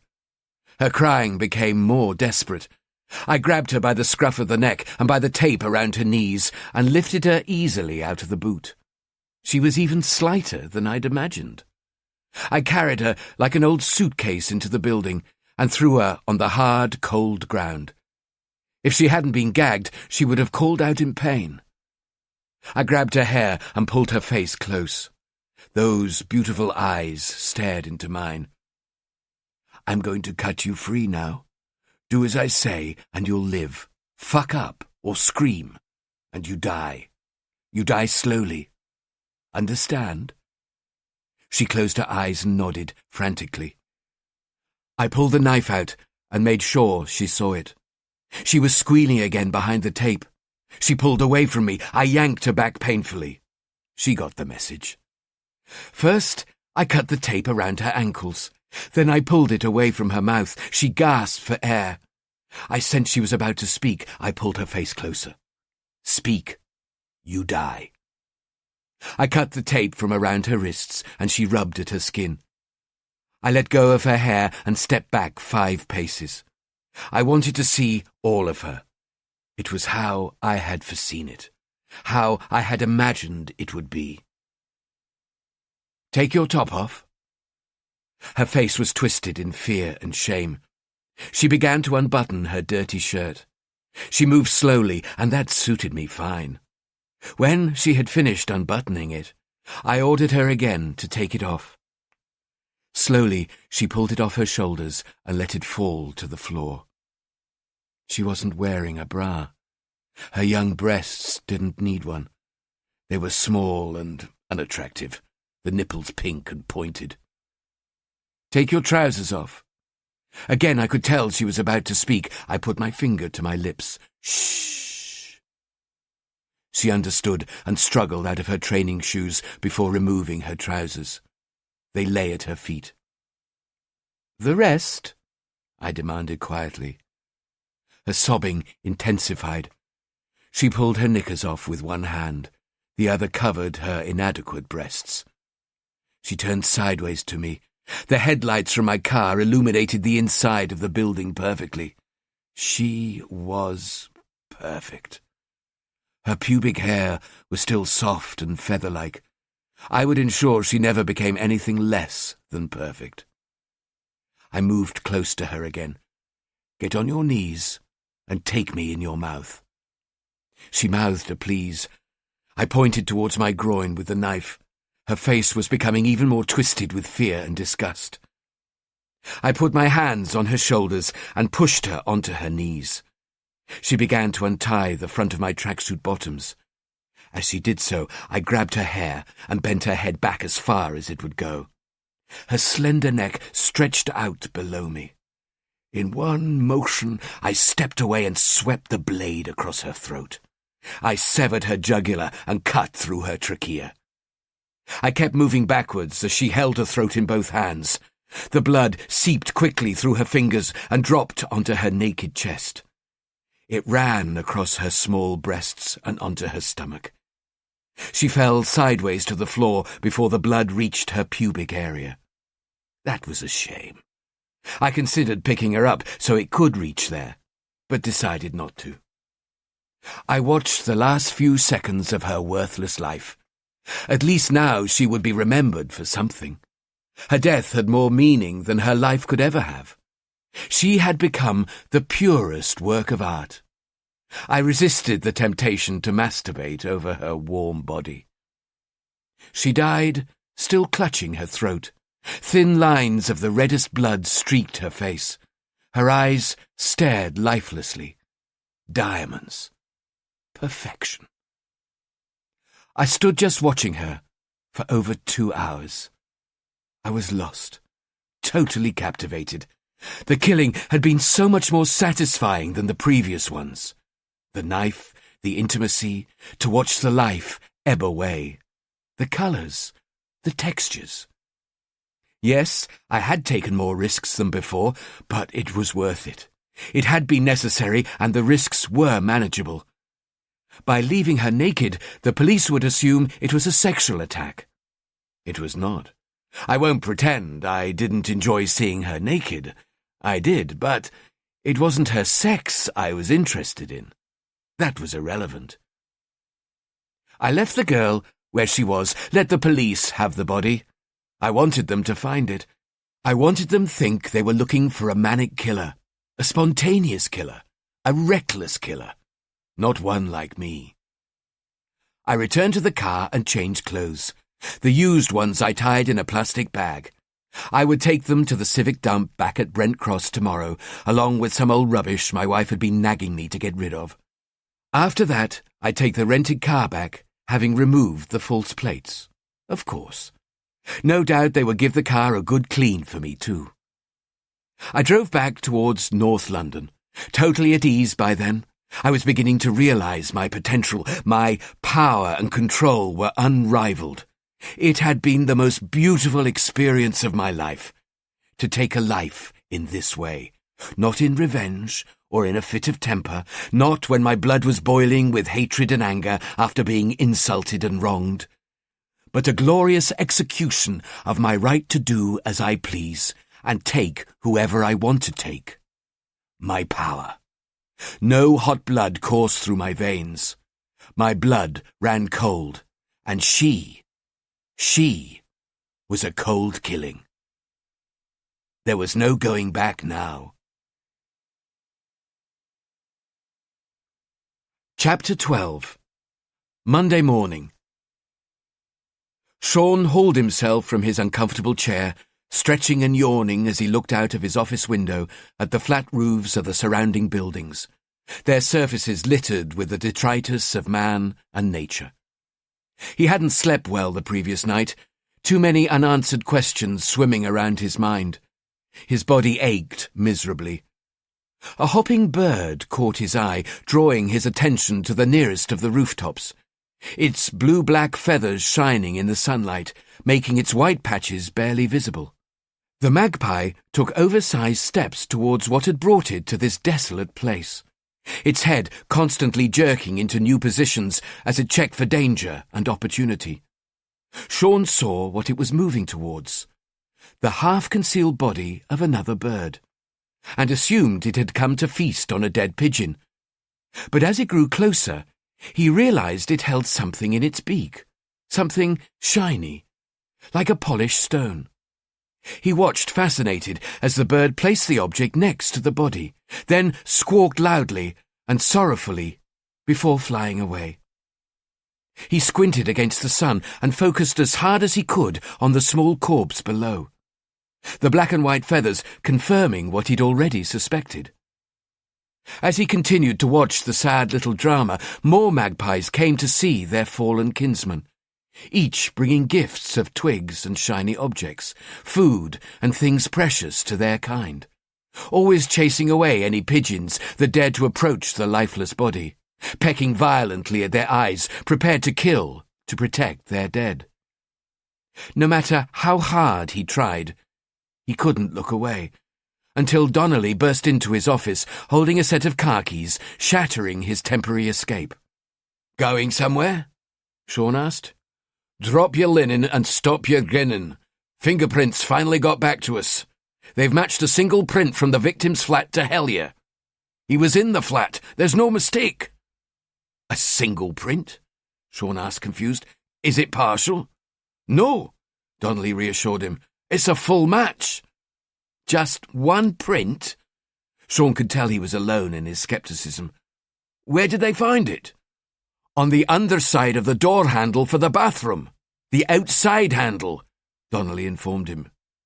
"You don't look overly excited," he added. Sean chased the doubts from his mind and tried to concentrate on the fact that finally he had usable, tangible evidence. His aches and pains faded as his excitement grew. No wonder he didn't want to give his fingerprints. "Get hold of the surveillance team and find out where Hellier is now, and get Sally to sort out a couple of search teams. Once he's nicked, I want his office and home searched. No shit once over. Full searches. With forensics too. You take one team and do his house, I'll do his office with the other." Donnelly spun on his heels and left Sean's office. They always make a mistake, Sean thought. They always make a mistake. The 3 unmarked police cars drove fast towards Knightsbridge. The surveillance had confirmed Hellier was at his office. The blue lights attached to the roof of the cars whirled while the sirens screamed at the mid-morning traffic to clear the way. Sean sat in the trailing car. He felt exuberant. He remembered this was why he had joined the force, driving fast through traffic, lights flashing, sirens wailing, envious looks from other drivers, children pointing. It just didn't happen enough. They would arrest Hellier at his office and then search the entire place, inch by inch. It didn't matter to Sean who knew Hellier had been arrested. He wasn't about to be subtle. Maybe Hellier would confess when faced with the fingerprint evidence. If not, how was he going to talk his way out of it? With luck, Hellier would be charged with murder before dark. Other officers, led by Donnelly, were on their way to Hellier's house in Islington. They would wait until Sean sent word that Hellier had been arrested. As soon as he was, they would have the legal power to search his home for evidence relating to the murder of Daniel Graydon. Sean thought they had a better chance of finding something incriminating in Hellier's office. Surely he wouldn't risk leaving anything for his wife and kids to stumble across at home. The 3 cars braked hard outside Hellier's Knightsbridge office. They didn't bother to look for parking spaces, just left them to block the road. A driver remained with each. The car doors seemed to open simultaneously. 9 police officers, including Sean and Sally, stepped out onto the tarmac. The heat had made it sticky. They moved menacingly across the pavement to the front door of the building housing Hellier's office. Sally pressed the buzzer for the ground floor. No need to forewarn Hellier. The intercom spoke. "Good morning, Albert Bray and Partners. Do you have an appointment with one of our consultants?" "I'm a police officer and I need immediate access to this building." There was silence. Sally continued, "This doesn't concern your company or any of your employees."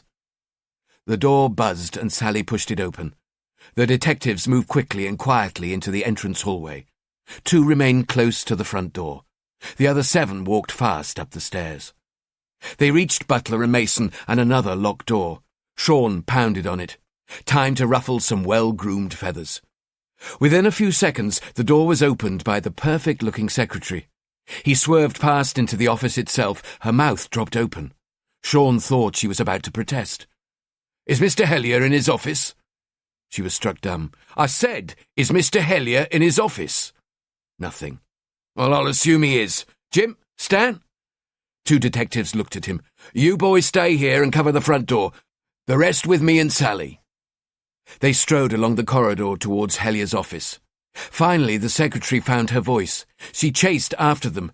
"You can't go in there. Mr. Hellier's in a very important meeting." "Wrong," was all Sean said. "You need a search warrant," she argued. "Wrong again," Sean told her without looking. He threw open Hellier's door and walked straight in. The other detectives waited outside. Hellier sat at his desk, and Sebastian Gibran, who disturbed their last meeting, sat next to him, watching them as closely as Sean watched Hellier.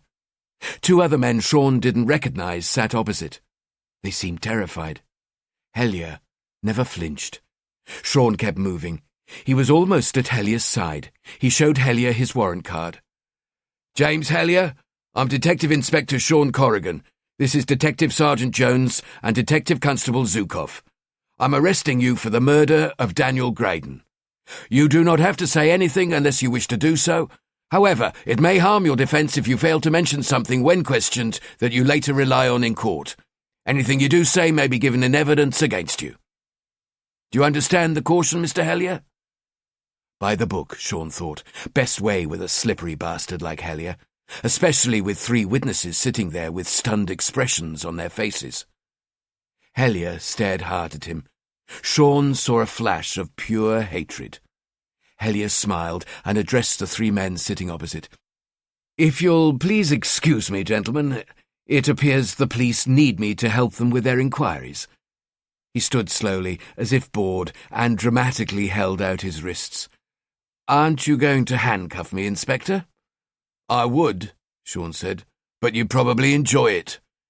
He took hold of Hellier's upper arm. Hellier felt strong, solid. Sean was a little surprised. "Let's go." Gibran tried to intervene, stepping in front of them. "Is this necessary?" he asked, his voice calm and matter-of-fact. Forever Butler and Mason's chief negotiator and protector, surely this heavy-handedness is unwarranted. "Sorry, I don't remember your name," Sean said, leaning uncomfortably close to the man. "Really?" Gibran said. "That's odd. You don't strike me as the sort of man who forgets very much about anything." "Keep your nose out of our business, Mr. Gibran," Sean warned, "and let us decide what is and isn't necessary." Gibran slowly stepped aside, holding out an upturned palm, indicating that they could pass, as if they somehow needed his permission. Sean and Zukov marched Hellier out of the office along the corridor. When Hellier was certain no one else could hear or see him, his expression changed to a snarl, showing Sean a glimpse of the monster he knew lived beneath the mask. "Just get me my fucking solicitor." He spat the words into Sean's face. Donnelly and the other officers were already inside Hellier's house. Donnelly was rifling through the drawers in the lounge, well-practiced eyes scanning over papers, letters, everything. DC Fiona Cahill was at his side, handing him more papers she had found elsewhere in the room. Elizabeth Hellier had recovered from mild shock and was now running around talking incessantly, complaining and threatening. Her threats were idle. They could take the house apart, and there would be little she could do about it. Donnelly could bear her twittering no longer. "Mrs. Hellier, this is going to happen with or without your objections. The quicker and easier this is, the sooner we'll be out of here. Now why don't you take a seat in the kitchen, have a cup of tea, and stay out of the way?" He steered Mrs. Hellier into the kitchen, guiding her onto a stool. Another detective peered around the kitchen door. "Dave," he said, "we've got a locked door." "My husband's study," Mrs. Hellier said. "He always keeps it locked during the day. I don't know where the key is. I think he takes it to work." "Fine," Donnelly said. He turned to the detective. "Break it open." "What?" Mrs. Hellier almost squealed. "Please, contact my husband. He'll open it for you, I'm sure." "I think he's probably got other things on his mind right now, Mrs. Hellier." As Donnelly spoke, he could hear the unmistakable sound of splintering wood. Sean left the others to complete the search of Hellier's office. It would take hours. He travelled back to Peckham police station with Hellier, who had stared out of the window all the way. Hellier hadn't responded to any approaches Sean had tried, and he'd tried plenty. Disgust, aggression, threats, compassion, understanding. It had been Sean's only chance to go one-on-one with Hellier before the rules took over. Nothing had moved him. Yet. Even when he was booked into the custody area, Hellier never spoke except to give his name and the details of the solicitor he demanded to speak with immediately. The custody officer assured him the solicitor would be called. He was about to have Hellier taken to his cell when Sean spoke. One other thing." "Yes?" the sergeant asked. "We want the clothes he's wearing. All of them." "OK. Take him to his cell. Number 4's free. Forensic suits are in the cupboard at the end of the cell passage." Sean knew where the white paper suits were. Replacement clothing for suspects whose own clothes had been seized. They marked suspects who'd been arrested for serious crimes. Rapists, murderers, armed robbers. Police and other prisoners alike always paid more attention to men in white paper suits. "Is there anyone I can call to have some replacement clothes brought to you, Mr. Hellier?" the sergeant asked. Hellier didn't reply. The sergeant shrugged his shoulders. "He's all yours, Governor." Sean nodded his appreciation and led Hellier to his cell. DC Alan Jesson followed Sean and Hellier into the miserably dreary cell. He carried the brown paper bags all clothing exhibits were sealed in. Plastic bags caused too much moisture. Moulds could grow quickly and destroy vital evidence. Paper let the clothes breathe, kept evidence intact. "Strip. Take everything off and then put this on." Sean threw the white paper suit on the stone bench. Hellier smiled and began to undress. The detective constable carefully folded Hellier's boss suit, Thomas pink shirt, and the rest of his clothing, then slid them into the brown paper bags. The detective wasn't concerned about creasing the clothes. He was taking care not to lose any forensic evidence that might be entwined in the fibres of the clothing. Sean glanced at Hellier's virtually naked body. He had the physique of an Olympic gymnast, only slimmer, denser, and more defined. Physically, he would be more than a match for Sean, and that rarely happened. Hellier looked at him. He spoke silently in his mind. "Enjoy your moment, bastard, because you will pay for this. I swear I will destroy you, Detective Inspector Corrigan. I will end you." Donnelly and his team had been searching Hellier's home for over 3 hours. They had bagged and tagged most of Hellier's clothing and shoes, but had found nothing startling. Donnelly was searching through Hellier's desk drawers. They had to break them all open, one by one. Elizabeth Hellier had sworn she didn't have keys. All their search had turned up was further evidence that Hellier was as wealthy as he looked. He had a number of bank accounts: Barclays, HSBC, Bank of America, ASB Bank in New Zealand, each containing in excess of £100,000 or the foreign equivalent. Donnelly let out soft whistles as he added up the sums, but other than that, he found nothing. He needed to stand and stretch.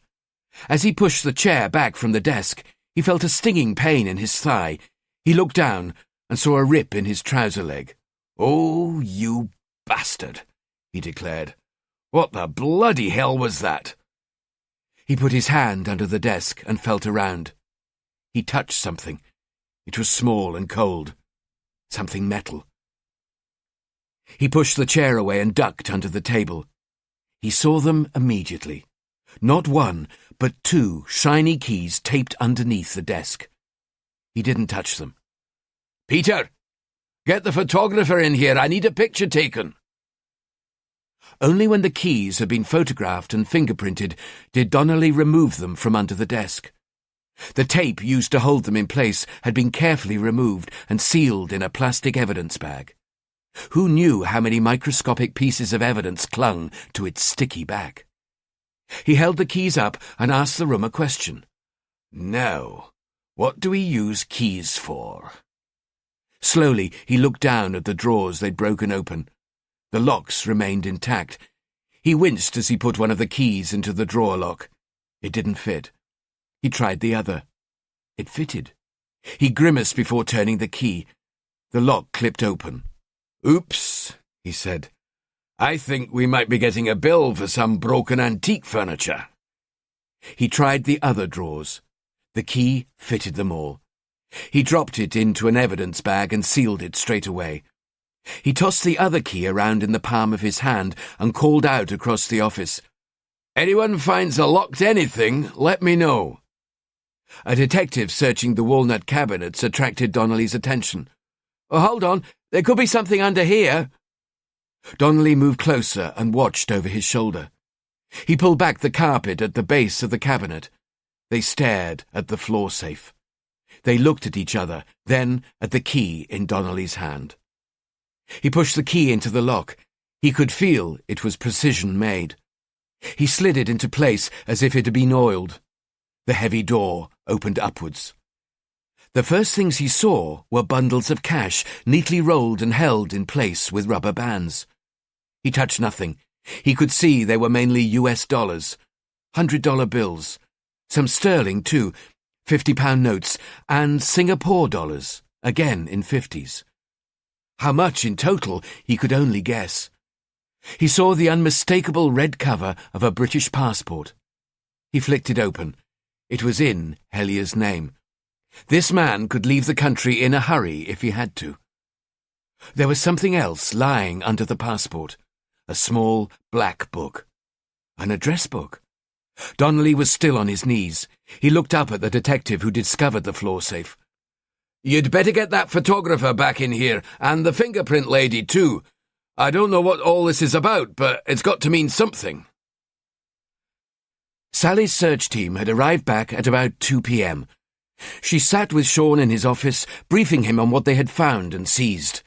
The main thing being Hellier's computer that would be sent to the electronics lab, where the boffins would interrogate the system's innards. Maybe they could find something, but it would take time. Sean's phone rang. "Hello, this is D.I. Corrigan. Front office here, sir. There's Mr. Templeman wants to see you. Well, tell him I'll be down in a minute." Sean hung up. "Hellier's brief's here," he informed Sally as he set off for the front office. He walked quickly along the busy corridors and skipped down the stairs, nodding to the stressed-looking civilian station officer, before waving Templeman past the waiting queue of customers. Templeman wasted no time with pleasantries. "I demand immediate access to my client."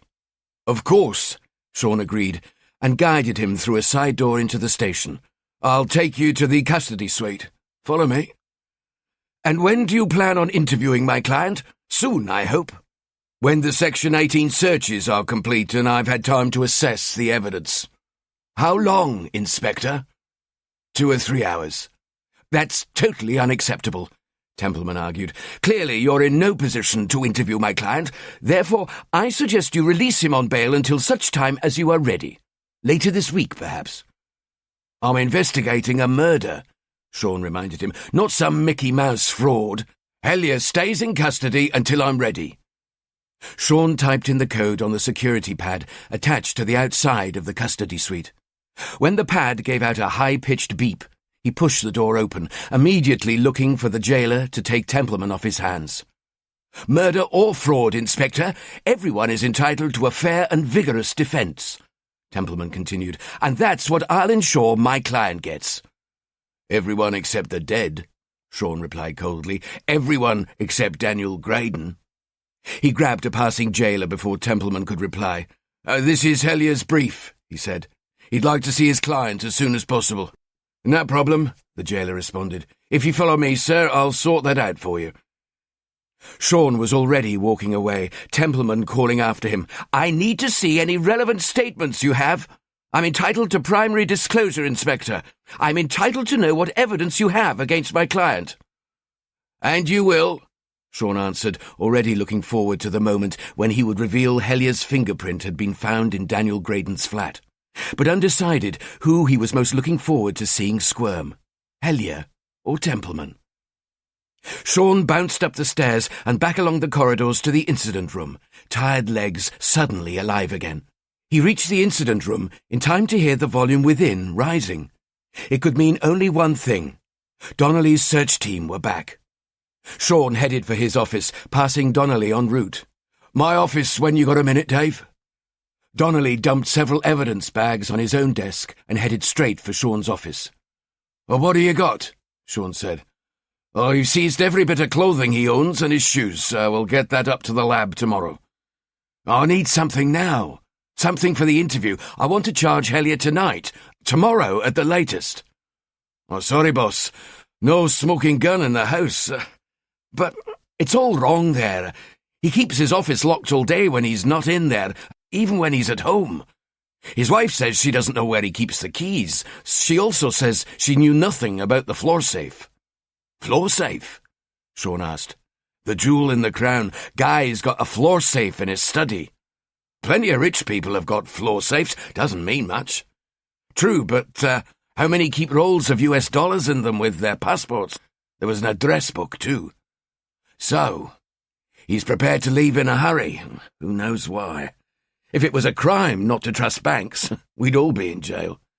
Well, for someone who doesn't trust banks, he's sure got plenty of money in them. Close to $500,000 from what I could tell. God knows how much the final total will be." "What about the address book?" Sean asked.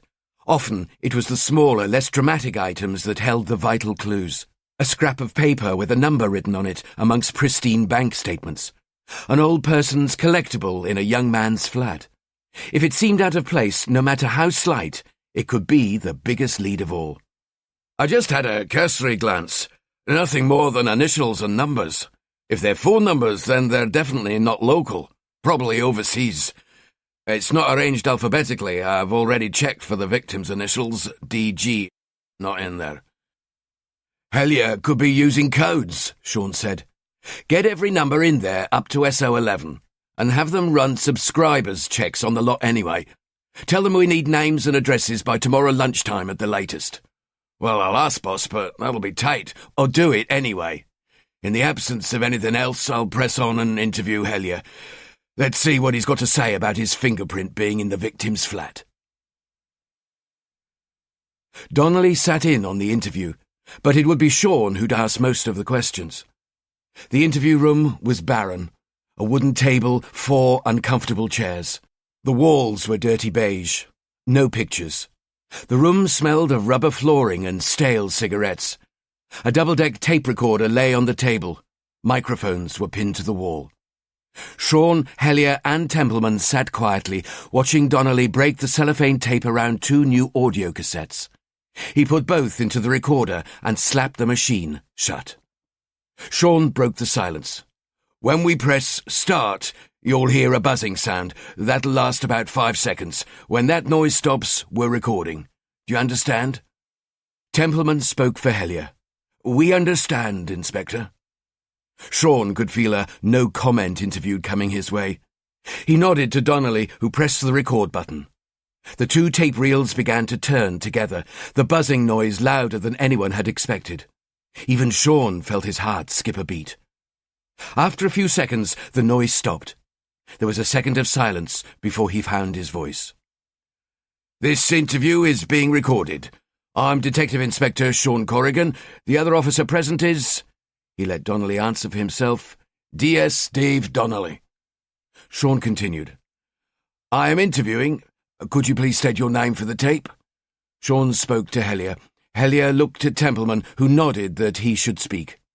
Hellier leaned forward a little. "James Hellier." He leaned away. "And the other person present is?" Templeman knew his cue. "Jonathan Templeman, solicitor, and I'd like to say at this point that I am here to represent James Hellier. I will advise him regarding the law and his rights. I am also here to ensure the interview is conducted fairly and to challenge any questions or behaviour by the police that I deem to be inappropriate, unfair, irrelevant, or hypothetical. I would also like to say that against my advice..." Sean saw Templeman cast a quick glance at Hellier. "Mr. Hellier has decided he would like to answer any questions you ask." Sean wondered if they'd staged this little performance. Templeman's idea, probably. Cast Hellier in the role of the victim of circumstance. The innocent man out to prove it.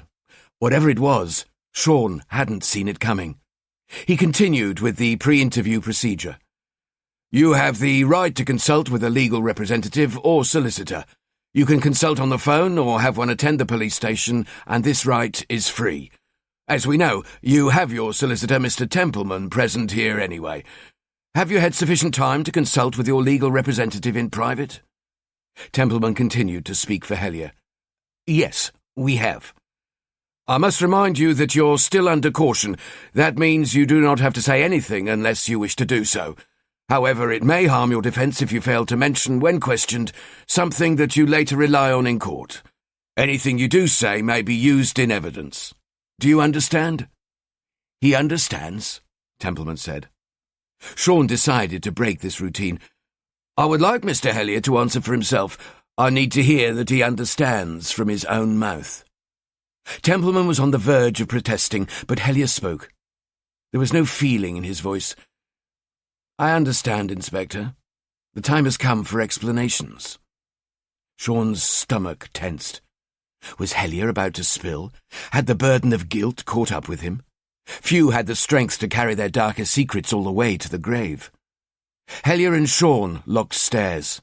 Sean spoke. Mr. Hellier. James.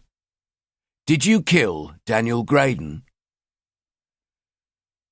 Sally entered the intelligence office at Richmond Police Station, where she was met by a uniformed constable. Are you the DS from the SCG? He asked unceremoniously. Yes, I'm DS. Sally was interrupted. The constable wasn't interested. So what is it you're after? Information from your records, Sally told him. Back in 1996, a man called Stefan Korsakov was charged here with a serious sexual assault and fraud. Was an unusual mix, offered the constable. Yeah, Sally answered. Later the assault charges were dropped, but he went down for the fraud. You should have a charging photograph of him. I need to see it. Back in 96, you'll be lucky if we still have a card on him. Unless he reoffended within the last 5 years, his old card wouldn't have been transferred onto the new intelligence system. May have been shredded. We kept the more interesting ones, though. People most likely to come back and haunt us. What was the sexual assault? He raped a 17-year-old boy in Richmond Park, tied him up and threatened him with a knife. The constable scratched the side of his face. That's definitely the sort of person we should have kept. I'll have to check in the archives. What do you say this bloke's name was? Korsakov. Stefan Korsakov.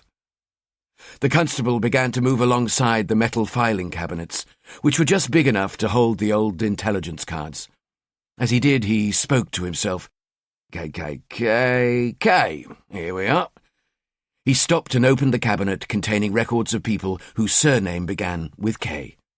He fingered through the files. Korsakov.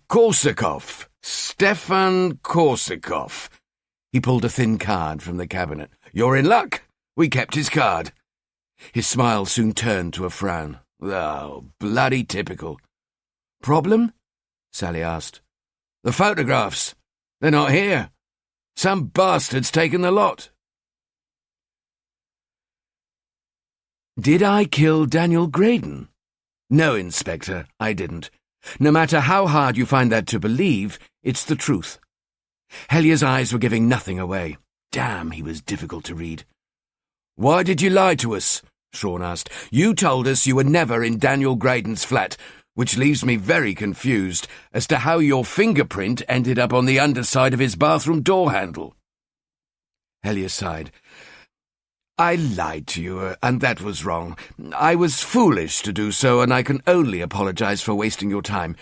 I pray to God I haven't distracted you from catching the person responsible. Sean didn't believe a word. I have been to Daniel's flat. I was a client of his. I've been so for the past 4 or 5 months. And on the night he died? Sean asked. No, I didn't see him the night he was killed. I didn't go to his flat that night. I hadn't been to his flat for over a week. You see, Sean said, whoever killed Daniel got into his flat without breaking in. We believe Daniel let them in. Now, what sort of person would Daniel let into his flat at 3 a.m?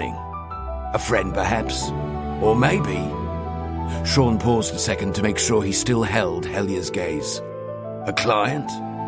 One who made regular visits? One he thought he could trust? Templeman could stay silent no longer. "These questions are totally hypothetical. If you have evidence—" Hellier put a hand on Templeman's forearm. Templeman fell silent. "I want to answer their questions. Any questions. I didn't go to his flat that night. So why did you lie about never having been to Daniel's flat? You knew this was a murder investigation. You must have known the serious consequences of lying to us. Well, you're not a stupid man." Hellier looked at the floor and spoke. "Shame, Inspector. I don't expect you to understand. I only wish you could." Sean had had about all he could stomach. Most of his childhood he felt nothing but shame. Shame and fear. Listening to Hellier's false pleadings made him feel physically sick. "You live a lie. You lie to your wife, kids, family, friends. You pay young men to have sex with you and then curl up in bed with your wife. You lie to the police, even though you know that may delay our investigation. And now you want me to believe you lied because you were ashamed of your sexual preferences? I doubt you've ever been ashamed of anything in your entire life." Hellier looked up from the floor.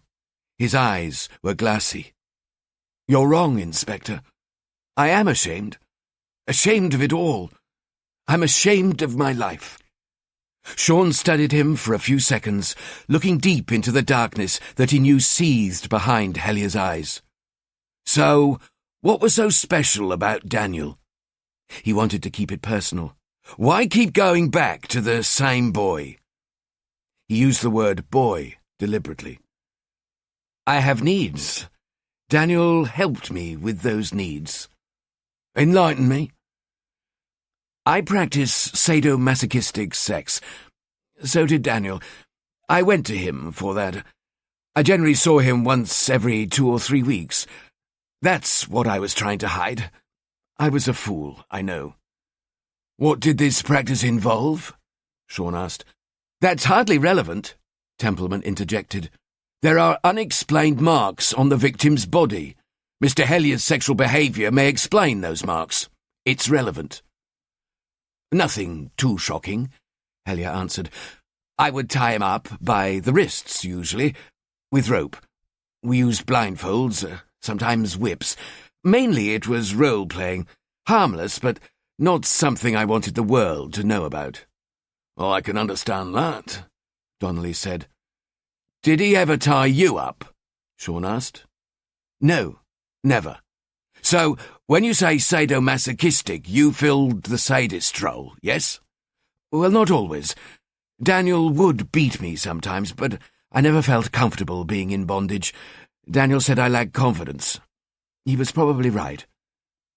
Hellier had an answer for everything. Sean dropped the address book on the table. It was still in the plastic evidence bag. "What's this?" he asked. "An address book," Hellier answered. "Obviously." "It was pretty well hidden for an address book. No names either, just initials and numbers." "It contained certain contacts of mine I would rather my wife and family didn't know about." It was an answer that made sense, like all his answers. "Is Daniel's number in here?" Sean asked. Hellier hesitated. Sean noticed it. "No." Why would that be, Sean wondered. Here was his secret book, yet one of his biggest secrets wasn't in it. That made no sense. "You're sure his number's not in here?"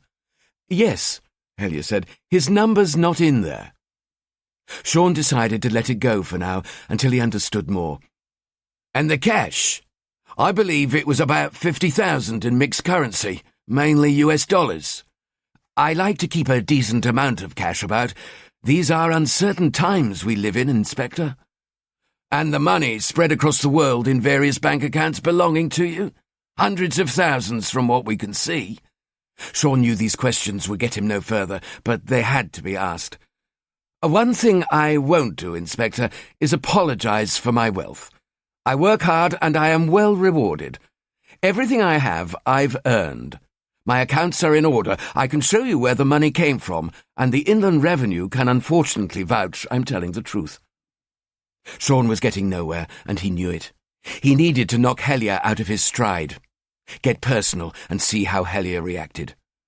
Inland Revenue, your account, your job at Butler and Mason. It's all very top-end, isn't it?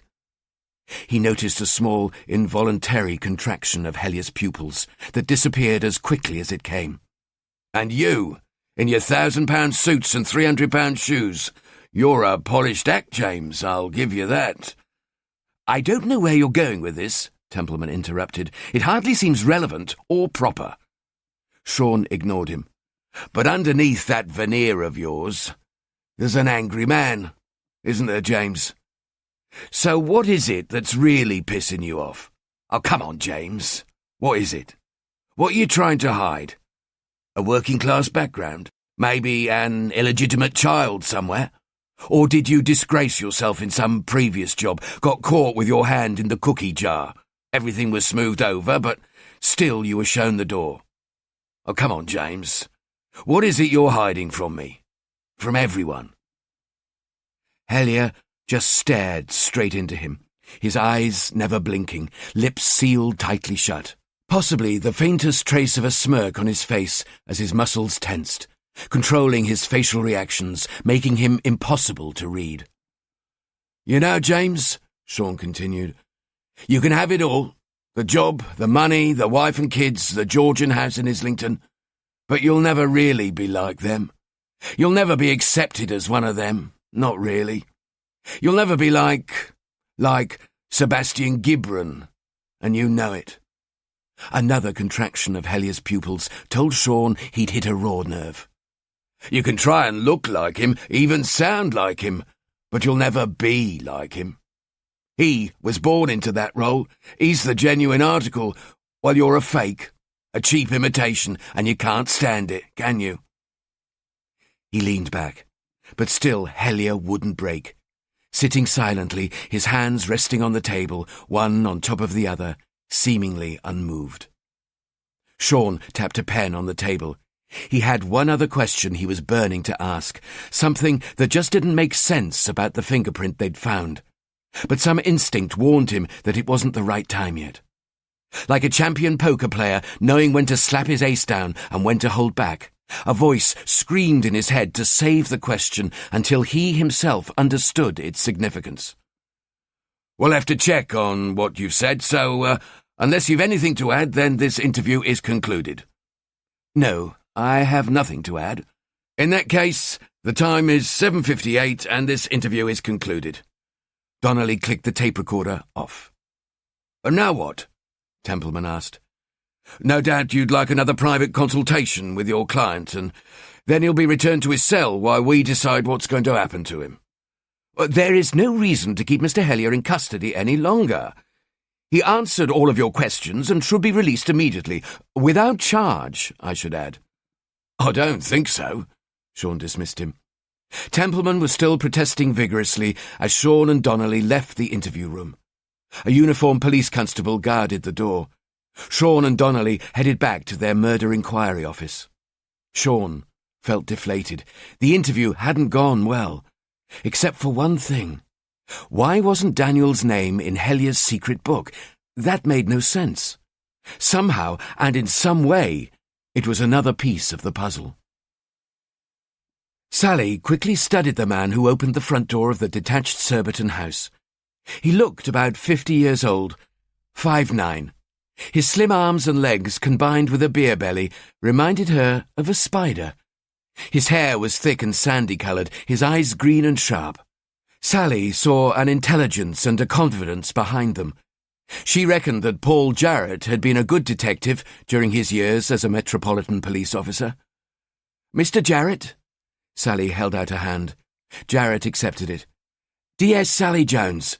Sorry to call unannounced like this, but I was in the neighbourhood and wondered if you wouldn't mind helping me out with a case I'm working on. A case? Jarrett was surprised. A murder, actually, Sally told him.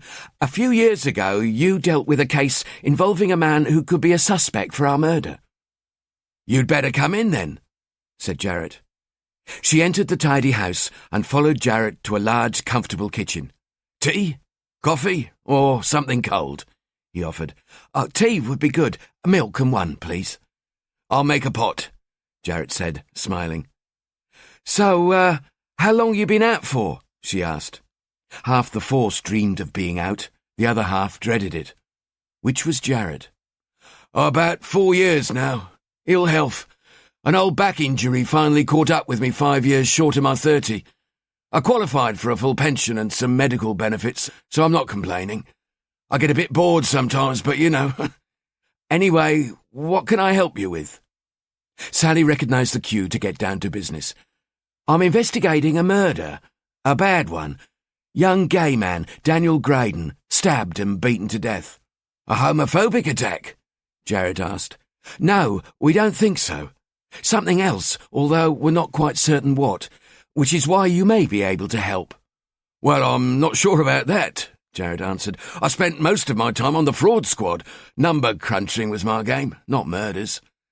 Well, I appreciate that, but other than working on the fraud squad, you also did a spell in the CID office at Richmond. It sounded like a question, but it wasn't. Yes, that's right. From about 95 till about 98, as best as I can remember. Then I got back on the fraud squad.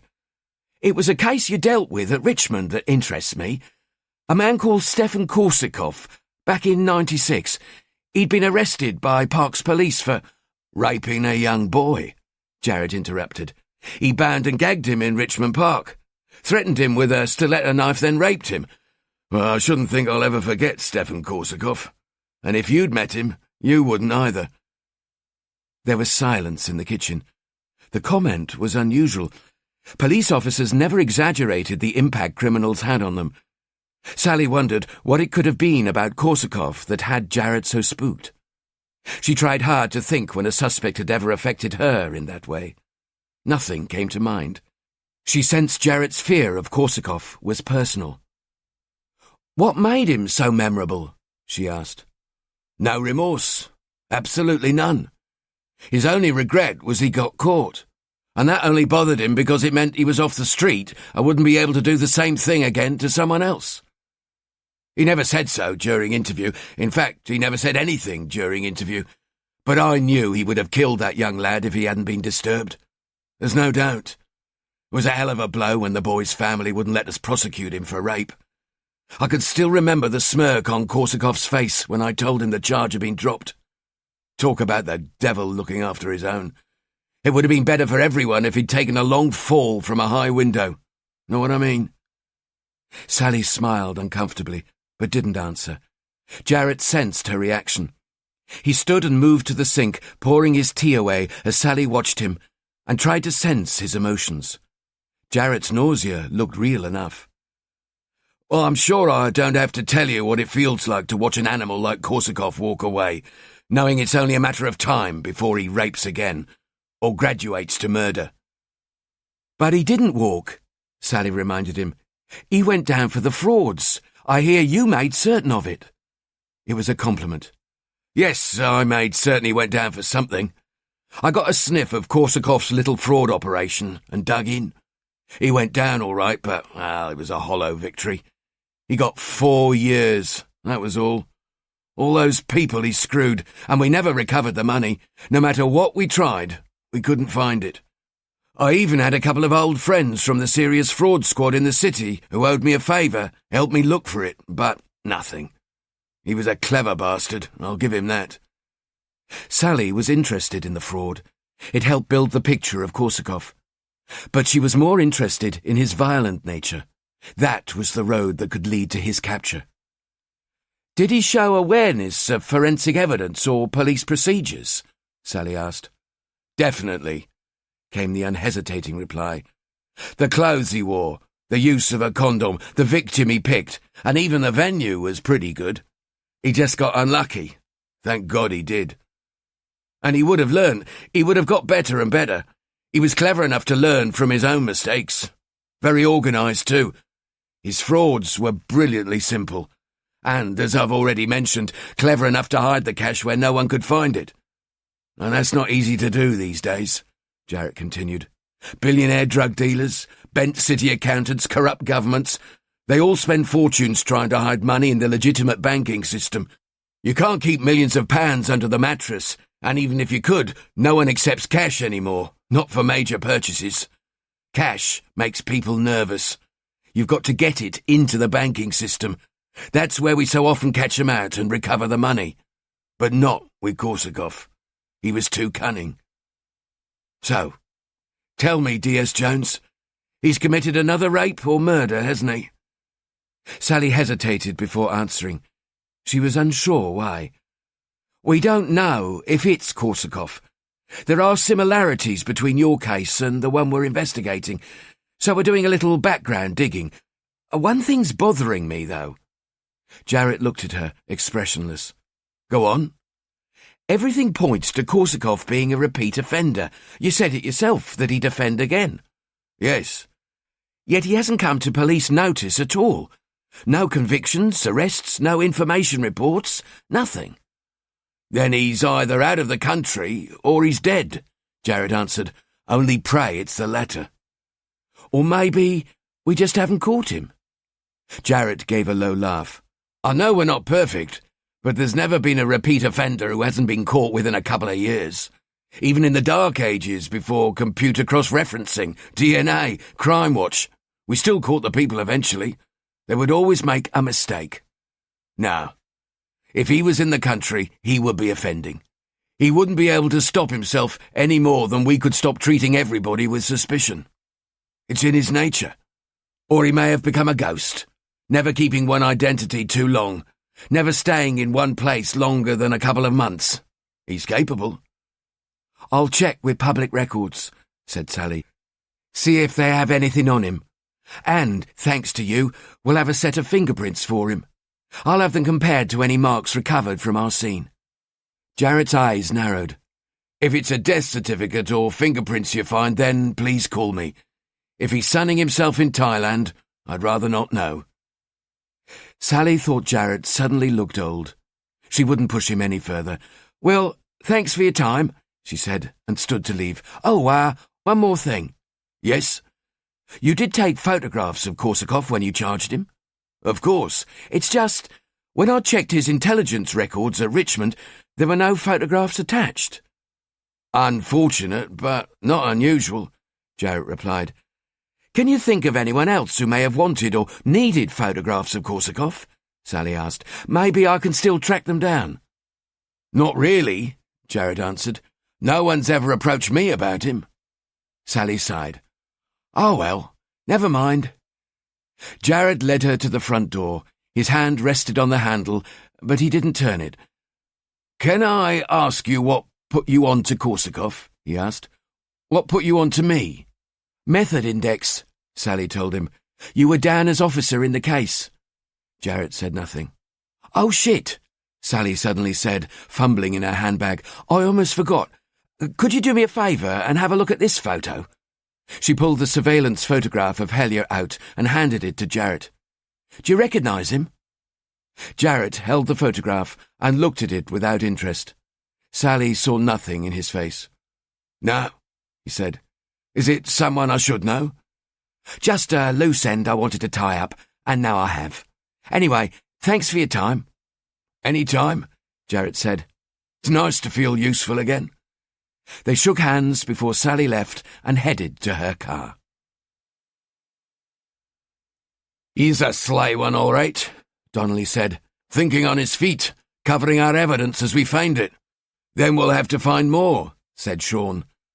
How about DNA, body samples? Irrelevant, Sean reminded him. He admits to having sex with the victim, and now he admits to being in his flat. Any samples we find prove nothing. That wouldn't matter if we were to find the victim's blood on Hellier or his clothing, but it's going to take the lab days to process the things we seized today. So what are we going to do? Just let him walk out of here? That's exactly what we're going to do, Sean answered. We charge him now. We're saying we've got enough evidence to convict him. We both know that's the rule. Now once he's charged, we lose the right to question further or to take more samples. We charge him now, and we couldn't even make him take part in a fucking identification parade. I've made that mistake before. I'm not going to make it again. We have to come at him from another angle, one he won't be expecting. Are you talking about identifying another crime he's committed? Donnelly asked without enthusiasm. I am, Sean confirmed, noting Donnelly's scepticism. Something occurred to me during the interview. What if he's making it up? The whole story about an ongoing client-customer relationship? Oh, I don't follow. What if he wasn't having any sort of relationship with Graydon? What would that mean? Donnelly shrugged in confusion. It could mean he'd selected Graydon, simply picked him from the crowd and killed him. All this bollocks about seeing him every few weeks. Graydon taking care of his physical needs. It's all a smokescreen, trying to confuse us, throw us off the scent. He's trying to lead us by the nose in the wrong direction. Maybe it's so much simpler than we were thinking. He went looking for a victim and found one. Then he killed him. But he made mistakes. He was recognised in the club and he left a single print at the scene. Now he's covering his tracks, trying to make up for those mistakes. He knows that if he admits he's only ever seen Graydon once, then he's flagging himself up as a predator. He'll bring us right down on top of him. Much better this way. He thinks he's smart enough to get away with it, and that will be his downfall. But we know he did see the victim at least once before, Donnelly reminded him. The doorman, Young, saw them together outside the club, remember? He was a distance away, but he was sure it was them, and he was sure they were headed off together. So he couldn't just have picked him up that night he killed him. Sean had already considered everything Donnelly had said. Of course he'd seen him before, been with him before. That was important to him. Why? Donnelly asked. Because that made the victim real. He needed to taste him and feel him, fantasize about him. So he picks him up inside or outside the club, it doesn't really matter, and they probably go back to Graydon's. They have sex. Hellier drinks it all in, absorbs everything. And once he's sure Graydon is worthy of his special attentions, he leaves, but watches him. He watches him for days, his excitement building, the fantasy in his mind growing increasingly violent and depraved, until he can stand it no more. So he waits for him outside the club. When Graydon eventually appears, alone, he follows him, stalks him. Maybe he followed him all the way home, or maybe he stopped him in the street. The victim wouldn't be too afraid. After all, they'd already had paying sex together. But whatever happened once they were back at the flat, Hellier made his fantasy come true. Only, as we know, he made two mistakes. The fingerprint and being seen with the victim. So, he spins us his story about some sort of relationship he was having with the victim and has us chasing our tails, desperately trying to establish some logical reason why he would want to kill Graydon, knowing we'll never find one, because there isn't one. And while we're looking for it, we'll miss the real reason he killed Daniel Graydon. Because he wanted to. Because he had to. Christ, Donnelly cursed. So what now? Take someone with you and bail Hellier out. Tell him to come back in 2 weeks. His brief will ask why he needs to come back. Tell him we'll be checking his story, that Hellier hasn't been eliminated yet. And scramble the surveillance team again. I want Hellier picked up the second he steps out of the station. We run 24-hour coverage. We keep the pressure on and wait for him to drop the ball. Sooner or later, he's going to hang himself. Who knows? Maybe he already has.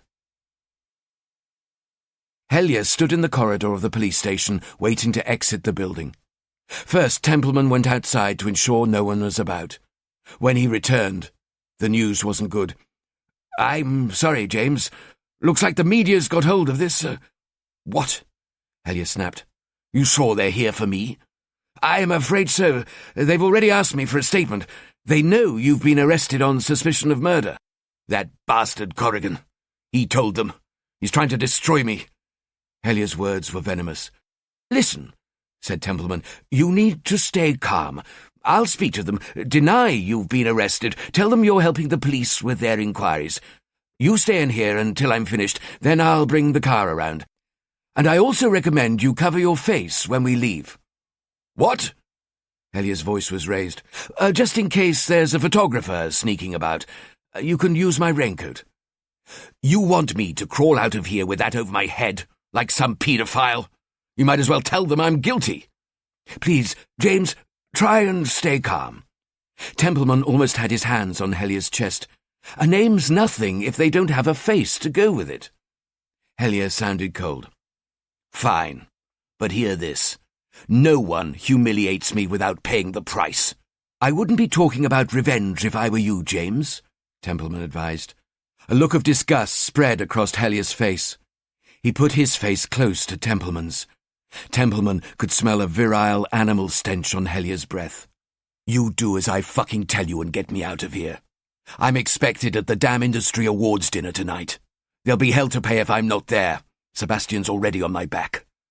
Hellier stretched the stiffness out of his neck, the cracking noise making the lawyer shudder. He snatched Templeman's coat from him and gave him a final order.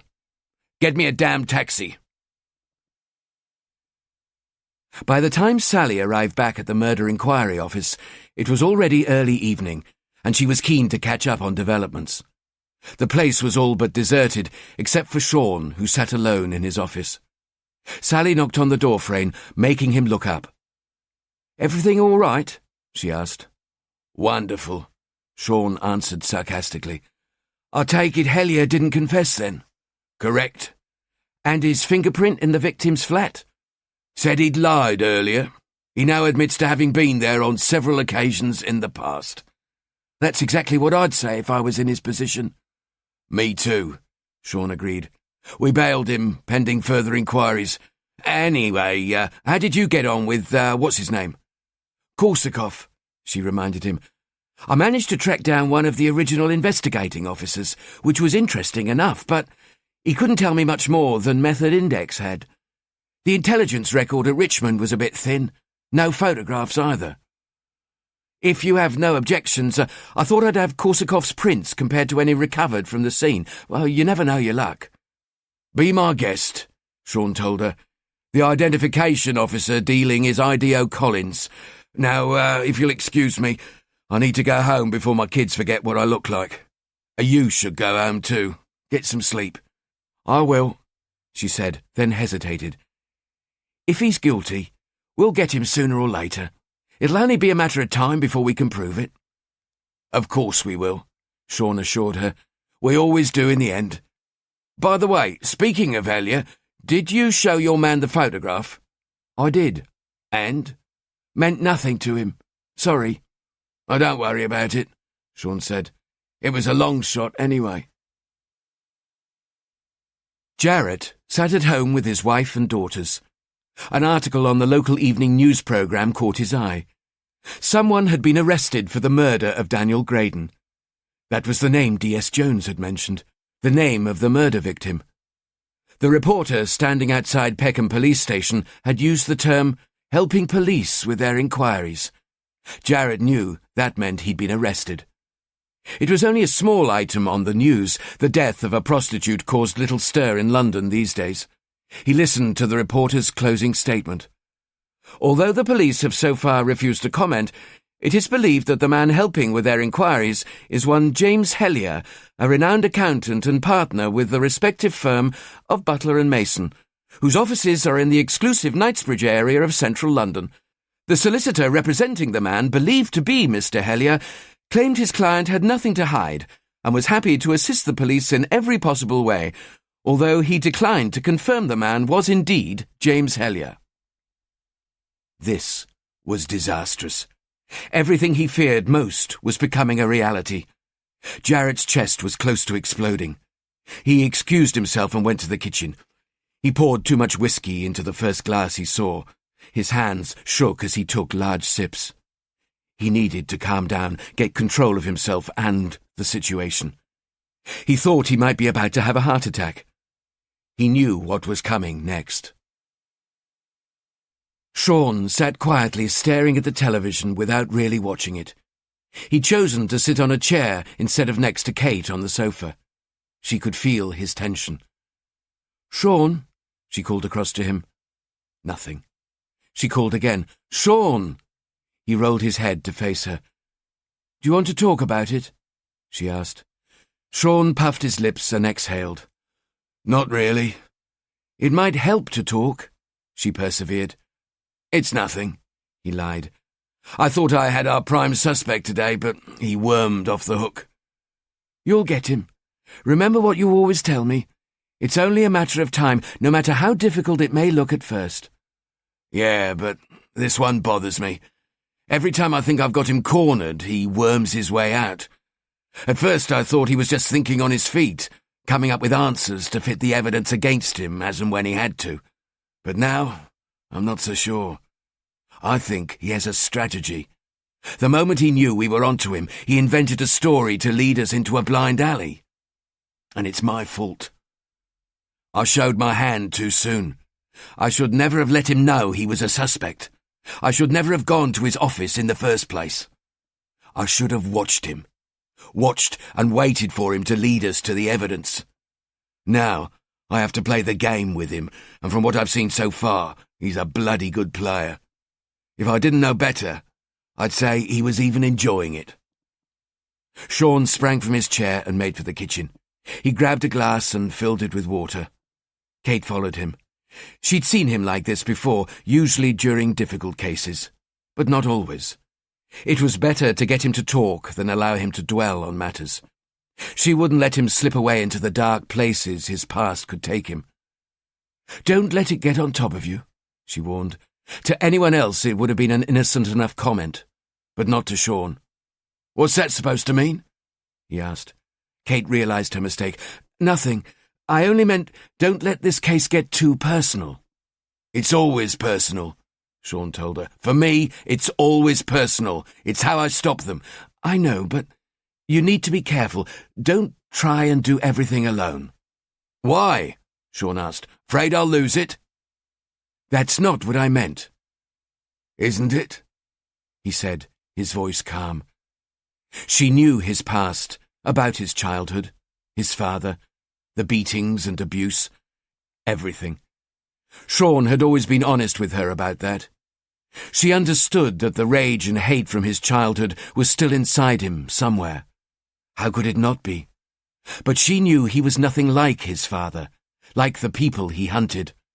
If she had any doubts, no matter how small, she would never have married him, let alone had his children. This was just Sean venting his frustrations.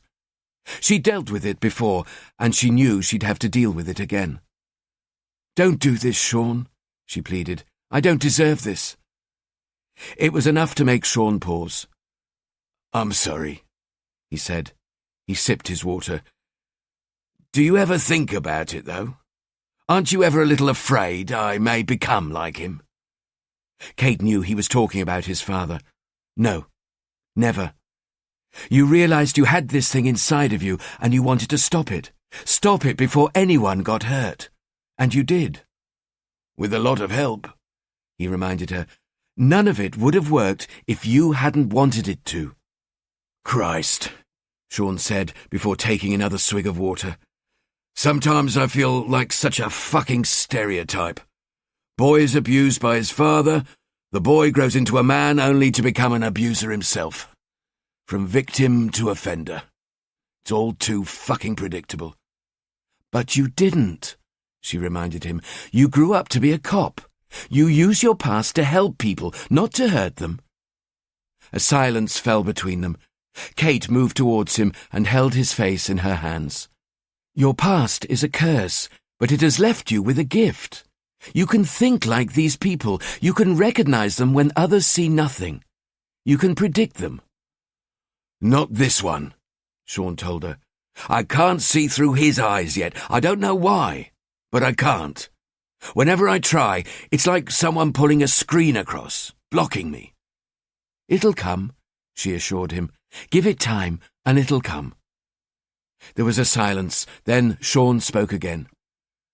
Do you know what it's like, being able to think like them? No, Kate answered. I look at you when you're like this, and I thank God I can't. Who would want that burden? I can feel what they feel, he said. I can sense their excitement, their relief, pain, confusion. Kate stroked his hair, the way a mother would a child. And you use it to stop them hurting people. Sometimes I feel like I'm too close, so close that I could slip into darkness any second. Then Perhaps you should see Dr. Richardson. It's been a while since you spoke to her. No. Sean snapped a little. I'll be fine. I'll sort it out myself. I just need you to remind me now and then, to remind me who I really am. You know who you are, Kate reminded him. Ever since you decided you were going to be a policeman, ever since that moment, you've known exactly who you are. I suppose so, he answered unconvincingly. There's something else, though, isn't there? You've got that look on your face you always get when something's drilling a hole in your head. So what is it? I saw something strange today, he confessed. The jobs we do, we see strange things every day. He ignored her interruption. Outside my office, on the flat roof below, in amongst the ventilation outlets. It was a dead bird. At first I thought it was just another dead pigeon, but then I realised it was a magpie. I knew it was a magpie because other magpies kept landing next to it. I assumed they come to feed on its body. But I was wrong. They were bringing it gifts. Twigs, small shiny stones, things to eat. I watched them for a while and then I realised what they were doing. They were mourning its death. Magpies mourn their dead. I never knew that. And that upset you? Kate asked. No, not upset me. It made me wonder, that's all. Wonder what? We don't judge them, do we, magpies? When they're feeding on roadkill or killing the chicks of other birds as they try to hide in their nests, we don't judge them. We don't judge them because, as far as we're concerned, they're only doing what's in their nature to do. They're just animals, after all. But that's what I thought separated us from animals, the fact that we mourn our dead. Only now, I know magpies do too. A murderous, heartless killer that mourns its dead. Meaning? Kate asked. Meaning, maybe we're not as different from the animals killing each other to survive as we'd like to think. Meaning, maybe that's what the men I hunt are doing. Killing because it's in their nature to. They were born to do it, yet we pass judgment on them as if they were normal like you and... He stopped before including himself. Whether it's in their nature to do it or not, someone has to stop them, and right now, that someone is you. I know. Kate sighed. I'm proud of what you do. I'm proud it's you who goes after them. It scares me sometimes, but I wouldn't want it any other way. Sean pushed his glass away. Thank you, he told her softly. Thank you for putting up with me. Promise me one thing, though. What? Kate asked. Don't ever let me go. Don't give up on me. Kate slipped her hands around the back of his neck and pulled him closer.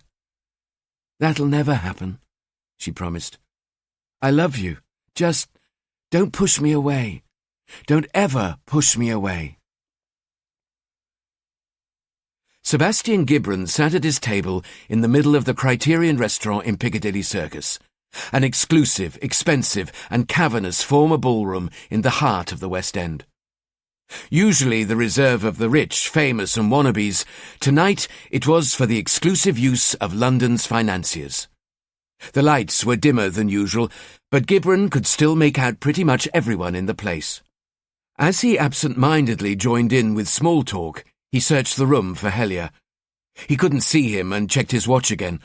Hellier was already late. Appetizers had been served and eaten. Soon the various speeches would begin. He knew he wouldn't be the only one who had noticed Hellier's absence. His searching was disturbed by the restaurant manager appearing at his shoulder, leaning in to speak quietly in his ear. Excuse me, sir, but some gentlemen would like to see you in the private bar. Gibran knew who the gentlemen were, and he had a good idea why they wanted to see him. He nodded once to show the manager he understood, while pushing his chair away to stand, throwing the napkin from his lap onto the table. Gibran moved inconspicuously across the restaurant and up a short flight of stairs to the private bar, various security and waiting staff casually moving out of his way, as if they'd all been warned of his coming. Two gorillas in £1,000 suits held the doors open for him as he entered the bar, and was immediately ushered past the most senior people in the world of finance he'd ever seen assembled in one place, to a corner where two aging men sat in large, comfortable chairs, at a table made up for their exclusive use. The men had brown skin and silver hair, crystal clear, sharp, intelligent eyes, and wore platinum watches vulgarly encrusted with diamonds. Gibran could imagine the cars they drove, the houses they lived in, and the call girls they would sleep with later that night. One had a glass of blood-red wine on the table in front of him, and the other a martini. The latter was smoking a fat Cuban cigar, and nobody told him he couldn't. Gibran recognized them as two of the owners of Butler and Mason. He'd seen them twice before and spoken with them only once. Neither of them stood to greet him. The one sucking the cigar spoke first. "Sebastian." He had an Austrian accent. "Sorry to drag you away from dinner, but it's been such a long time since we had a chance to speak." Gibran resisted the temptation to remind them that they never had really spoken. "It certainly has," he managed to reply, but instantly noticed the old men's displeasure at his answer, as if he was somehow disrespecting them. "But I understand how busy you must be, and I'm kept well informed of everything I need to know." "Of course," the wine drinker reassured him in an Eastern European accent. "And we hope you'll understand how valued you are to our organization." "I've always felt I belonged at Butler and Mason."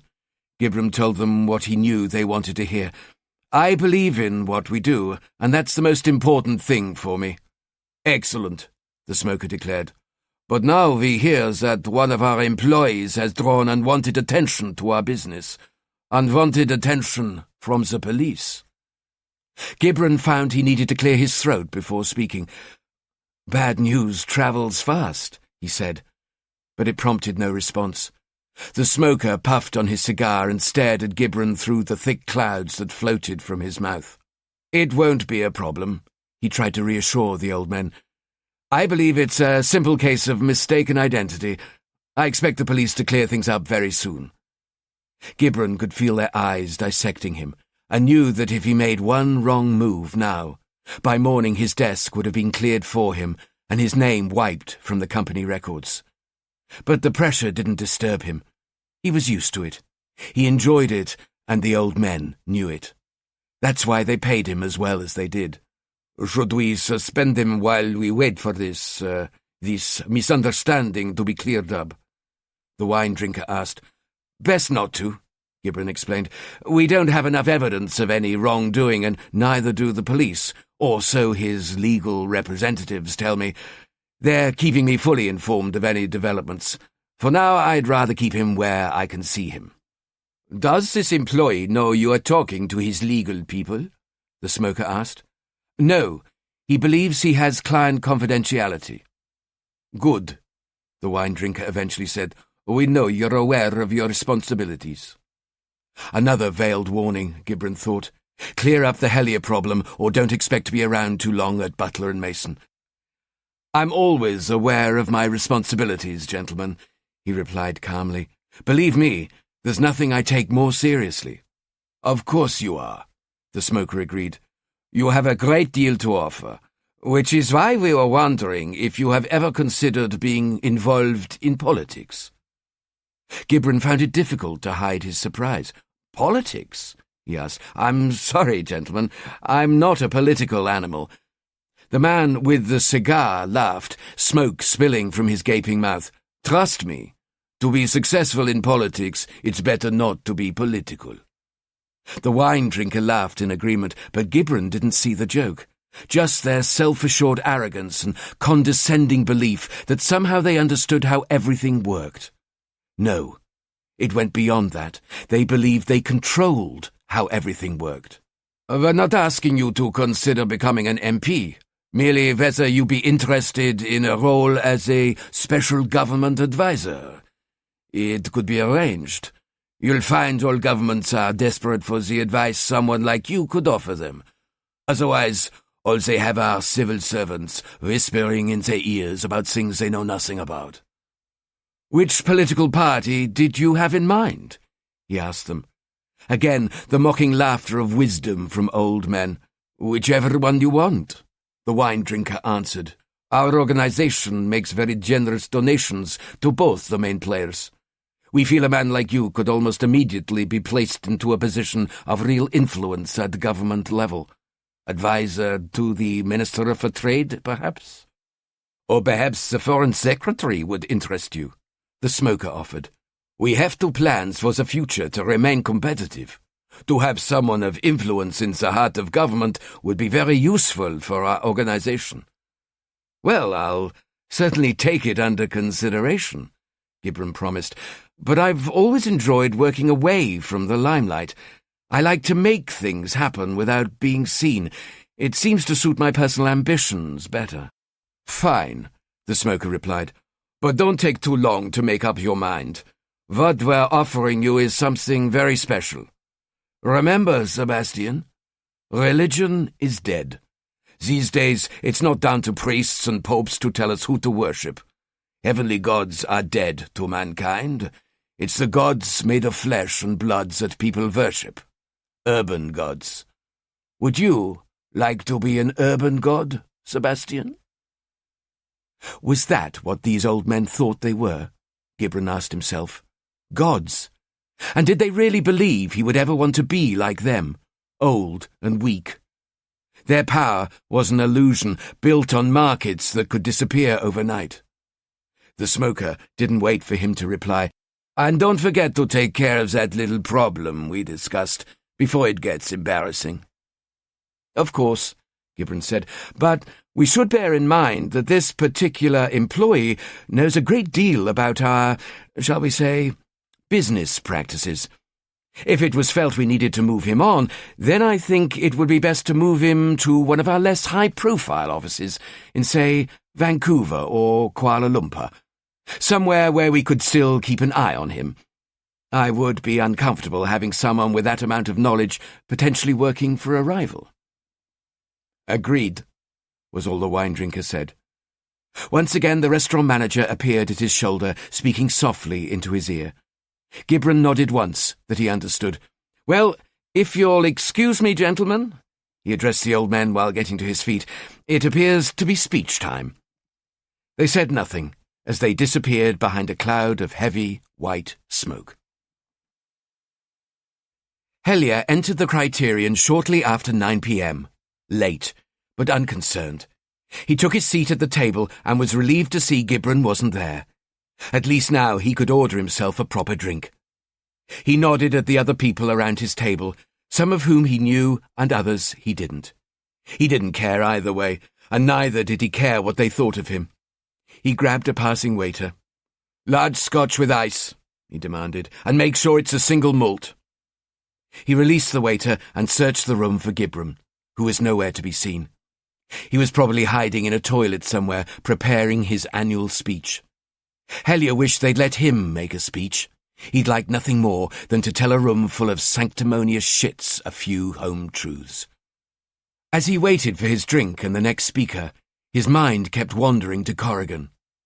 Hellier knew cops. He understood how they worked, but there was definitely something about Corrigan that disturbed him, warned him to be more careful than usual. He must beware of hubris, stay focused, and stick to the script. There was to be no ad-libbing on this one. Corrigan was dangerous to him, he sensed it. His thoughts were disturbed by someone in a dinner jacket and bow tie tapping a microphone on the small stage.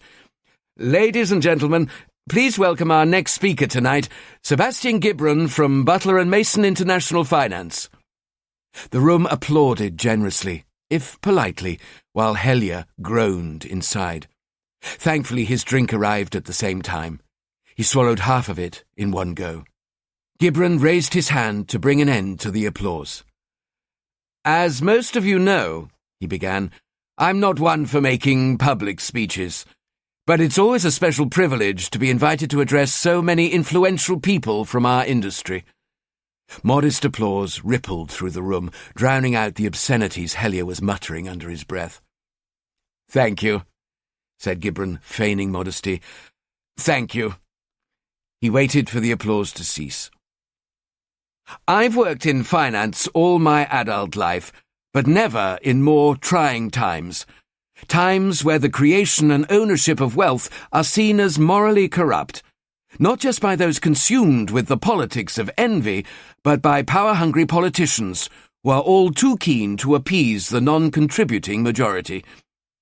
They assume so much and know so little.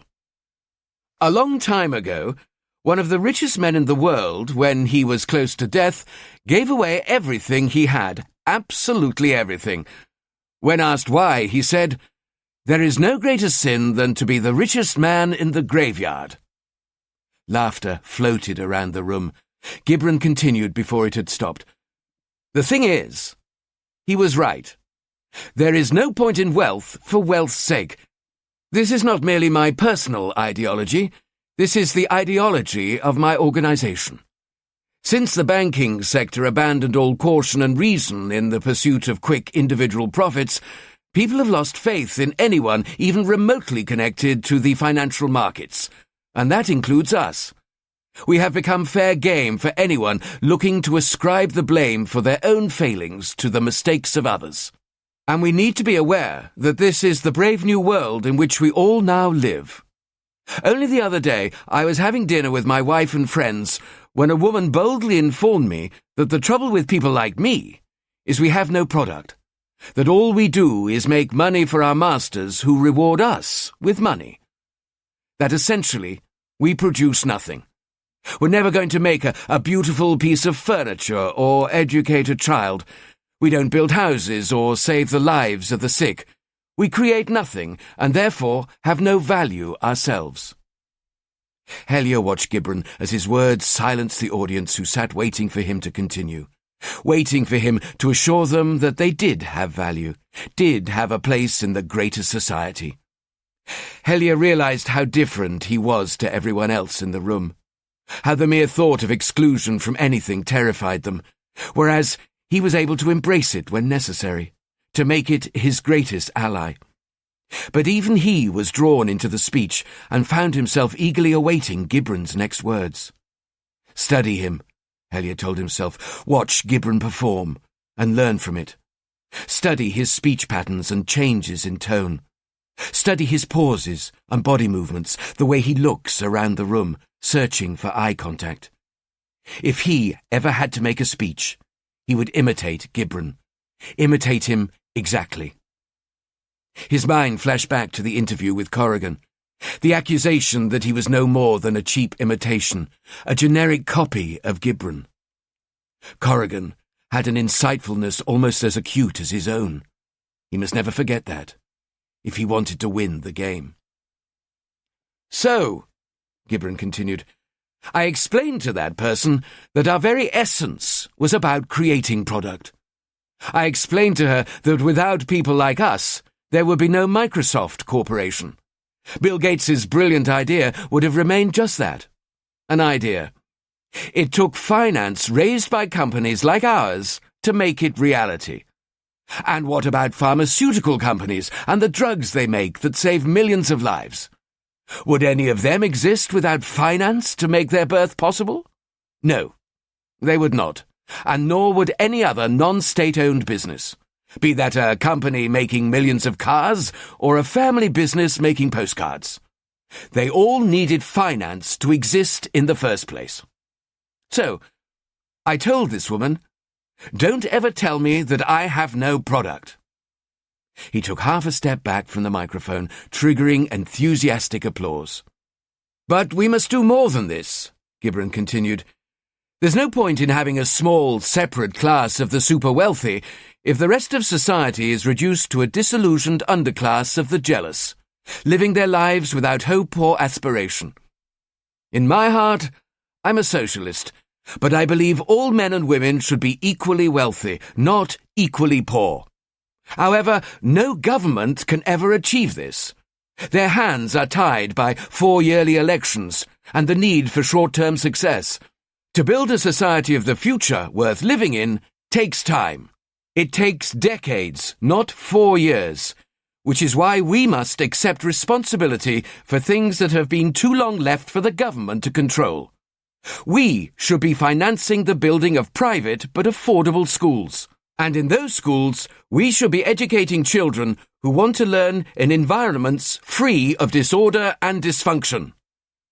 Gibran paused to allow applause as Hellier looked around at the audience, who were warming to Gibran's rhetoric. And we should finance the building of affordable private community hospitals, where those who are sick and injured through no fault of their own can receive immediate and expert care, unhindered by the need to treat smokers, drinkers, and the obese.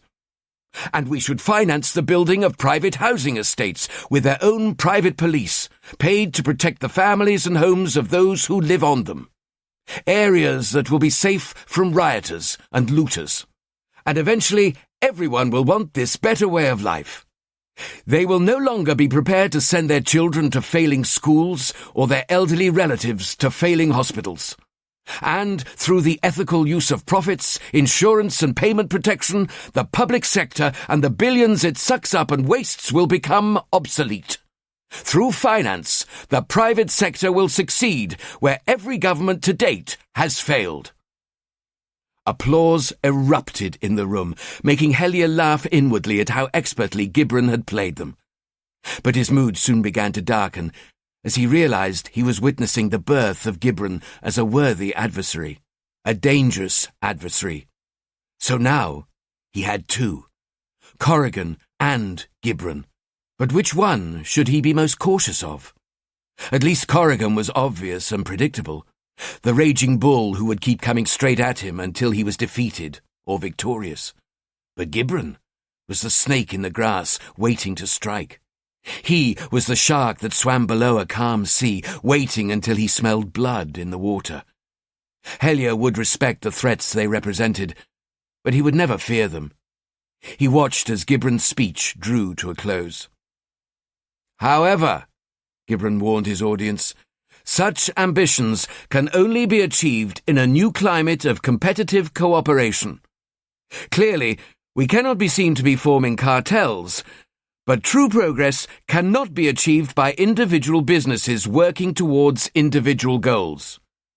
Cooperation is the key. But remember, we can only ever be as strong as our weakest link. Gibran's eyes suddenly looked through the crowd and came to rest on Hellier, who felt the burning into his skin as if Gibran was publicly branding him a liability. Hellier resisted the temptation to smile. Gibran might think he was smart, but he just showed Hellier his hand. No matter what happened next, Hellier would be ready for him. When the time came, he would be ready. Chapter 13. I had to wait so very long before finding him. I searched and searched for years. Then, finally, it was he who found me. He simply walked into my life one day. Surely he'd been sent to me, a gift from nature itself. His eyes betrayed him. Immediately I knew he and I were alike. We were the same animal. There was no mistake. He had hidden his nature well. His facade of normality would deceive anybody. Anybody but me, that is. But when he looked at me, he saw nothing. I could see the contempt he had for me, the same as he had for everybody else. My disguise even hid me from my own kind. Now all I had to do was wait a little while longer, a year or two. Then I could begin. My favorite film is West Side Story. Why? Because of the violence. It's pure and total violence. The dancing is violent, the music is violent, the scenery is violent. So is the red sun that washes over the city in every scene. The film's a statement about the dominance of violence over every other aspect of life. Romeo and Juliet. Violence defeats love. Violence is the only truth. I understand this. You do not. You hide from violence, cower in its presence. You damn it as a scourge of modern life. Punish your youth for being violent. Try to ban it from your television. Try to stop it at your football matches. Your government spends billions of pounds every year trying to remove violence from society. But violence is life. Without violence, there would be no life. Violence is the driving force that is life. It represents the ultimate beauty of life. Evolution is violent. Species evolve through violent competition. The strong kill the weak, and so the species develops. Without violence, we would still be living in trees. No, less than that. We would still be single-cell organisms.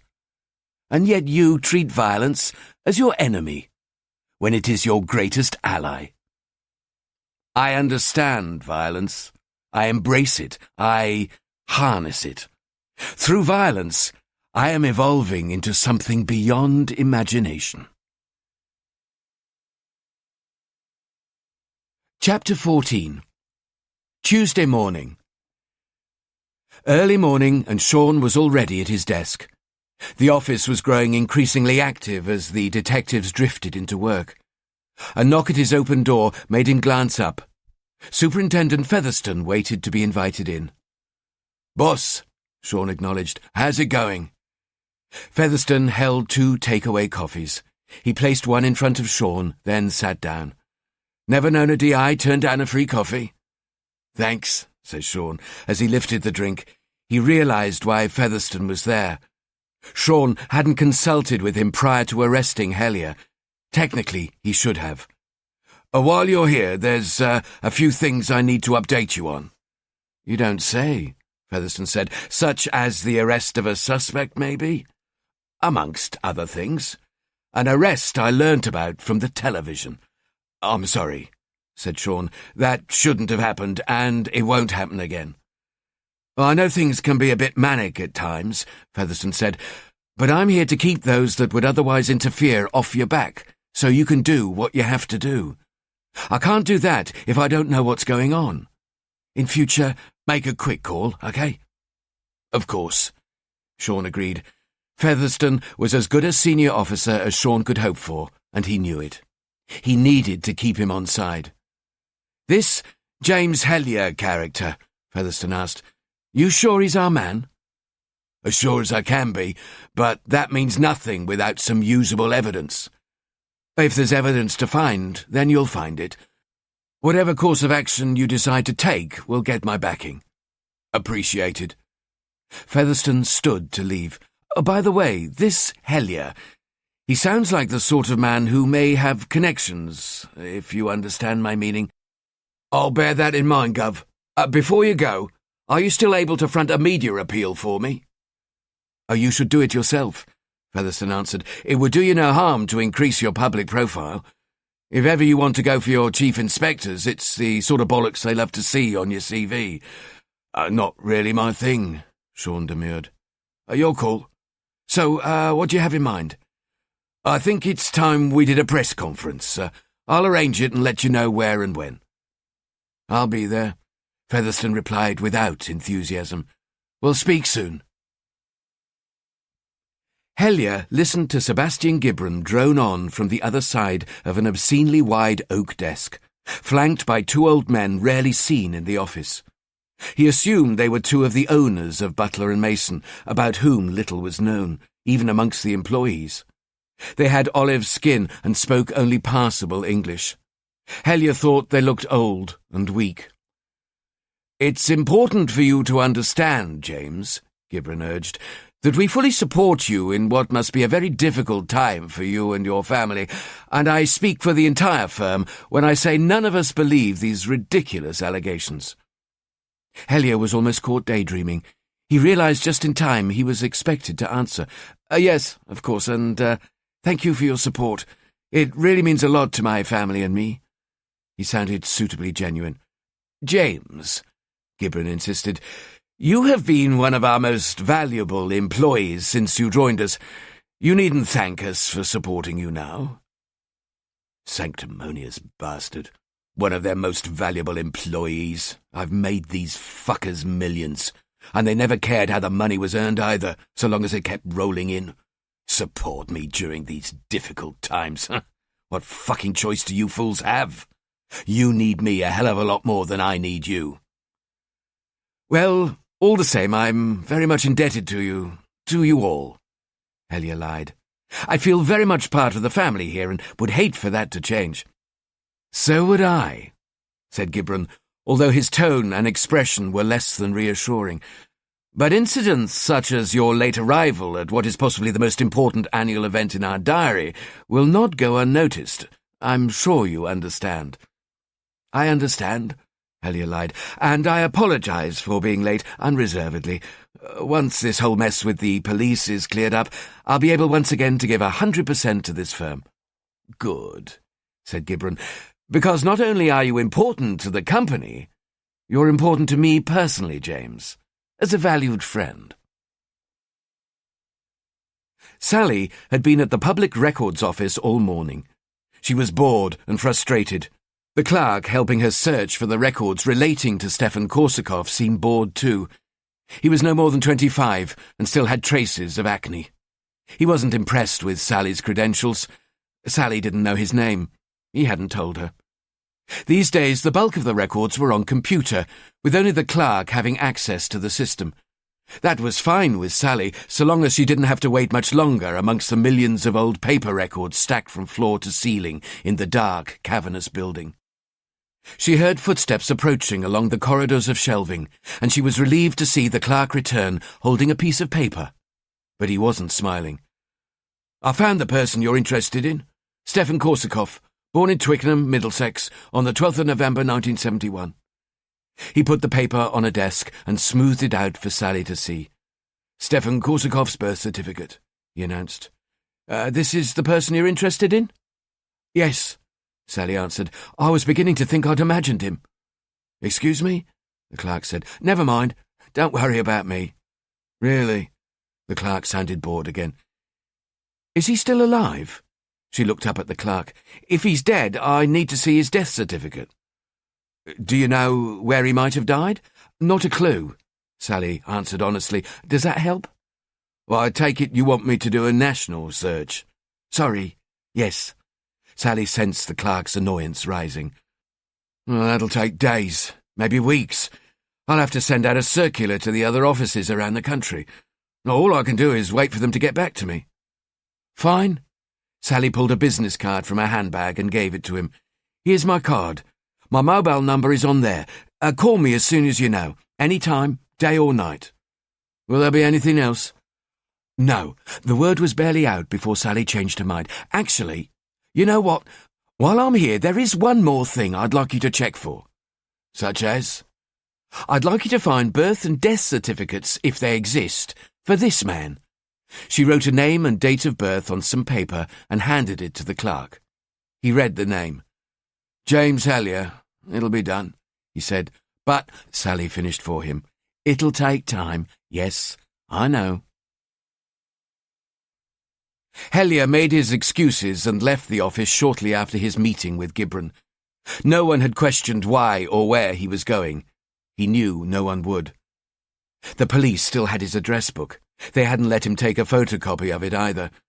His solicitor was working on recovering it, or at least getting a copy. No matter. If D.I. Corrigan wanted to be a tough fucker, then that was fine.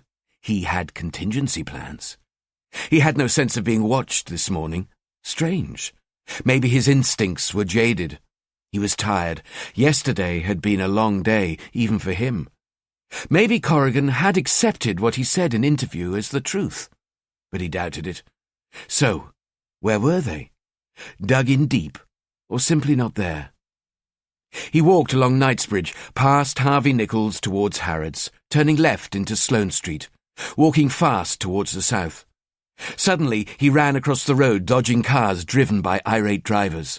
A black cab driver blasted his horn and shouted an obscenity in a thick East End accent. He ran at a fast jog along Pont Street, like a businessman late for a meeting, hardly noticed by the people he ran past. He turned right into Hans Place and jogged around the square. On the corner with Lennox Gardens was a small delicatessen. Hellier went in and asked for a 1/4 kilo of Tuscan salami. While being served, he examined the other 2 customers in the shop. He could tell instantly they weren't police. As the shopkeeper wrapped the meat, he suddenly ran from the shop at full speed. The shopkeeper shouted after him, but Hellier didn't stop. After about 150 metres, he slowed and walked into the middle of the street, standing on the white lines, the traffic sweeping either side of him. He studied the entire area around him, each pedestrian, every car and motorbike. But nobody caught his eye uncomfortably. Nobody checked themselves as they walked. No car swerved away into a side street. He wasn't being followed. He was convinced of it. And even if they had been following him, he'd lost them. They'd underestimated him, assumed he wasn't aware of surveillance and counter-surveillance, and now they'd paid the price. But he knew next time they would be more aware, more difficult to shake off. Sean studied Dr. Canning's post-mortem report. Some detectives found it easier to look at photographs rather than spend time at the scene. He realized the value of having everything logged photographically, but preferred to be confronted with the real thing than these cold, cruel pictures. At the scenes, he felt something for the victims, sorrow and regret, sadness. But when he studied the photographs, they felt almost more real than the scenes themselves.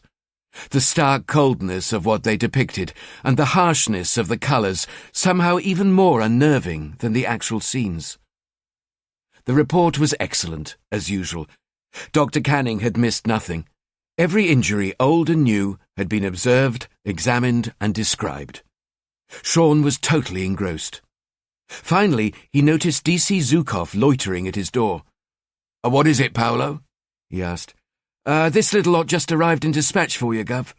He held up several dozen paper files. "Stick them down here." D.C. Zukov dropped them onto Sean's desk and retreated. They were the files from General Registry he'd asked for. Each held details of a violent death. They weren't like the files Sally had studied at Method Index that concentrated on unique and uncommon crimes. These were case files of daily horrors. Young men stabbed to death outside pubs, children tortured to death by their own parents, prostitutes beaten to death by their pimps. The cases in front of him all involved excessive use of violence. But would they contain some detail that would leap out at him? Would one reek of the killer he hunted? Of Hellier?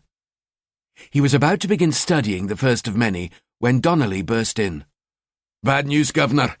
Hellier's lost the surveillance." "What?" Sean couldn't believe what he was being told. "Sorry, boss. Tell them to get back and cover his office and home. He'll turn up eventually and they can pick him up again." "Not that simple, I'm afraid," Donnelly said wearily. "All the surveillance teams have been pulled away on an anti-terrorist op. Sign of the times, eh? Give me some good news, Dave.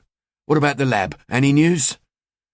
"All samples taken from the victim and his flat have been matched to people who admit to having sexual relations with him.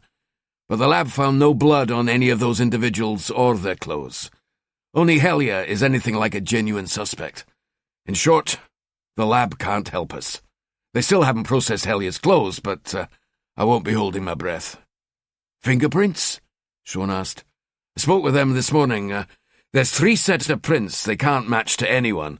All the others came back to the same people who'd left body samples there." "What about these 3 unmatched sets?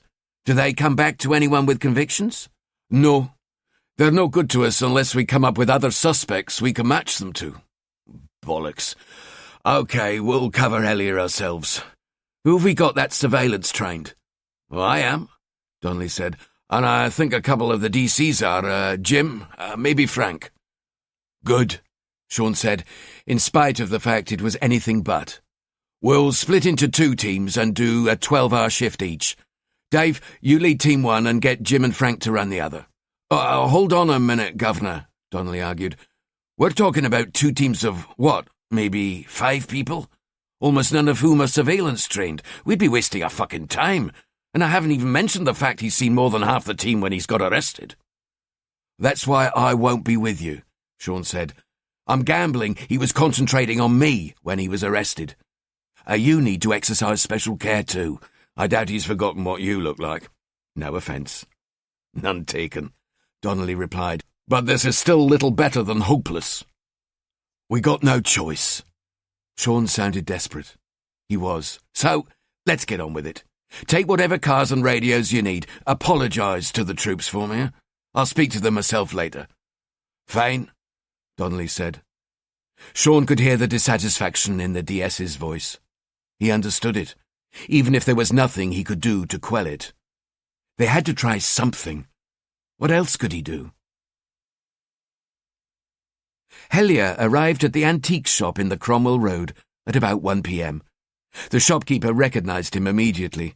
"Mr. Saunders, it's been a while," he greeted Hellier. "And how has life been treating you lately, sir?" "Fine," Hellier said without smiling. "I need to make a collection.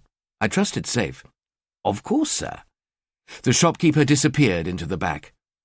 Hellier wandered slowly around the empty shop. He ran his trailing hand across the fine wooden furniture. He stopped to lift and examined several china pieces. Their value alone would have stopped most people from touching them. Hellier handled them as if they were Tupperware. He breathed in the scent of the shop. Leather, wood, riches and age. He deserved it all. The shopkeeper reappeared carrying a metal safety box. "Do you confirm that your property is kept in box number 12, Mr. Saunders?" "I do." "Excellent." Pulling a key from his waistcoat pocket, he unlocked the padlock, then stood back for Hellier to open the box's lid. Hellier removed a small white envelope and another larger one. He quickly checked the contents, which included a passport for the Republic of Ireland. Satisfied, he slipped both envelopes into his pocket and closed the lid. "Do I owe you anything?" he asked. "No, your account is still very much in credit, Mr. Saunders." Regardless, Hellier pulled £500 in new £50 notes from his wallet. He placed them on the desk next to the till. "That's to make sure it stays that way." The shopkeeper licked his lips. It was all he could do not to grab at the cash. "Will you be returning the property today, sir?" Hellier was already heading for the door. He answered without looking back, "Maybe. Who knows?" With that, he was gone. The shopkeeper liked the money, but he hoped it would be the last time he saw Mr. Saunders. He was scared of Mr. Saunders. In fact, he was scared of lots of the people he kept illicit safety deposits for. But Mr. Saunders scared him the most. Sally drove back towards Peckham alone. It had been a long and uninteresting morning at the records office. Truthfully, she was beginning to feel a little left out of the main investigation. And now she also had to put up with the frustration of waiting days for the results of her searches, all of which meant she had yet to eliminate Korsakoff. She knew Sean wouldn't be best pleased. Her mobile began to ring and jump around on the passenger seat. In defiance of the law, she answered it while driving. "Sally Jones speaking." "DS Jones, this is IDO Collins from Fingerprints. You sent a request up yesterday asking for a set of conviction prints for Stefan Korsakoff, to be compared with prints found at the Graydon murder scene?" "That's correct," she confirmed, excitement growing in her stomach. "I'm afraid that's not going to be possible," Collins told her. "What? Why not?"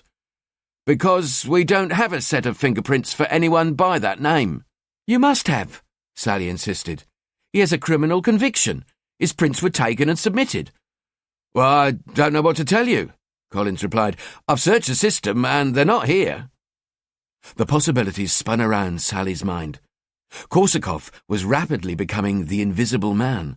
First his charging photographs, and now his fingerprints. Sally didn't like what she was finding. She didn't like it at all. She remembered what Jarrett had said. Maybe Korsakoff was a ghost. IDO Collins broke her thoughts. "Are you still there, DS Jones?" "Yes," she answered. "I'm still here. In fact, you know what? I think I'd better come see you." Hellier hailed a black cab and directed the driver to take him to the Barclays Bank in Great Portland Street, around the corner from Oxford Circus. Tourists and shoppers jammed the pavements. Red buses and cabs jammed the roads. It was an unholy mess. Diesel fumes mixed with the smell of frying onions and cheap meat. The heat of the day kept the air heavy. The cab drew up directly outside the bank. Hellier was out and paying before the driver knew it. He dropped a £20 note through the driver's window and walked away without speaking. He went to a keen-looking female cashier in her early 20s. She would want to do everything by the book. So did he. He handed her the larger envelope he'd taken from the antique shop.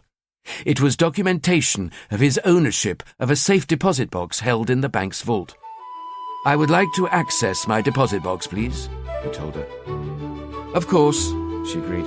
"Can I ask you if you have any identification with you, sir?" She sounded like every other bank clerk in the world. He smiled and pulled out a passport for the Republic of Ireland. "Will this be okay?" She checked the name and photograph in the passport, smiled, and handed it back to him. "That'll be fine, Mr. McGrath. If you'd like to take a seat in consultation room number 2, I'll fetch the deposit box." Within a few minutes, the clerk came to Hellier's room and placed the stainless steel box on the table. "I'll leave you alone now, sir. Just let me know when you're finished." She turned on her heel and left the room, shutting the door with a reassuring thud. Hellier pulled the small envelope from his jacket pocket, opened the flap, and shook the contents out onto the table. A silver key. He couldn't help but look around him as he put the key into the lock. It was stiff, causing him to feel a stab of panic as he jiggled it, eventually turning the lock and opening the box. Slowly, he lifted the lid and peered inside. The box was as he had left it. He ignored the rolls of US dollars and pushed the loose diamonds out of the way, flicking a 5-carat solitaire to one side as if it was a dead insect, until he found what he was looking for, a scrap of aging paper. He lifted it closer to the light and examined it, relieved to see the number was still visible after all this time. He smiled and spent the next 10 minutes committing the number to memory. He ignored the first 3 digits, the outer London dialing code, but he repeated the remainder of the number over and over until he was sure he would never forget it. 9913-2074, 9913-2074. Sean read through the files from General Registry. He'd found it difficult to concentrate at first, the logistical problems of the investigation severely hindering his free thinking. But as the office grew quieter, he was able to lose himself in the files. He'd already rejected several. They were all extremely violent crimes that remained unsolved, but they just didn't feel right. Too many missing elements. He picked up the next file and flipped open the cover. The first thing he saw was a crime scene photograph. He winced at the sight of a young girl, no more than 16, lying on a cold stone floor, her dead hands clutching her throat. He could see she was lying in a huge pool of her own blood and guessed her throat had been cut. He leaned into the file. The photograph spoke to him. The victim spoke to him. His nostrils flared. This one, he thought to himself, this one. He flicked past the photographs and began to read. The victim was a young runaway, came to London from Newcastle. Parents reported her missing several days before her body was found. Neither parent considered as a suspect. No boyfriend involved. No pimp under suspicion. Her name? Heather Freeman. Body recovered from an unused building on waste ground in Dagenham. No witnesses traced. Sean rifled through the papers to the forensic report. It was ominously short. No fingerprints, no DNA, no blood other than the victim's. The suspect had left no trace of himself other than one thing: footprints in the dust inside the scene. They were striking only because of their lack of uniqueness. A plain-soled man's shoe, size 9 or 10, apparently very new, with minimal scarring. "Jesus Christ," he whispered. Sean checked the date of the murder. It predated Daniel Graydon's death by more than 2 weeks. "You have killed before. You had to have. But how many times?" His head began to thump. He searched for the name of the investigating officer and found it. D.I. Ross Brown, based on the murder investigation team at Old Ilford Police Station. He bundled together his belongings and, taking the file with him, headed for the exit. He'd phoned D.I. Brown once he was on his way. Hellier walked along Great Titchfield Street, still in the heart of London's West End shopping area, although it was a lot quieter. He soon found a phone booth and pumped £3 coins into the slot. He heard the dialing tone and punched the number keypad. 020-9913-2074. The dialing tone changed to a ringing tone. He waited only 2 cycles before it was answered. The person on the other end had clearly been expecting a call. Hellier spoke. "Hello, old friend," he said mockingly. "We have much to discuss."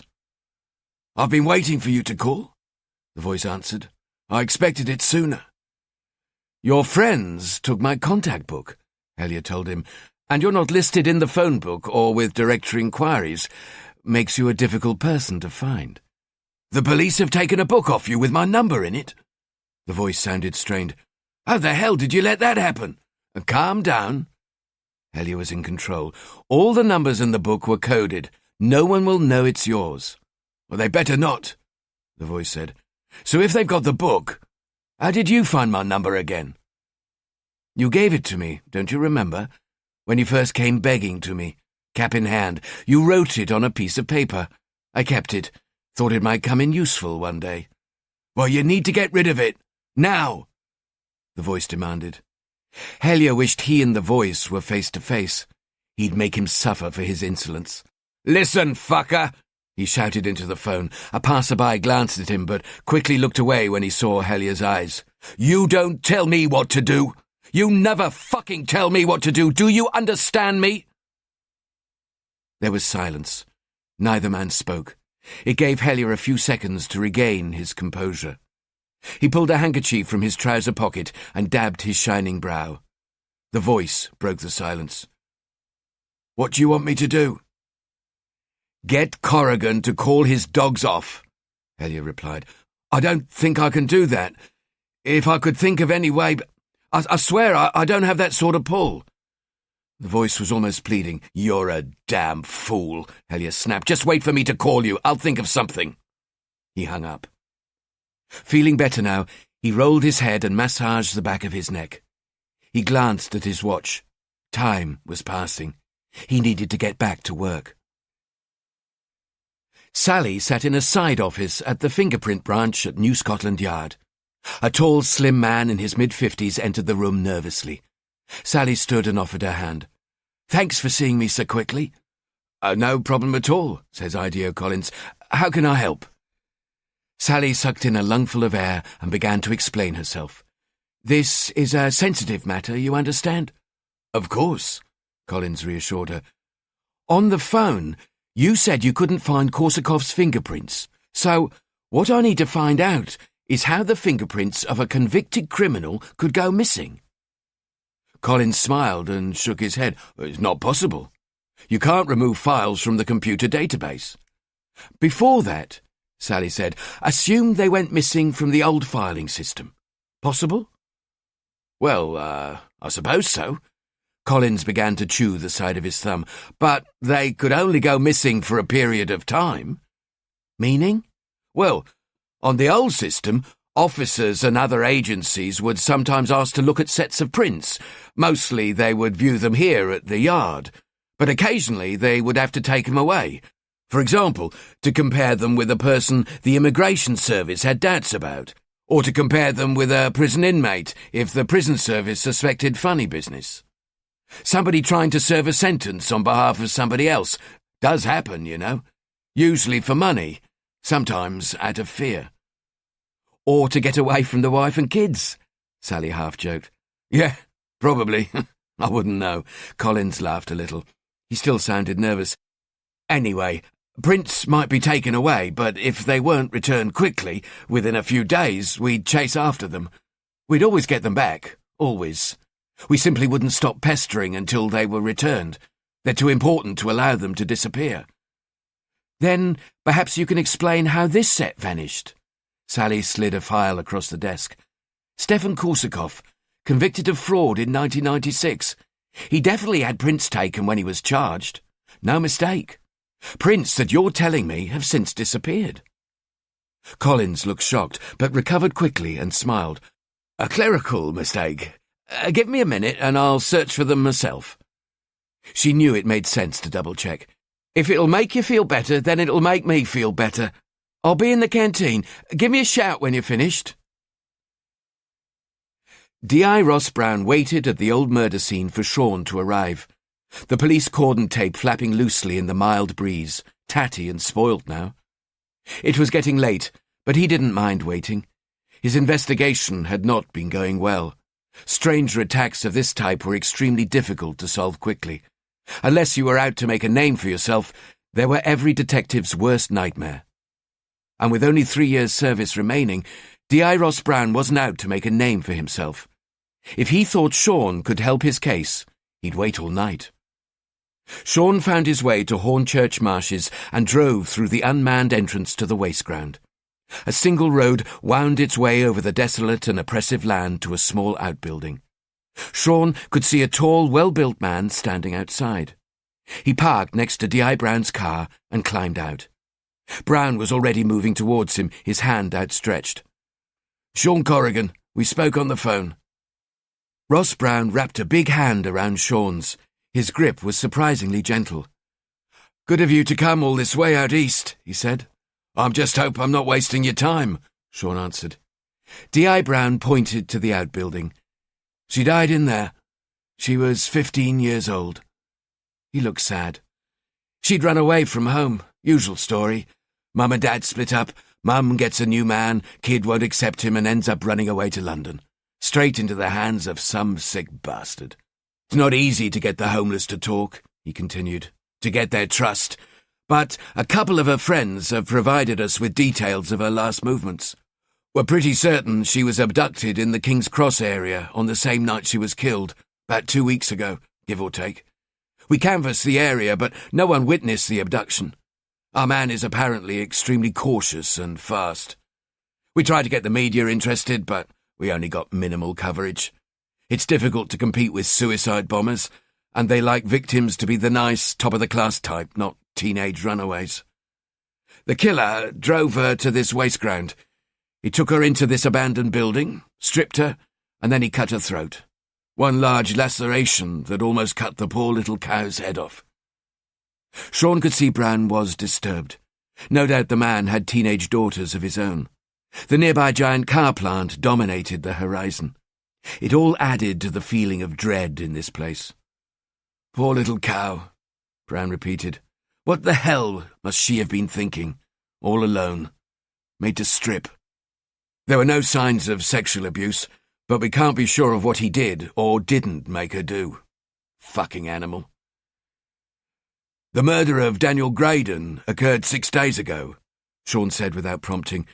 "His head was caved in with a heavy, blunt instrument, not recovered. He was also stabbed repeatedly with an ice pick or similar, not recovered either. He was killed in his own flat in the early hours, no sign of forced entry. He was a homosexual and a prostitute." Brown frowned. He couldn't see much of a connection to his investigation, if any. "It doesn't sound like my man. Different type of victim, murder location, weapon used. I'm sorry, Sean, I don't see any similarities here." "No," Sean said, holding up a hand. "That's not where the similarity lies." He began to walk to the outbuilding. D.I. Brown followed him. "What then?" Brown asked. "The only usable evidence from our scene were some footprints in the hallway carpet. They were made by a man wearing a pair of plain-soled shoes with plastic bags over them. The forensic report said you recovered footprints." "Yes," Brown said, "inside the outbuilding."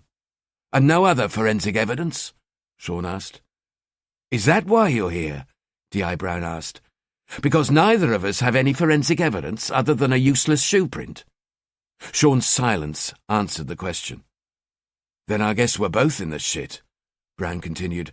"Because if you're right, and these murders are connected, then this is a really bad bastard we're after here, and he's absolutely not going to stop until someone stops him."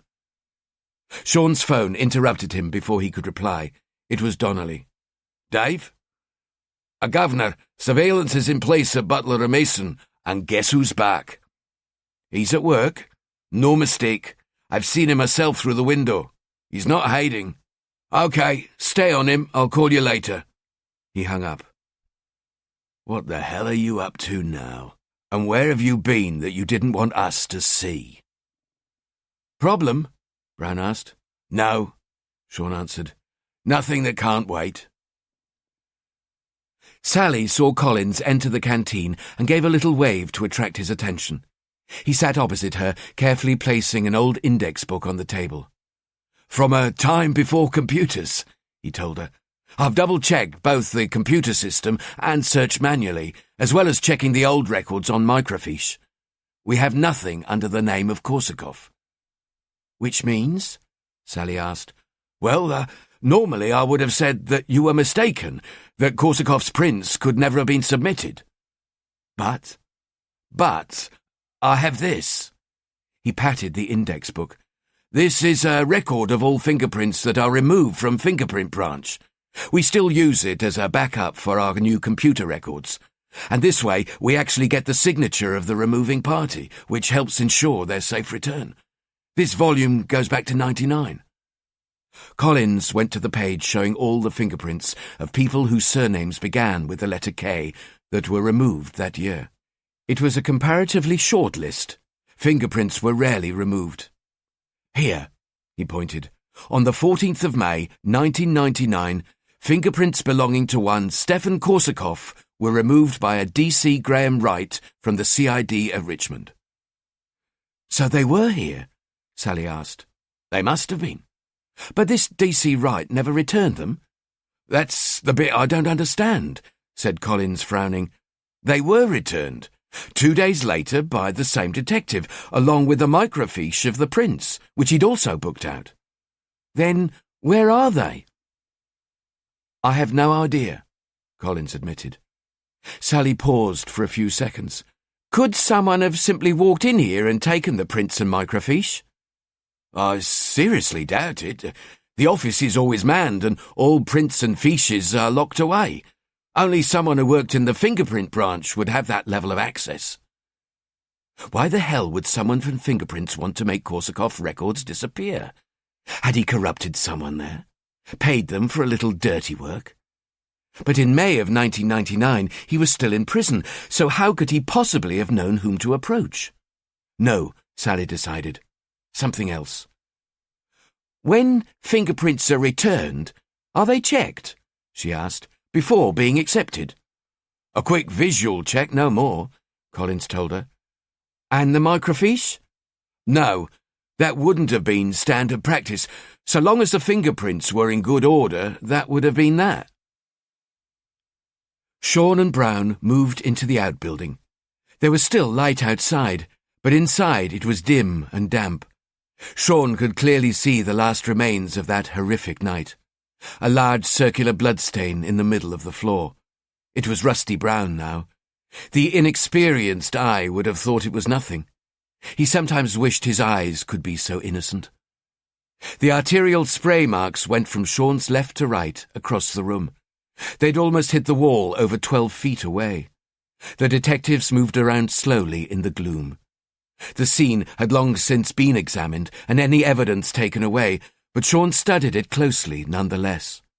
He knew nothing would have been missed, but that wasn't why he was there. He was seeing that night through the victim's eyes, through the killer's eyes. Brown broke the silence. "We know she was on her knees when he cut her," he said solemnly. "From the distance her blood travelled and the blood's final resting position. He pulled her head back and then slit her throat." Brown obviously didn't enjoy recounting their findings. "You really think these murders could be linked?" Sean didn't answer. He knelt down. This was how Heather last saw the world. "We have a suspect," he announced suddenly. "A suspect?" Brown asked. "Yeah," Sean said. He could feel the clouds lifting from his mind, could see things he'd never considered before.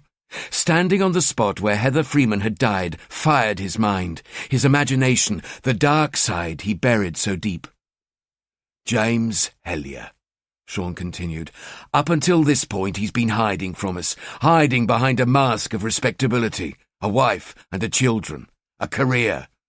But he's out now. He's showing himself to us. The gender of the victims doesn't matter to him. Male, female, makes no difference. It's not a matter of sex with Hellyer. It's about power, about victimization. The gender is coincidental. 2 young and vulnerable victims, easy targets. Why is he not bothered about leaving his footprints? Brown asked, if he's so damn careful where everything else is concerned. No, Sean spoke softly. He's extremely concerned about footprints. He's probably experimented with dozens of methods, maybe even hundreds. But each time he comes up with the same conclusion. No matter what he tries, no matter what shoes he wears, what surface he walks on, he nearly always leaves some type of print, even if it's the slightest impression in a carpet, like in Daniel Graydon's flat. He knows he'll almost certainly leave prints at his scenes, so he gives up trying not to. Instead, he masks them as best he can. He wears bland shoes, probably brand new. He changes the size of the shoes he wears. He can't change it too much, but he tries. Why doesn't he just commit his crimes on solid surfaces? Brown asked. That way he wouldn't leave an impression. Sean fired the answer back. Too restrictive. He would have considered it, but discounted it. He needs to spend time with them, in their own homes or somewhere like this. Spending time with them is more important to him than leaving a shoe print. For him, the risk is worth it. And what's he leaving us? Virtually unidentifiable, totally ununique shoe marks. He'll take that chance. He knows how we link murder scenes, Sean continued. We look for exact matches, unique items, same weapon, same method, same type of victim. Not almosts. So, he picks victims of different genders, kills them in different ways and in different types of locations. Your victim he abducts, ours he already knew. He keeps it mixed up. Sean kept talking. Most repeat killers work to a pattern, to leave their calling card. When they settle on a method that works for them, they stick with it. Many only kill in their own neighbourhood, where everything is familiar, where they feel safe. When they attempt to disguise their work, then you know you're dealing with a killer whose primary instinct is not to get caught. And your suspect fits this profile? Brown asked. He paid for violent sex. Been doing so for years, no doubt. That probably kept his urges, his impulses suppressed for a while. But ultimately, it wasn't enough. He would have seen your victim, fantasized about her. It's more than he can bear. He plans it thoroughly. He's extremely careful. He finds the planning thrilling, so he takes his time. Finally, he grabs her. He uses a big car, or better still, a van. He probably steals one, or maybe rents one. He brings her out here. He'd have been here no more than a day or so previously. He wants his intelligence to be up to date. He brings her inside. Sean broke off and turned to Brown. How much did she weigh? Brown stuttered, taken aback at the unexpected question. I don't know, he said with a shrug. Was she big? Small? Sean pressed him. She was small, Brown answered. I went to the autopsy. She was tiny. Then he carried her in, Sean said. It was quicker and quieter than dragging her. He snapped another question at Brown. Was she tied or taped in any way? We believe she was taped, Brown replied. There were traces of adhesive across her mouth, ankles, wrists, and around her knees. The adhesive matches a common brand of masking tape. Nothing rare. Once inside, he dumps her on the ground, Sean continued. He wants her untied, but he's worried she'll fight or scream. So, how does he stop that happening? He looked at Brown. He would have threatened her? Brown answered. Absolutely. He would have threatened her, Sean repeated. He would have almost certainly shown her the knife that he eventually used to kill her. Any defensive marks on the girl? No. Then he told her he wasn't going to hurt her, and she believed him. She did as she was told. If she thought he intended to kill her, she would have fought him or tried to run. She agrees to do what he tells her, so he removes the tape from her mouth and limbs. But why is that important to him? She wasn't raped, so he could have left the tape around her ankles and knees. Why risk taking the tape away? Sean's vivid narration stalled, as if someone had drawn a curtain across the window he'd been looking through. He moved around the room, staring at the floor. He moved like an animal locked in a cage. It was minutes before he spoke again. He had to remove the tape because it was spoiling it for him. It was necessary when she was first abducted, but now it was spoiling his imagery. He'd imagined her a certain way for so long, imagined her dying a certain way, that he couldn't settle for less. He needed to make life imitate his fantasy. So he makes her take her clothes off. All of them. He doesn't even let her keep her underwear or a t-shirt on. He's totally without mercy, totally without compassion for her. But this is all for our benefit. He wants us to think there's a sexual motivation for the killing. But there isn't. He enjoyed the power he held over her, of course, and making her undress was a strong show of his power. But it was purely for us, to stop us linking him to other murders. He paused for a few seconds, allowing his imagination to again become the killer's memory. He makes her kneel down and tells her to perform oral sex on him. But he was never going to allow that to happen, never going to let her get that near to him. He was never going to risk leaving forensic evidence. So, he grabs her by the scruff of the neck and cuts her once across the throat. He's strong and fast. The knife is very sharp. Again, probably brand new. One hit is all it takes. At what time was she killed? Between 11 p.m. and 3 a.m. is the best we can say. It would have been dark then, Sean pointed out. He looked around the building for lighting. There was none. The room would have been pitch black. He had to have a light to see. Maybe he used a torch, Brown said. No, Sean replied. He needed both hands free, and the light from a torch wouldn't be right for what he wanted. What did he want? Brown asked. He wanted to see her. He needed to see her die. Sean looked out of the window and saw his own car pointing towards the building. The headlight mountings glinted in the low evening sunlight. He used his car headlights, Sean said.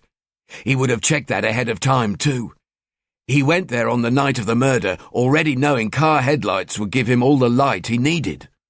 And when she was dead, he stayed with her.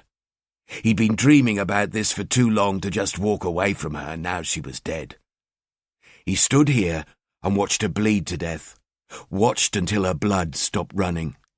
You didn't find any signs the body was moved or mutilated after she died, did you? Sean told rather than asked Brown. No, he answered. She died where she fell and wasn't touched. He didn't want to spoil the perfect picture he'd created. All he wanted was to stand and watch her. Sean was silent for a while, troubled by the question forming in his mind. Did you search this wasteland for used condoms? Well, not specifically for condoms, as far as I know. I don't recall seeing any listed on the lab submissions form. Why'd you ask? Because I think he would have masturbated while he watched her die, but he wouldn't risk leaving his DNA, so he would have used a condom. Maybe he threw it away beyond where he thought we would search. Sean looked Brown square in the eyes. Jesus, where'd you get that from? Brown asked. Sean moved on without answering. Then he left her. He didn't cover her, not even partially. It would have been a sign of guilt, remorse. He has no psychological need to try and make amends for his crimes. He felt nothing. He walked away feeling nothing more than a sense of relief, maybe even what for him amounts to be happiness. But what's his motivation? Brown asked. Is it sexual? Is this the only way he can get a hard-on? Not sexual, Sean answered. Power. With this one, motivation is all about power. But there's so many sexual overtones to his crimes, making her strip, making her go on her knees in front of him. You said it yourself, he probably masturbated at the scene. Because the power excites him, makes him feel alive. The sexual acts are merely symptoms, a way he can release the power he feels building up inside him. Brown seemed both impressed and unnerved by Sean's analysis. Done a few of these types before? He asked. Some, Sean replied, managing a slight smile. I do a lot of research. If I can make an observation of my own, Brown asked. Go on. If my killer, our killer is as clever as you say, as good at disguising his methods as you believe he is, then how do we know he hasn't killed other people? How will we ever know? Truth is, Sean admitted, unless he decides to tell us about them, we probably never will. They were back. Hellier could feel them before he saw them. Only these were clumsier than the last. Why would Corrigan put amateurs on him? Was the DI so arrogant that he thought these second-raters would be good enough to follow him? My enemy's mistakes are my greatest gains. Hellier wasn't in his own office. He had been earlier, long enough to let the surveillance see him. But now, unseen, he used the office of another junior partner. He'd let it be known he would be working late to make up for his earlier absence. Truth was, he needed to access certain bank accounts held across the globe. He didn't want to use the computer in his own office. The police had been in there. They could have somehow bugged his computer. They could be monitoring his online activities. He doubted they were smart enough, but why take the risk? He was the only person left in the offices. Tonight it was essential to be alone and to move fast. The police had seized many of his bank details, and they knew where most of his money was, but not all of it. They would be moving to block his accounts, but that would require court orders, and the banks would take time to comply with the order's instructions. That would burn up a few days, and by then it would all be a wasted exercise. Hellier was skilled on the computer, able to cover his electronic tracks extremely well. He called up a website on the internet. It was one he'd set up himself 2 years ago, but it was no more than an illusion, a front, just like a restaurant or bar could be, and like them,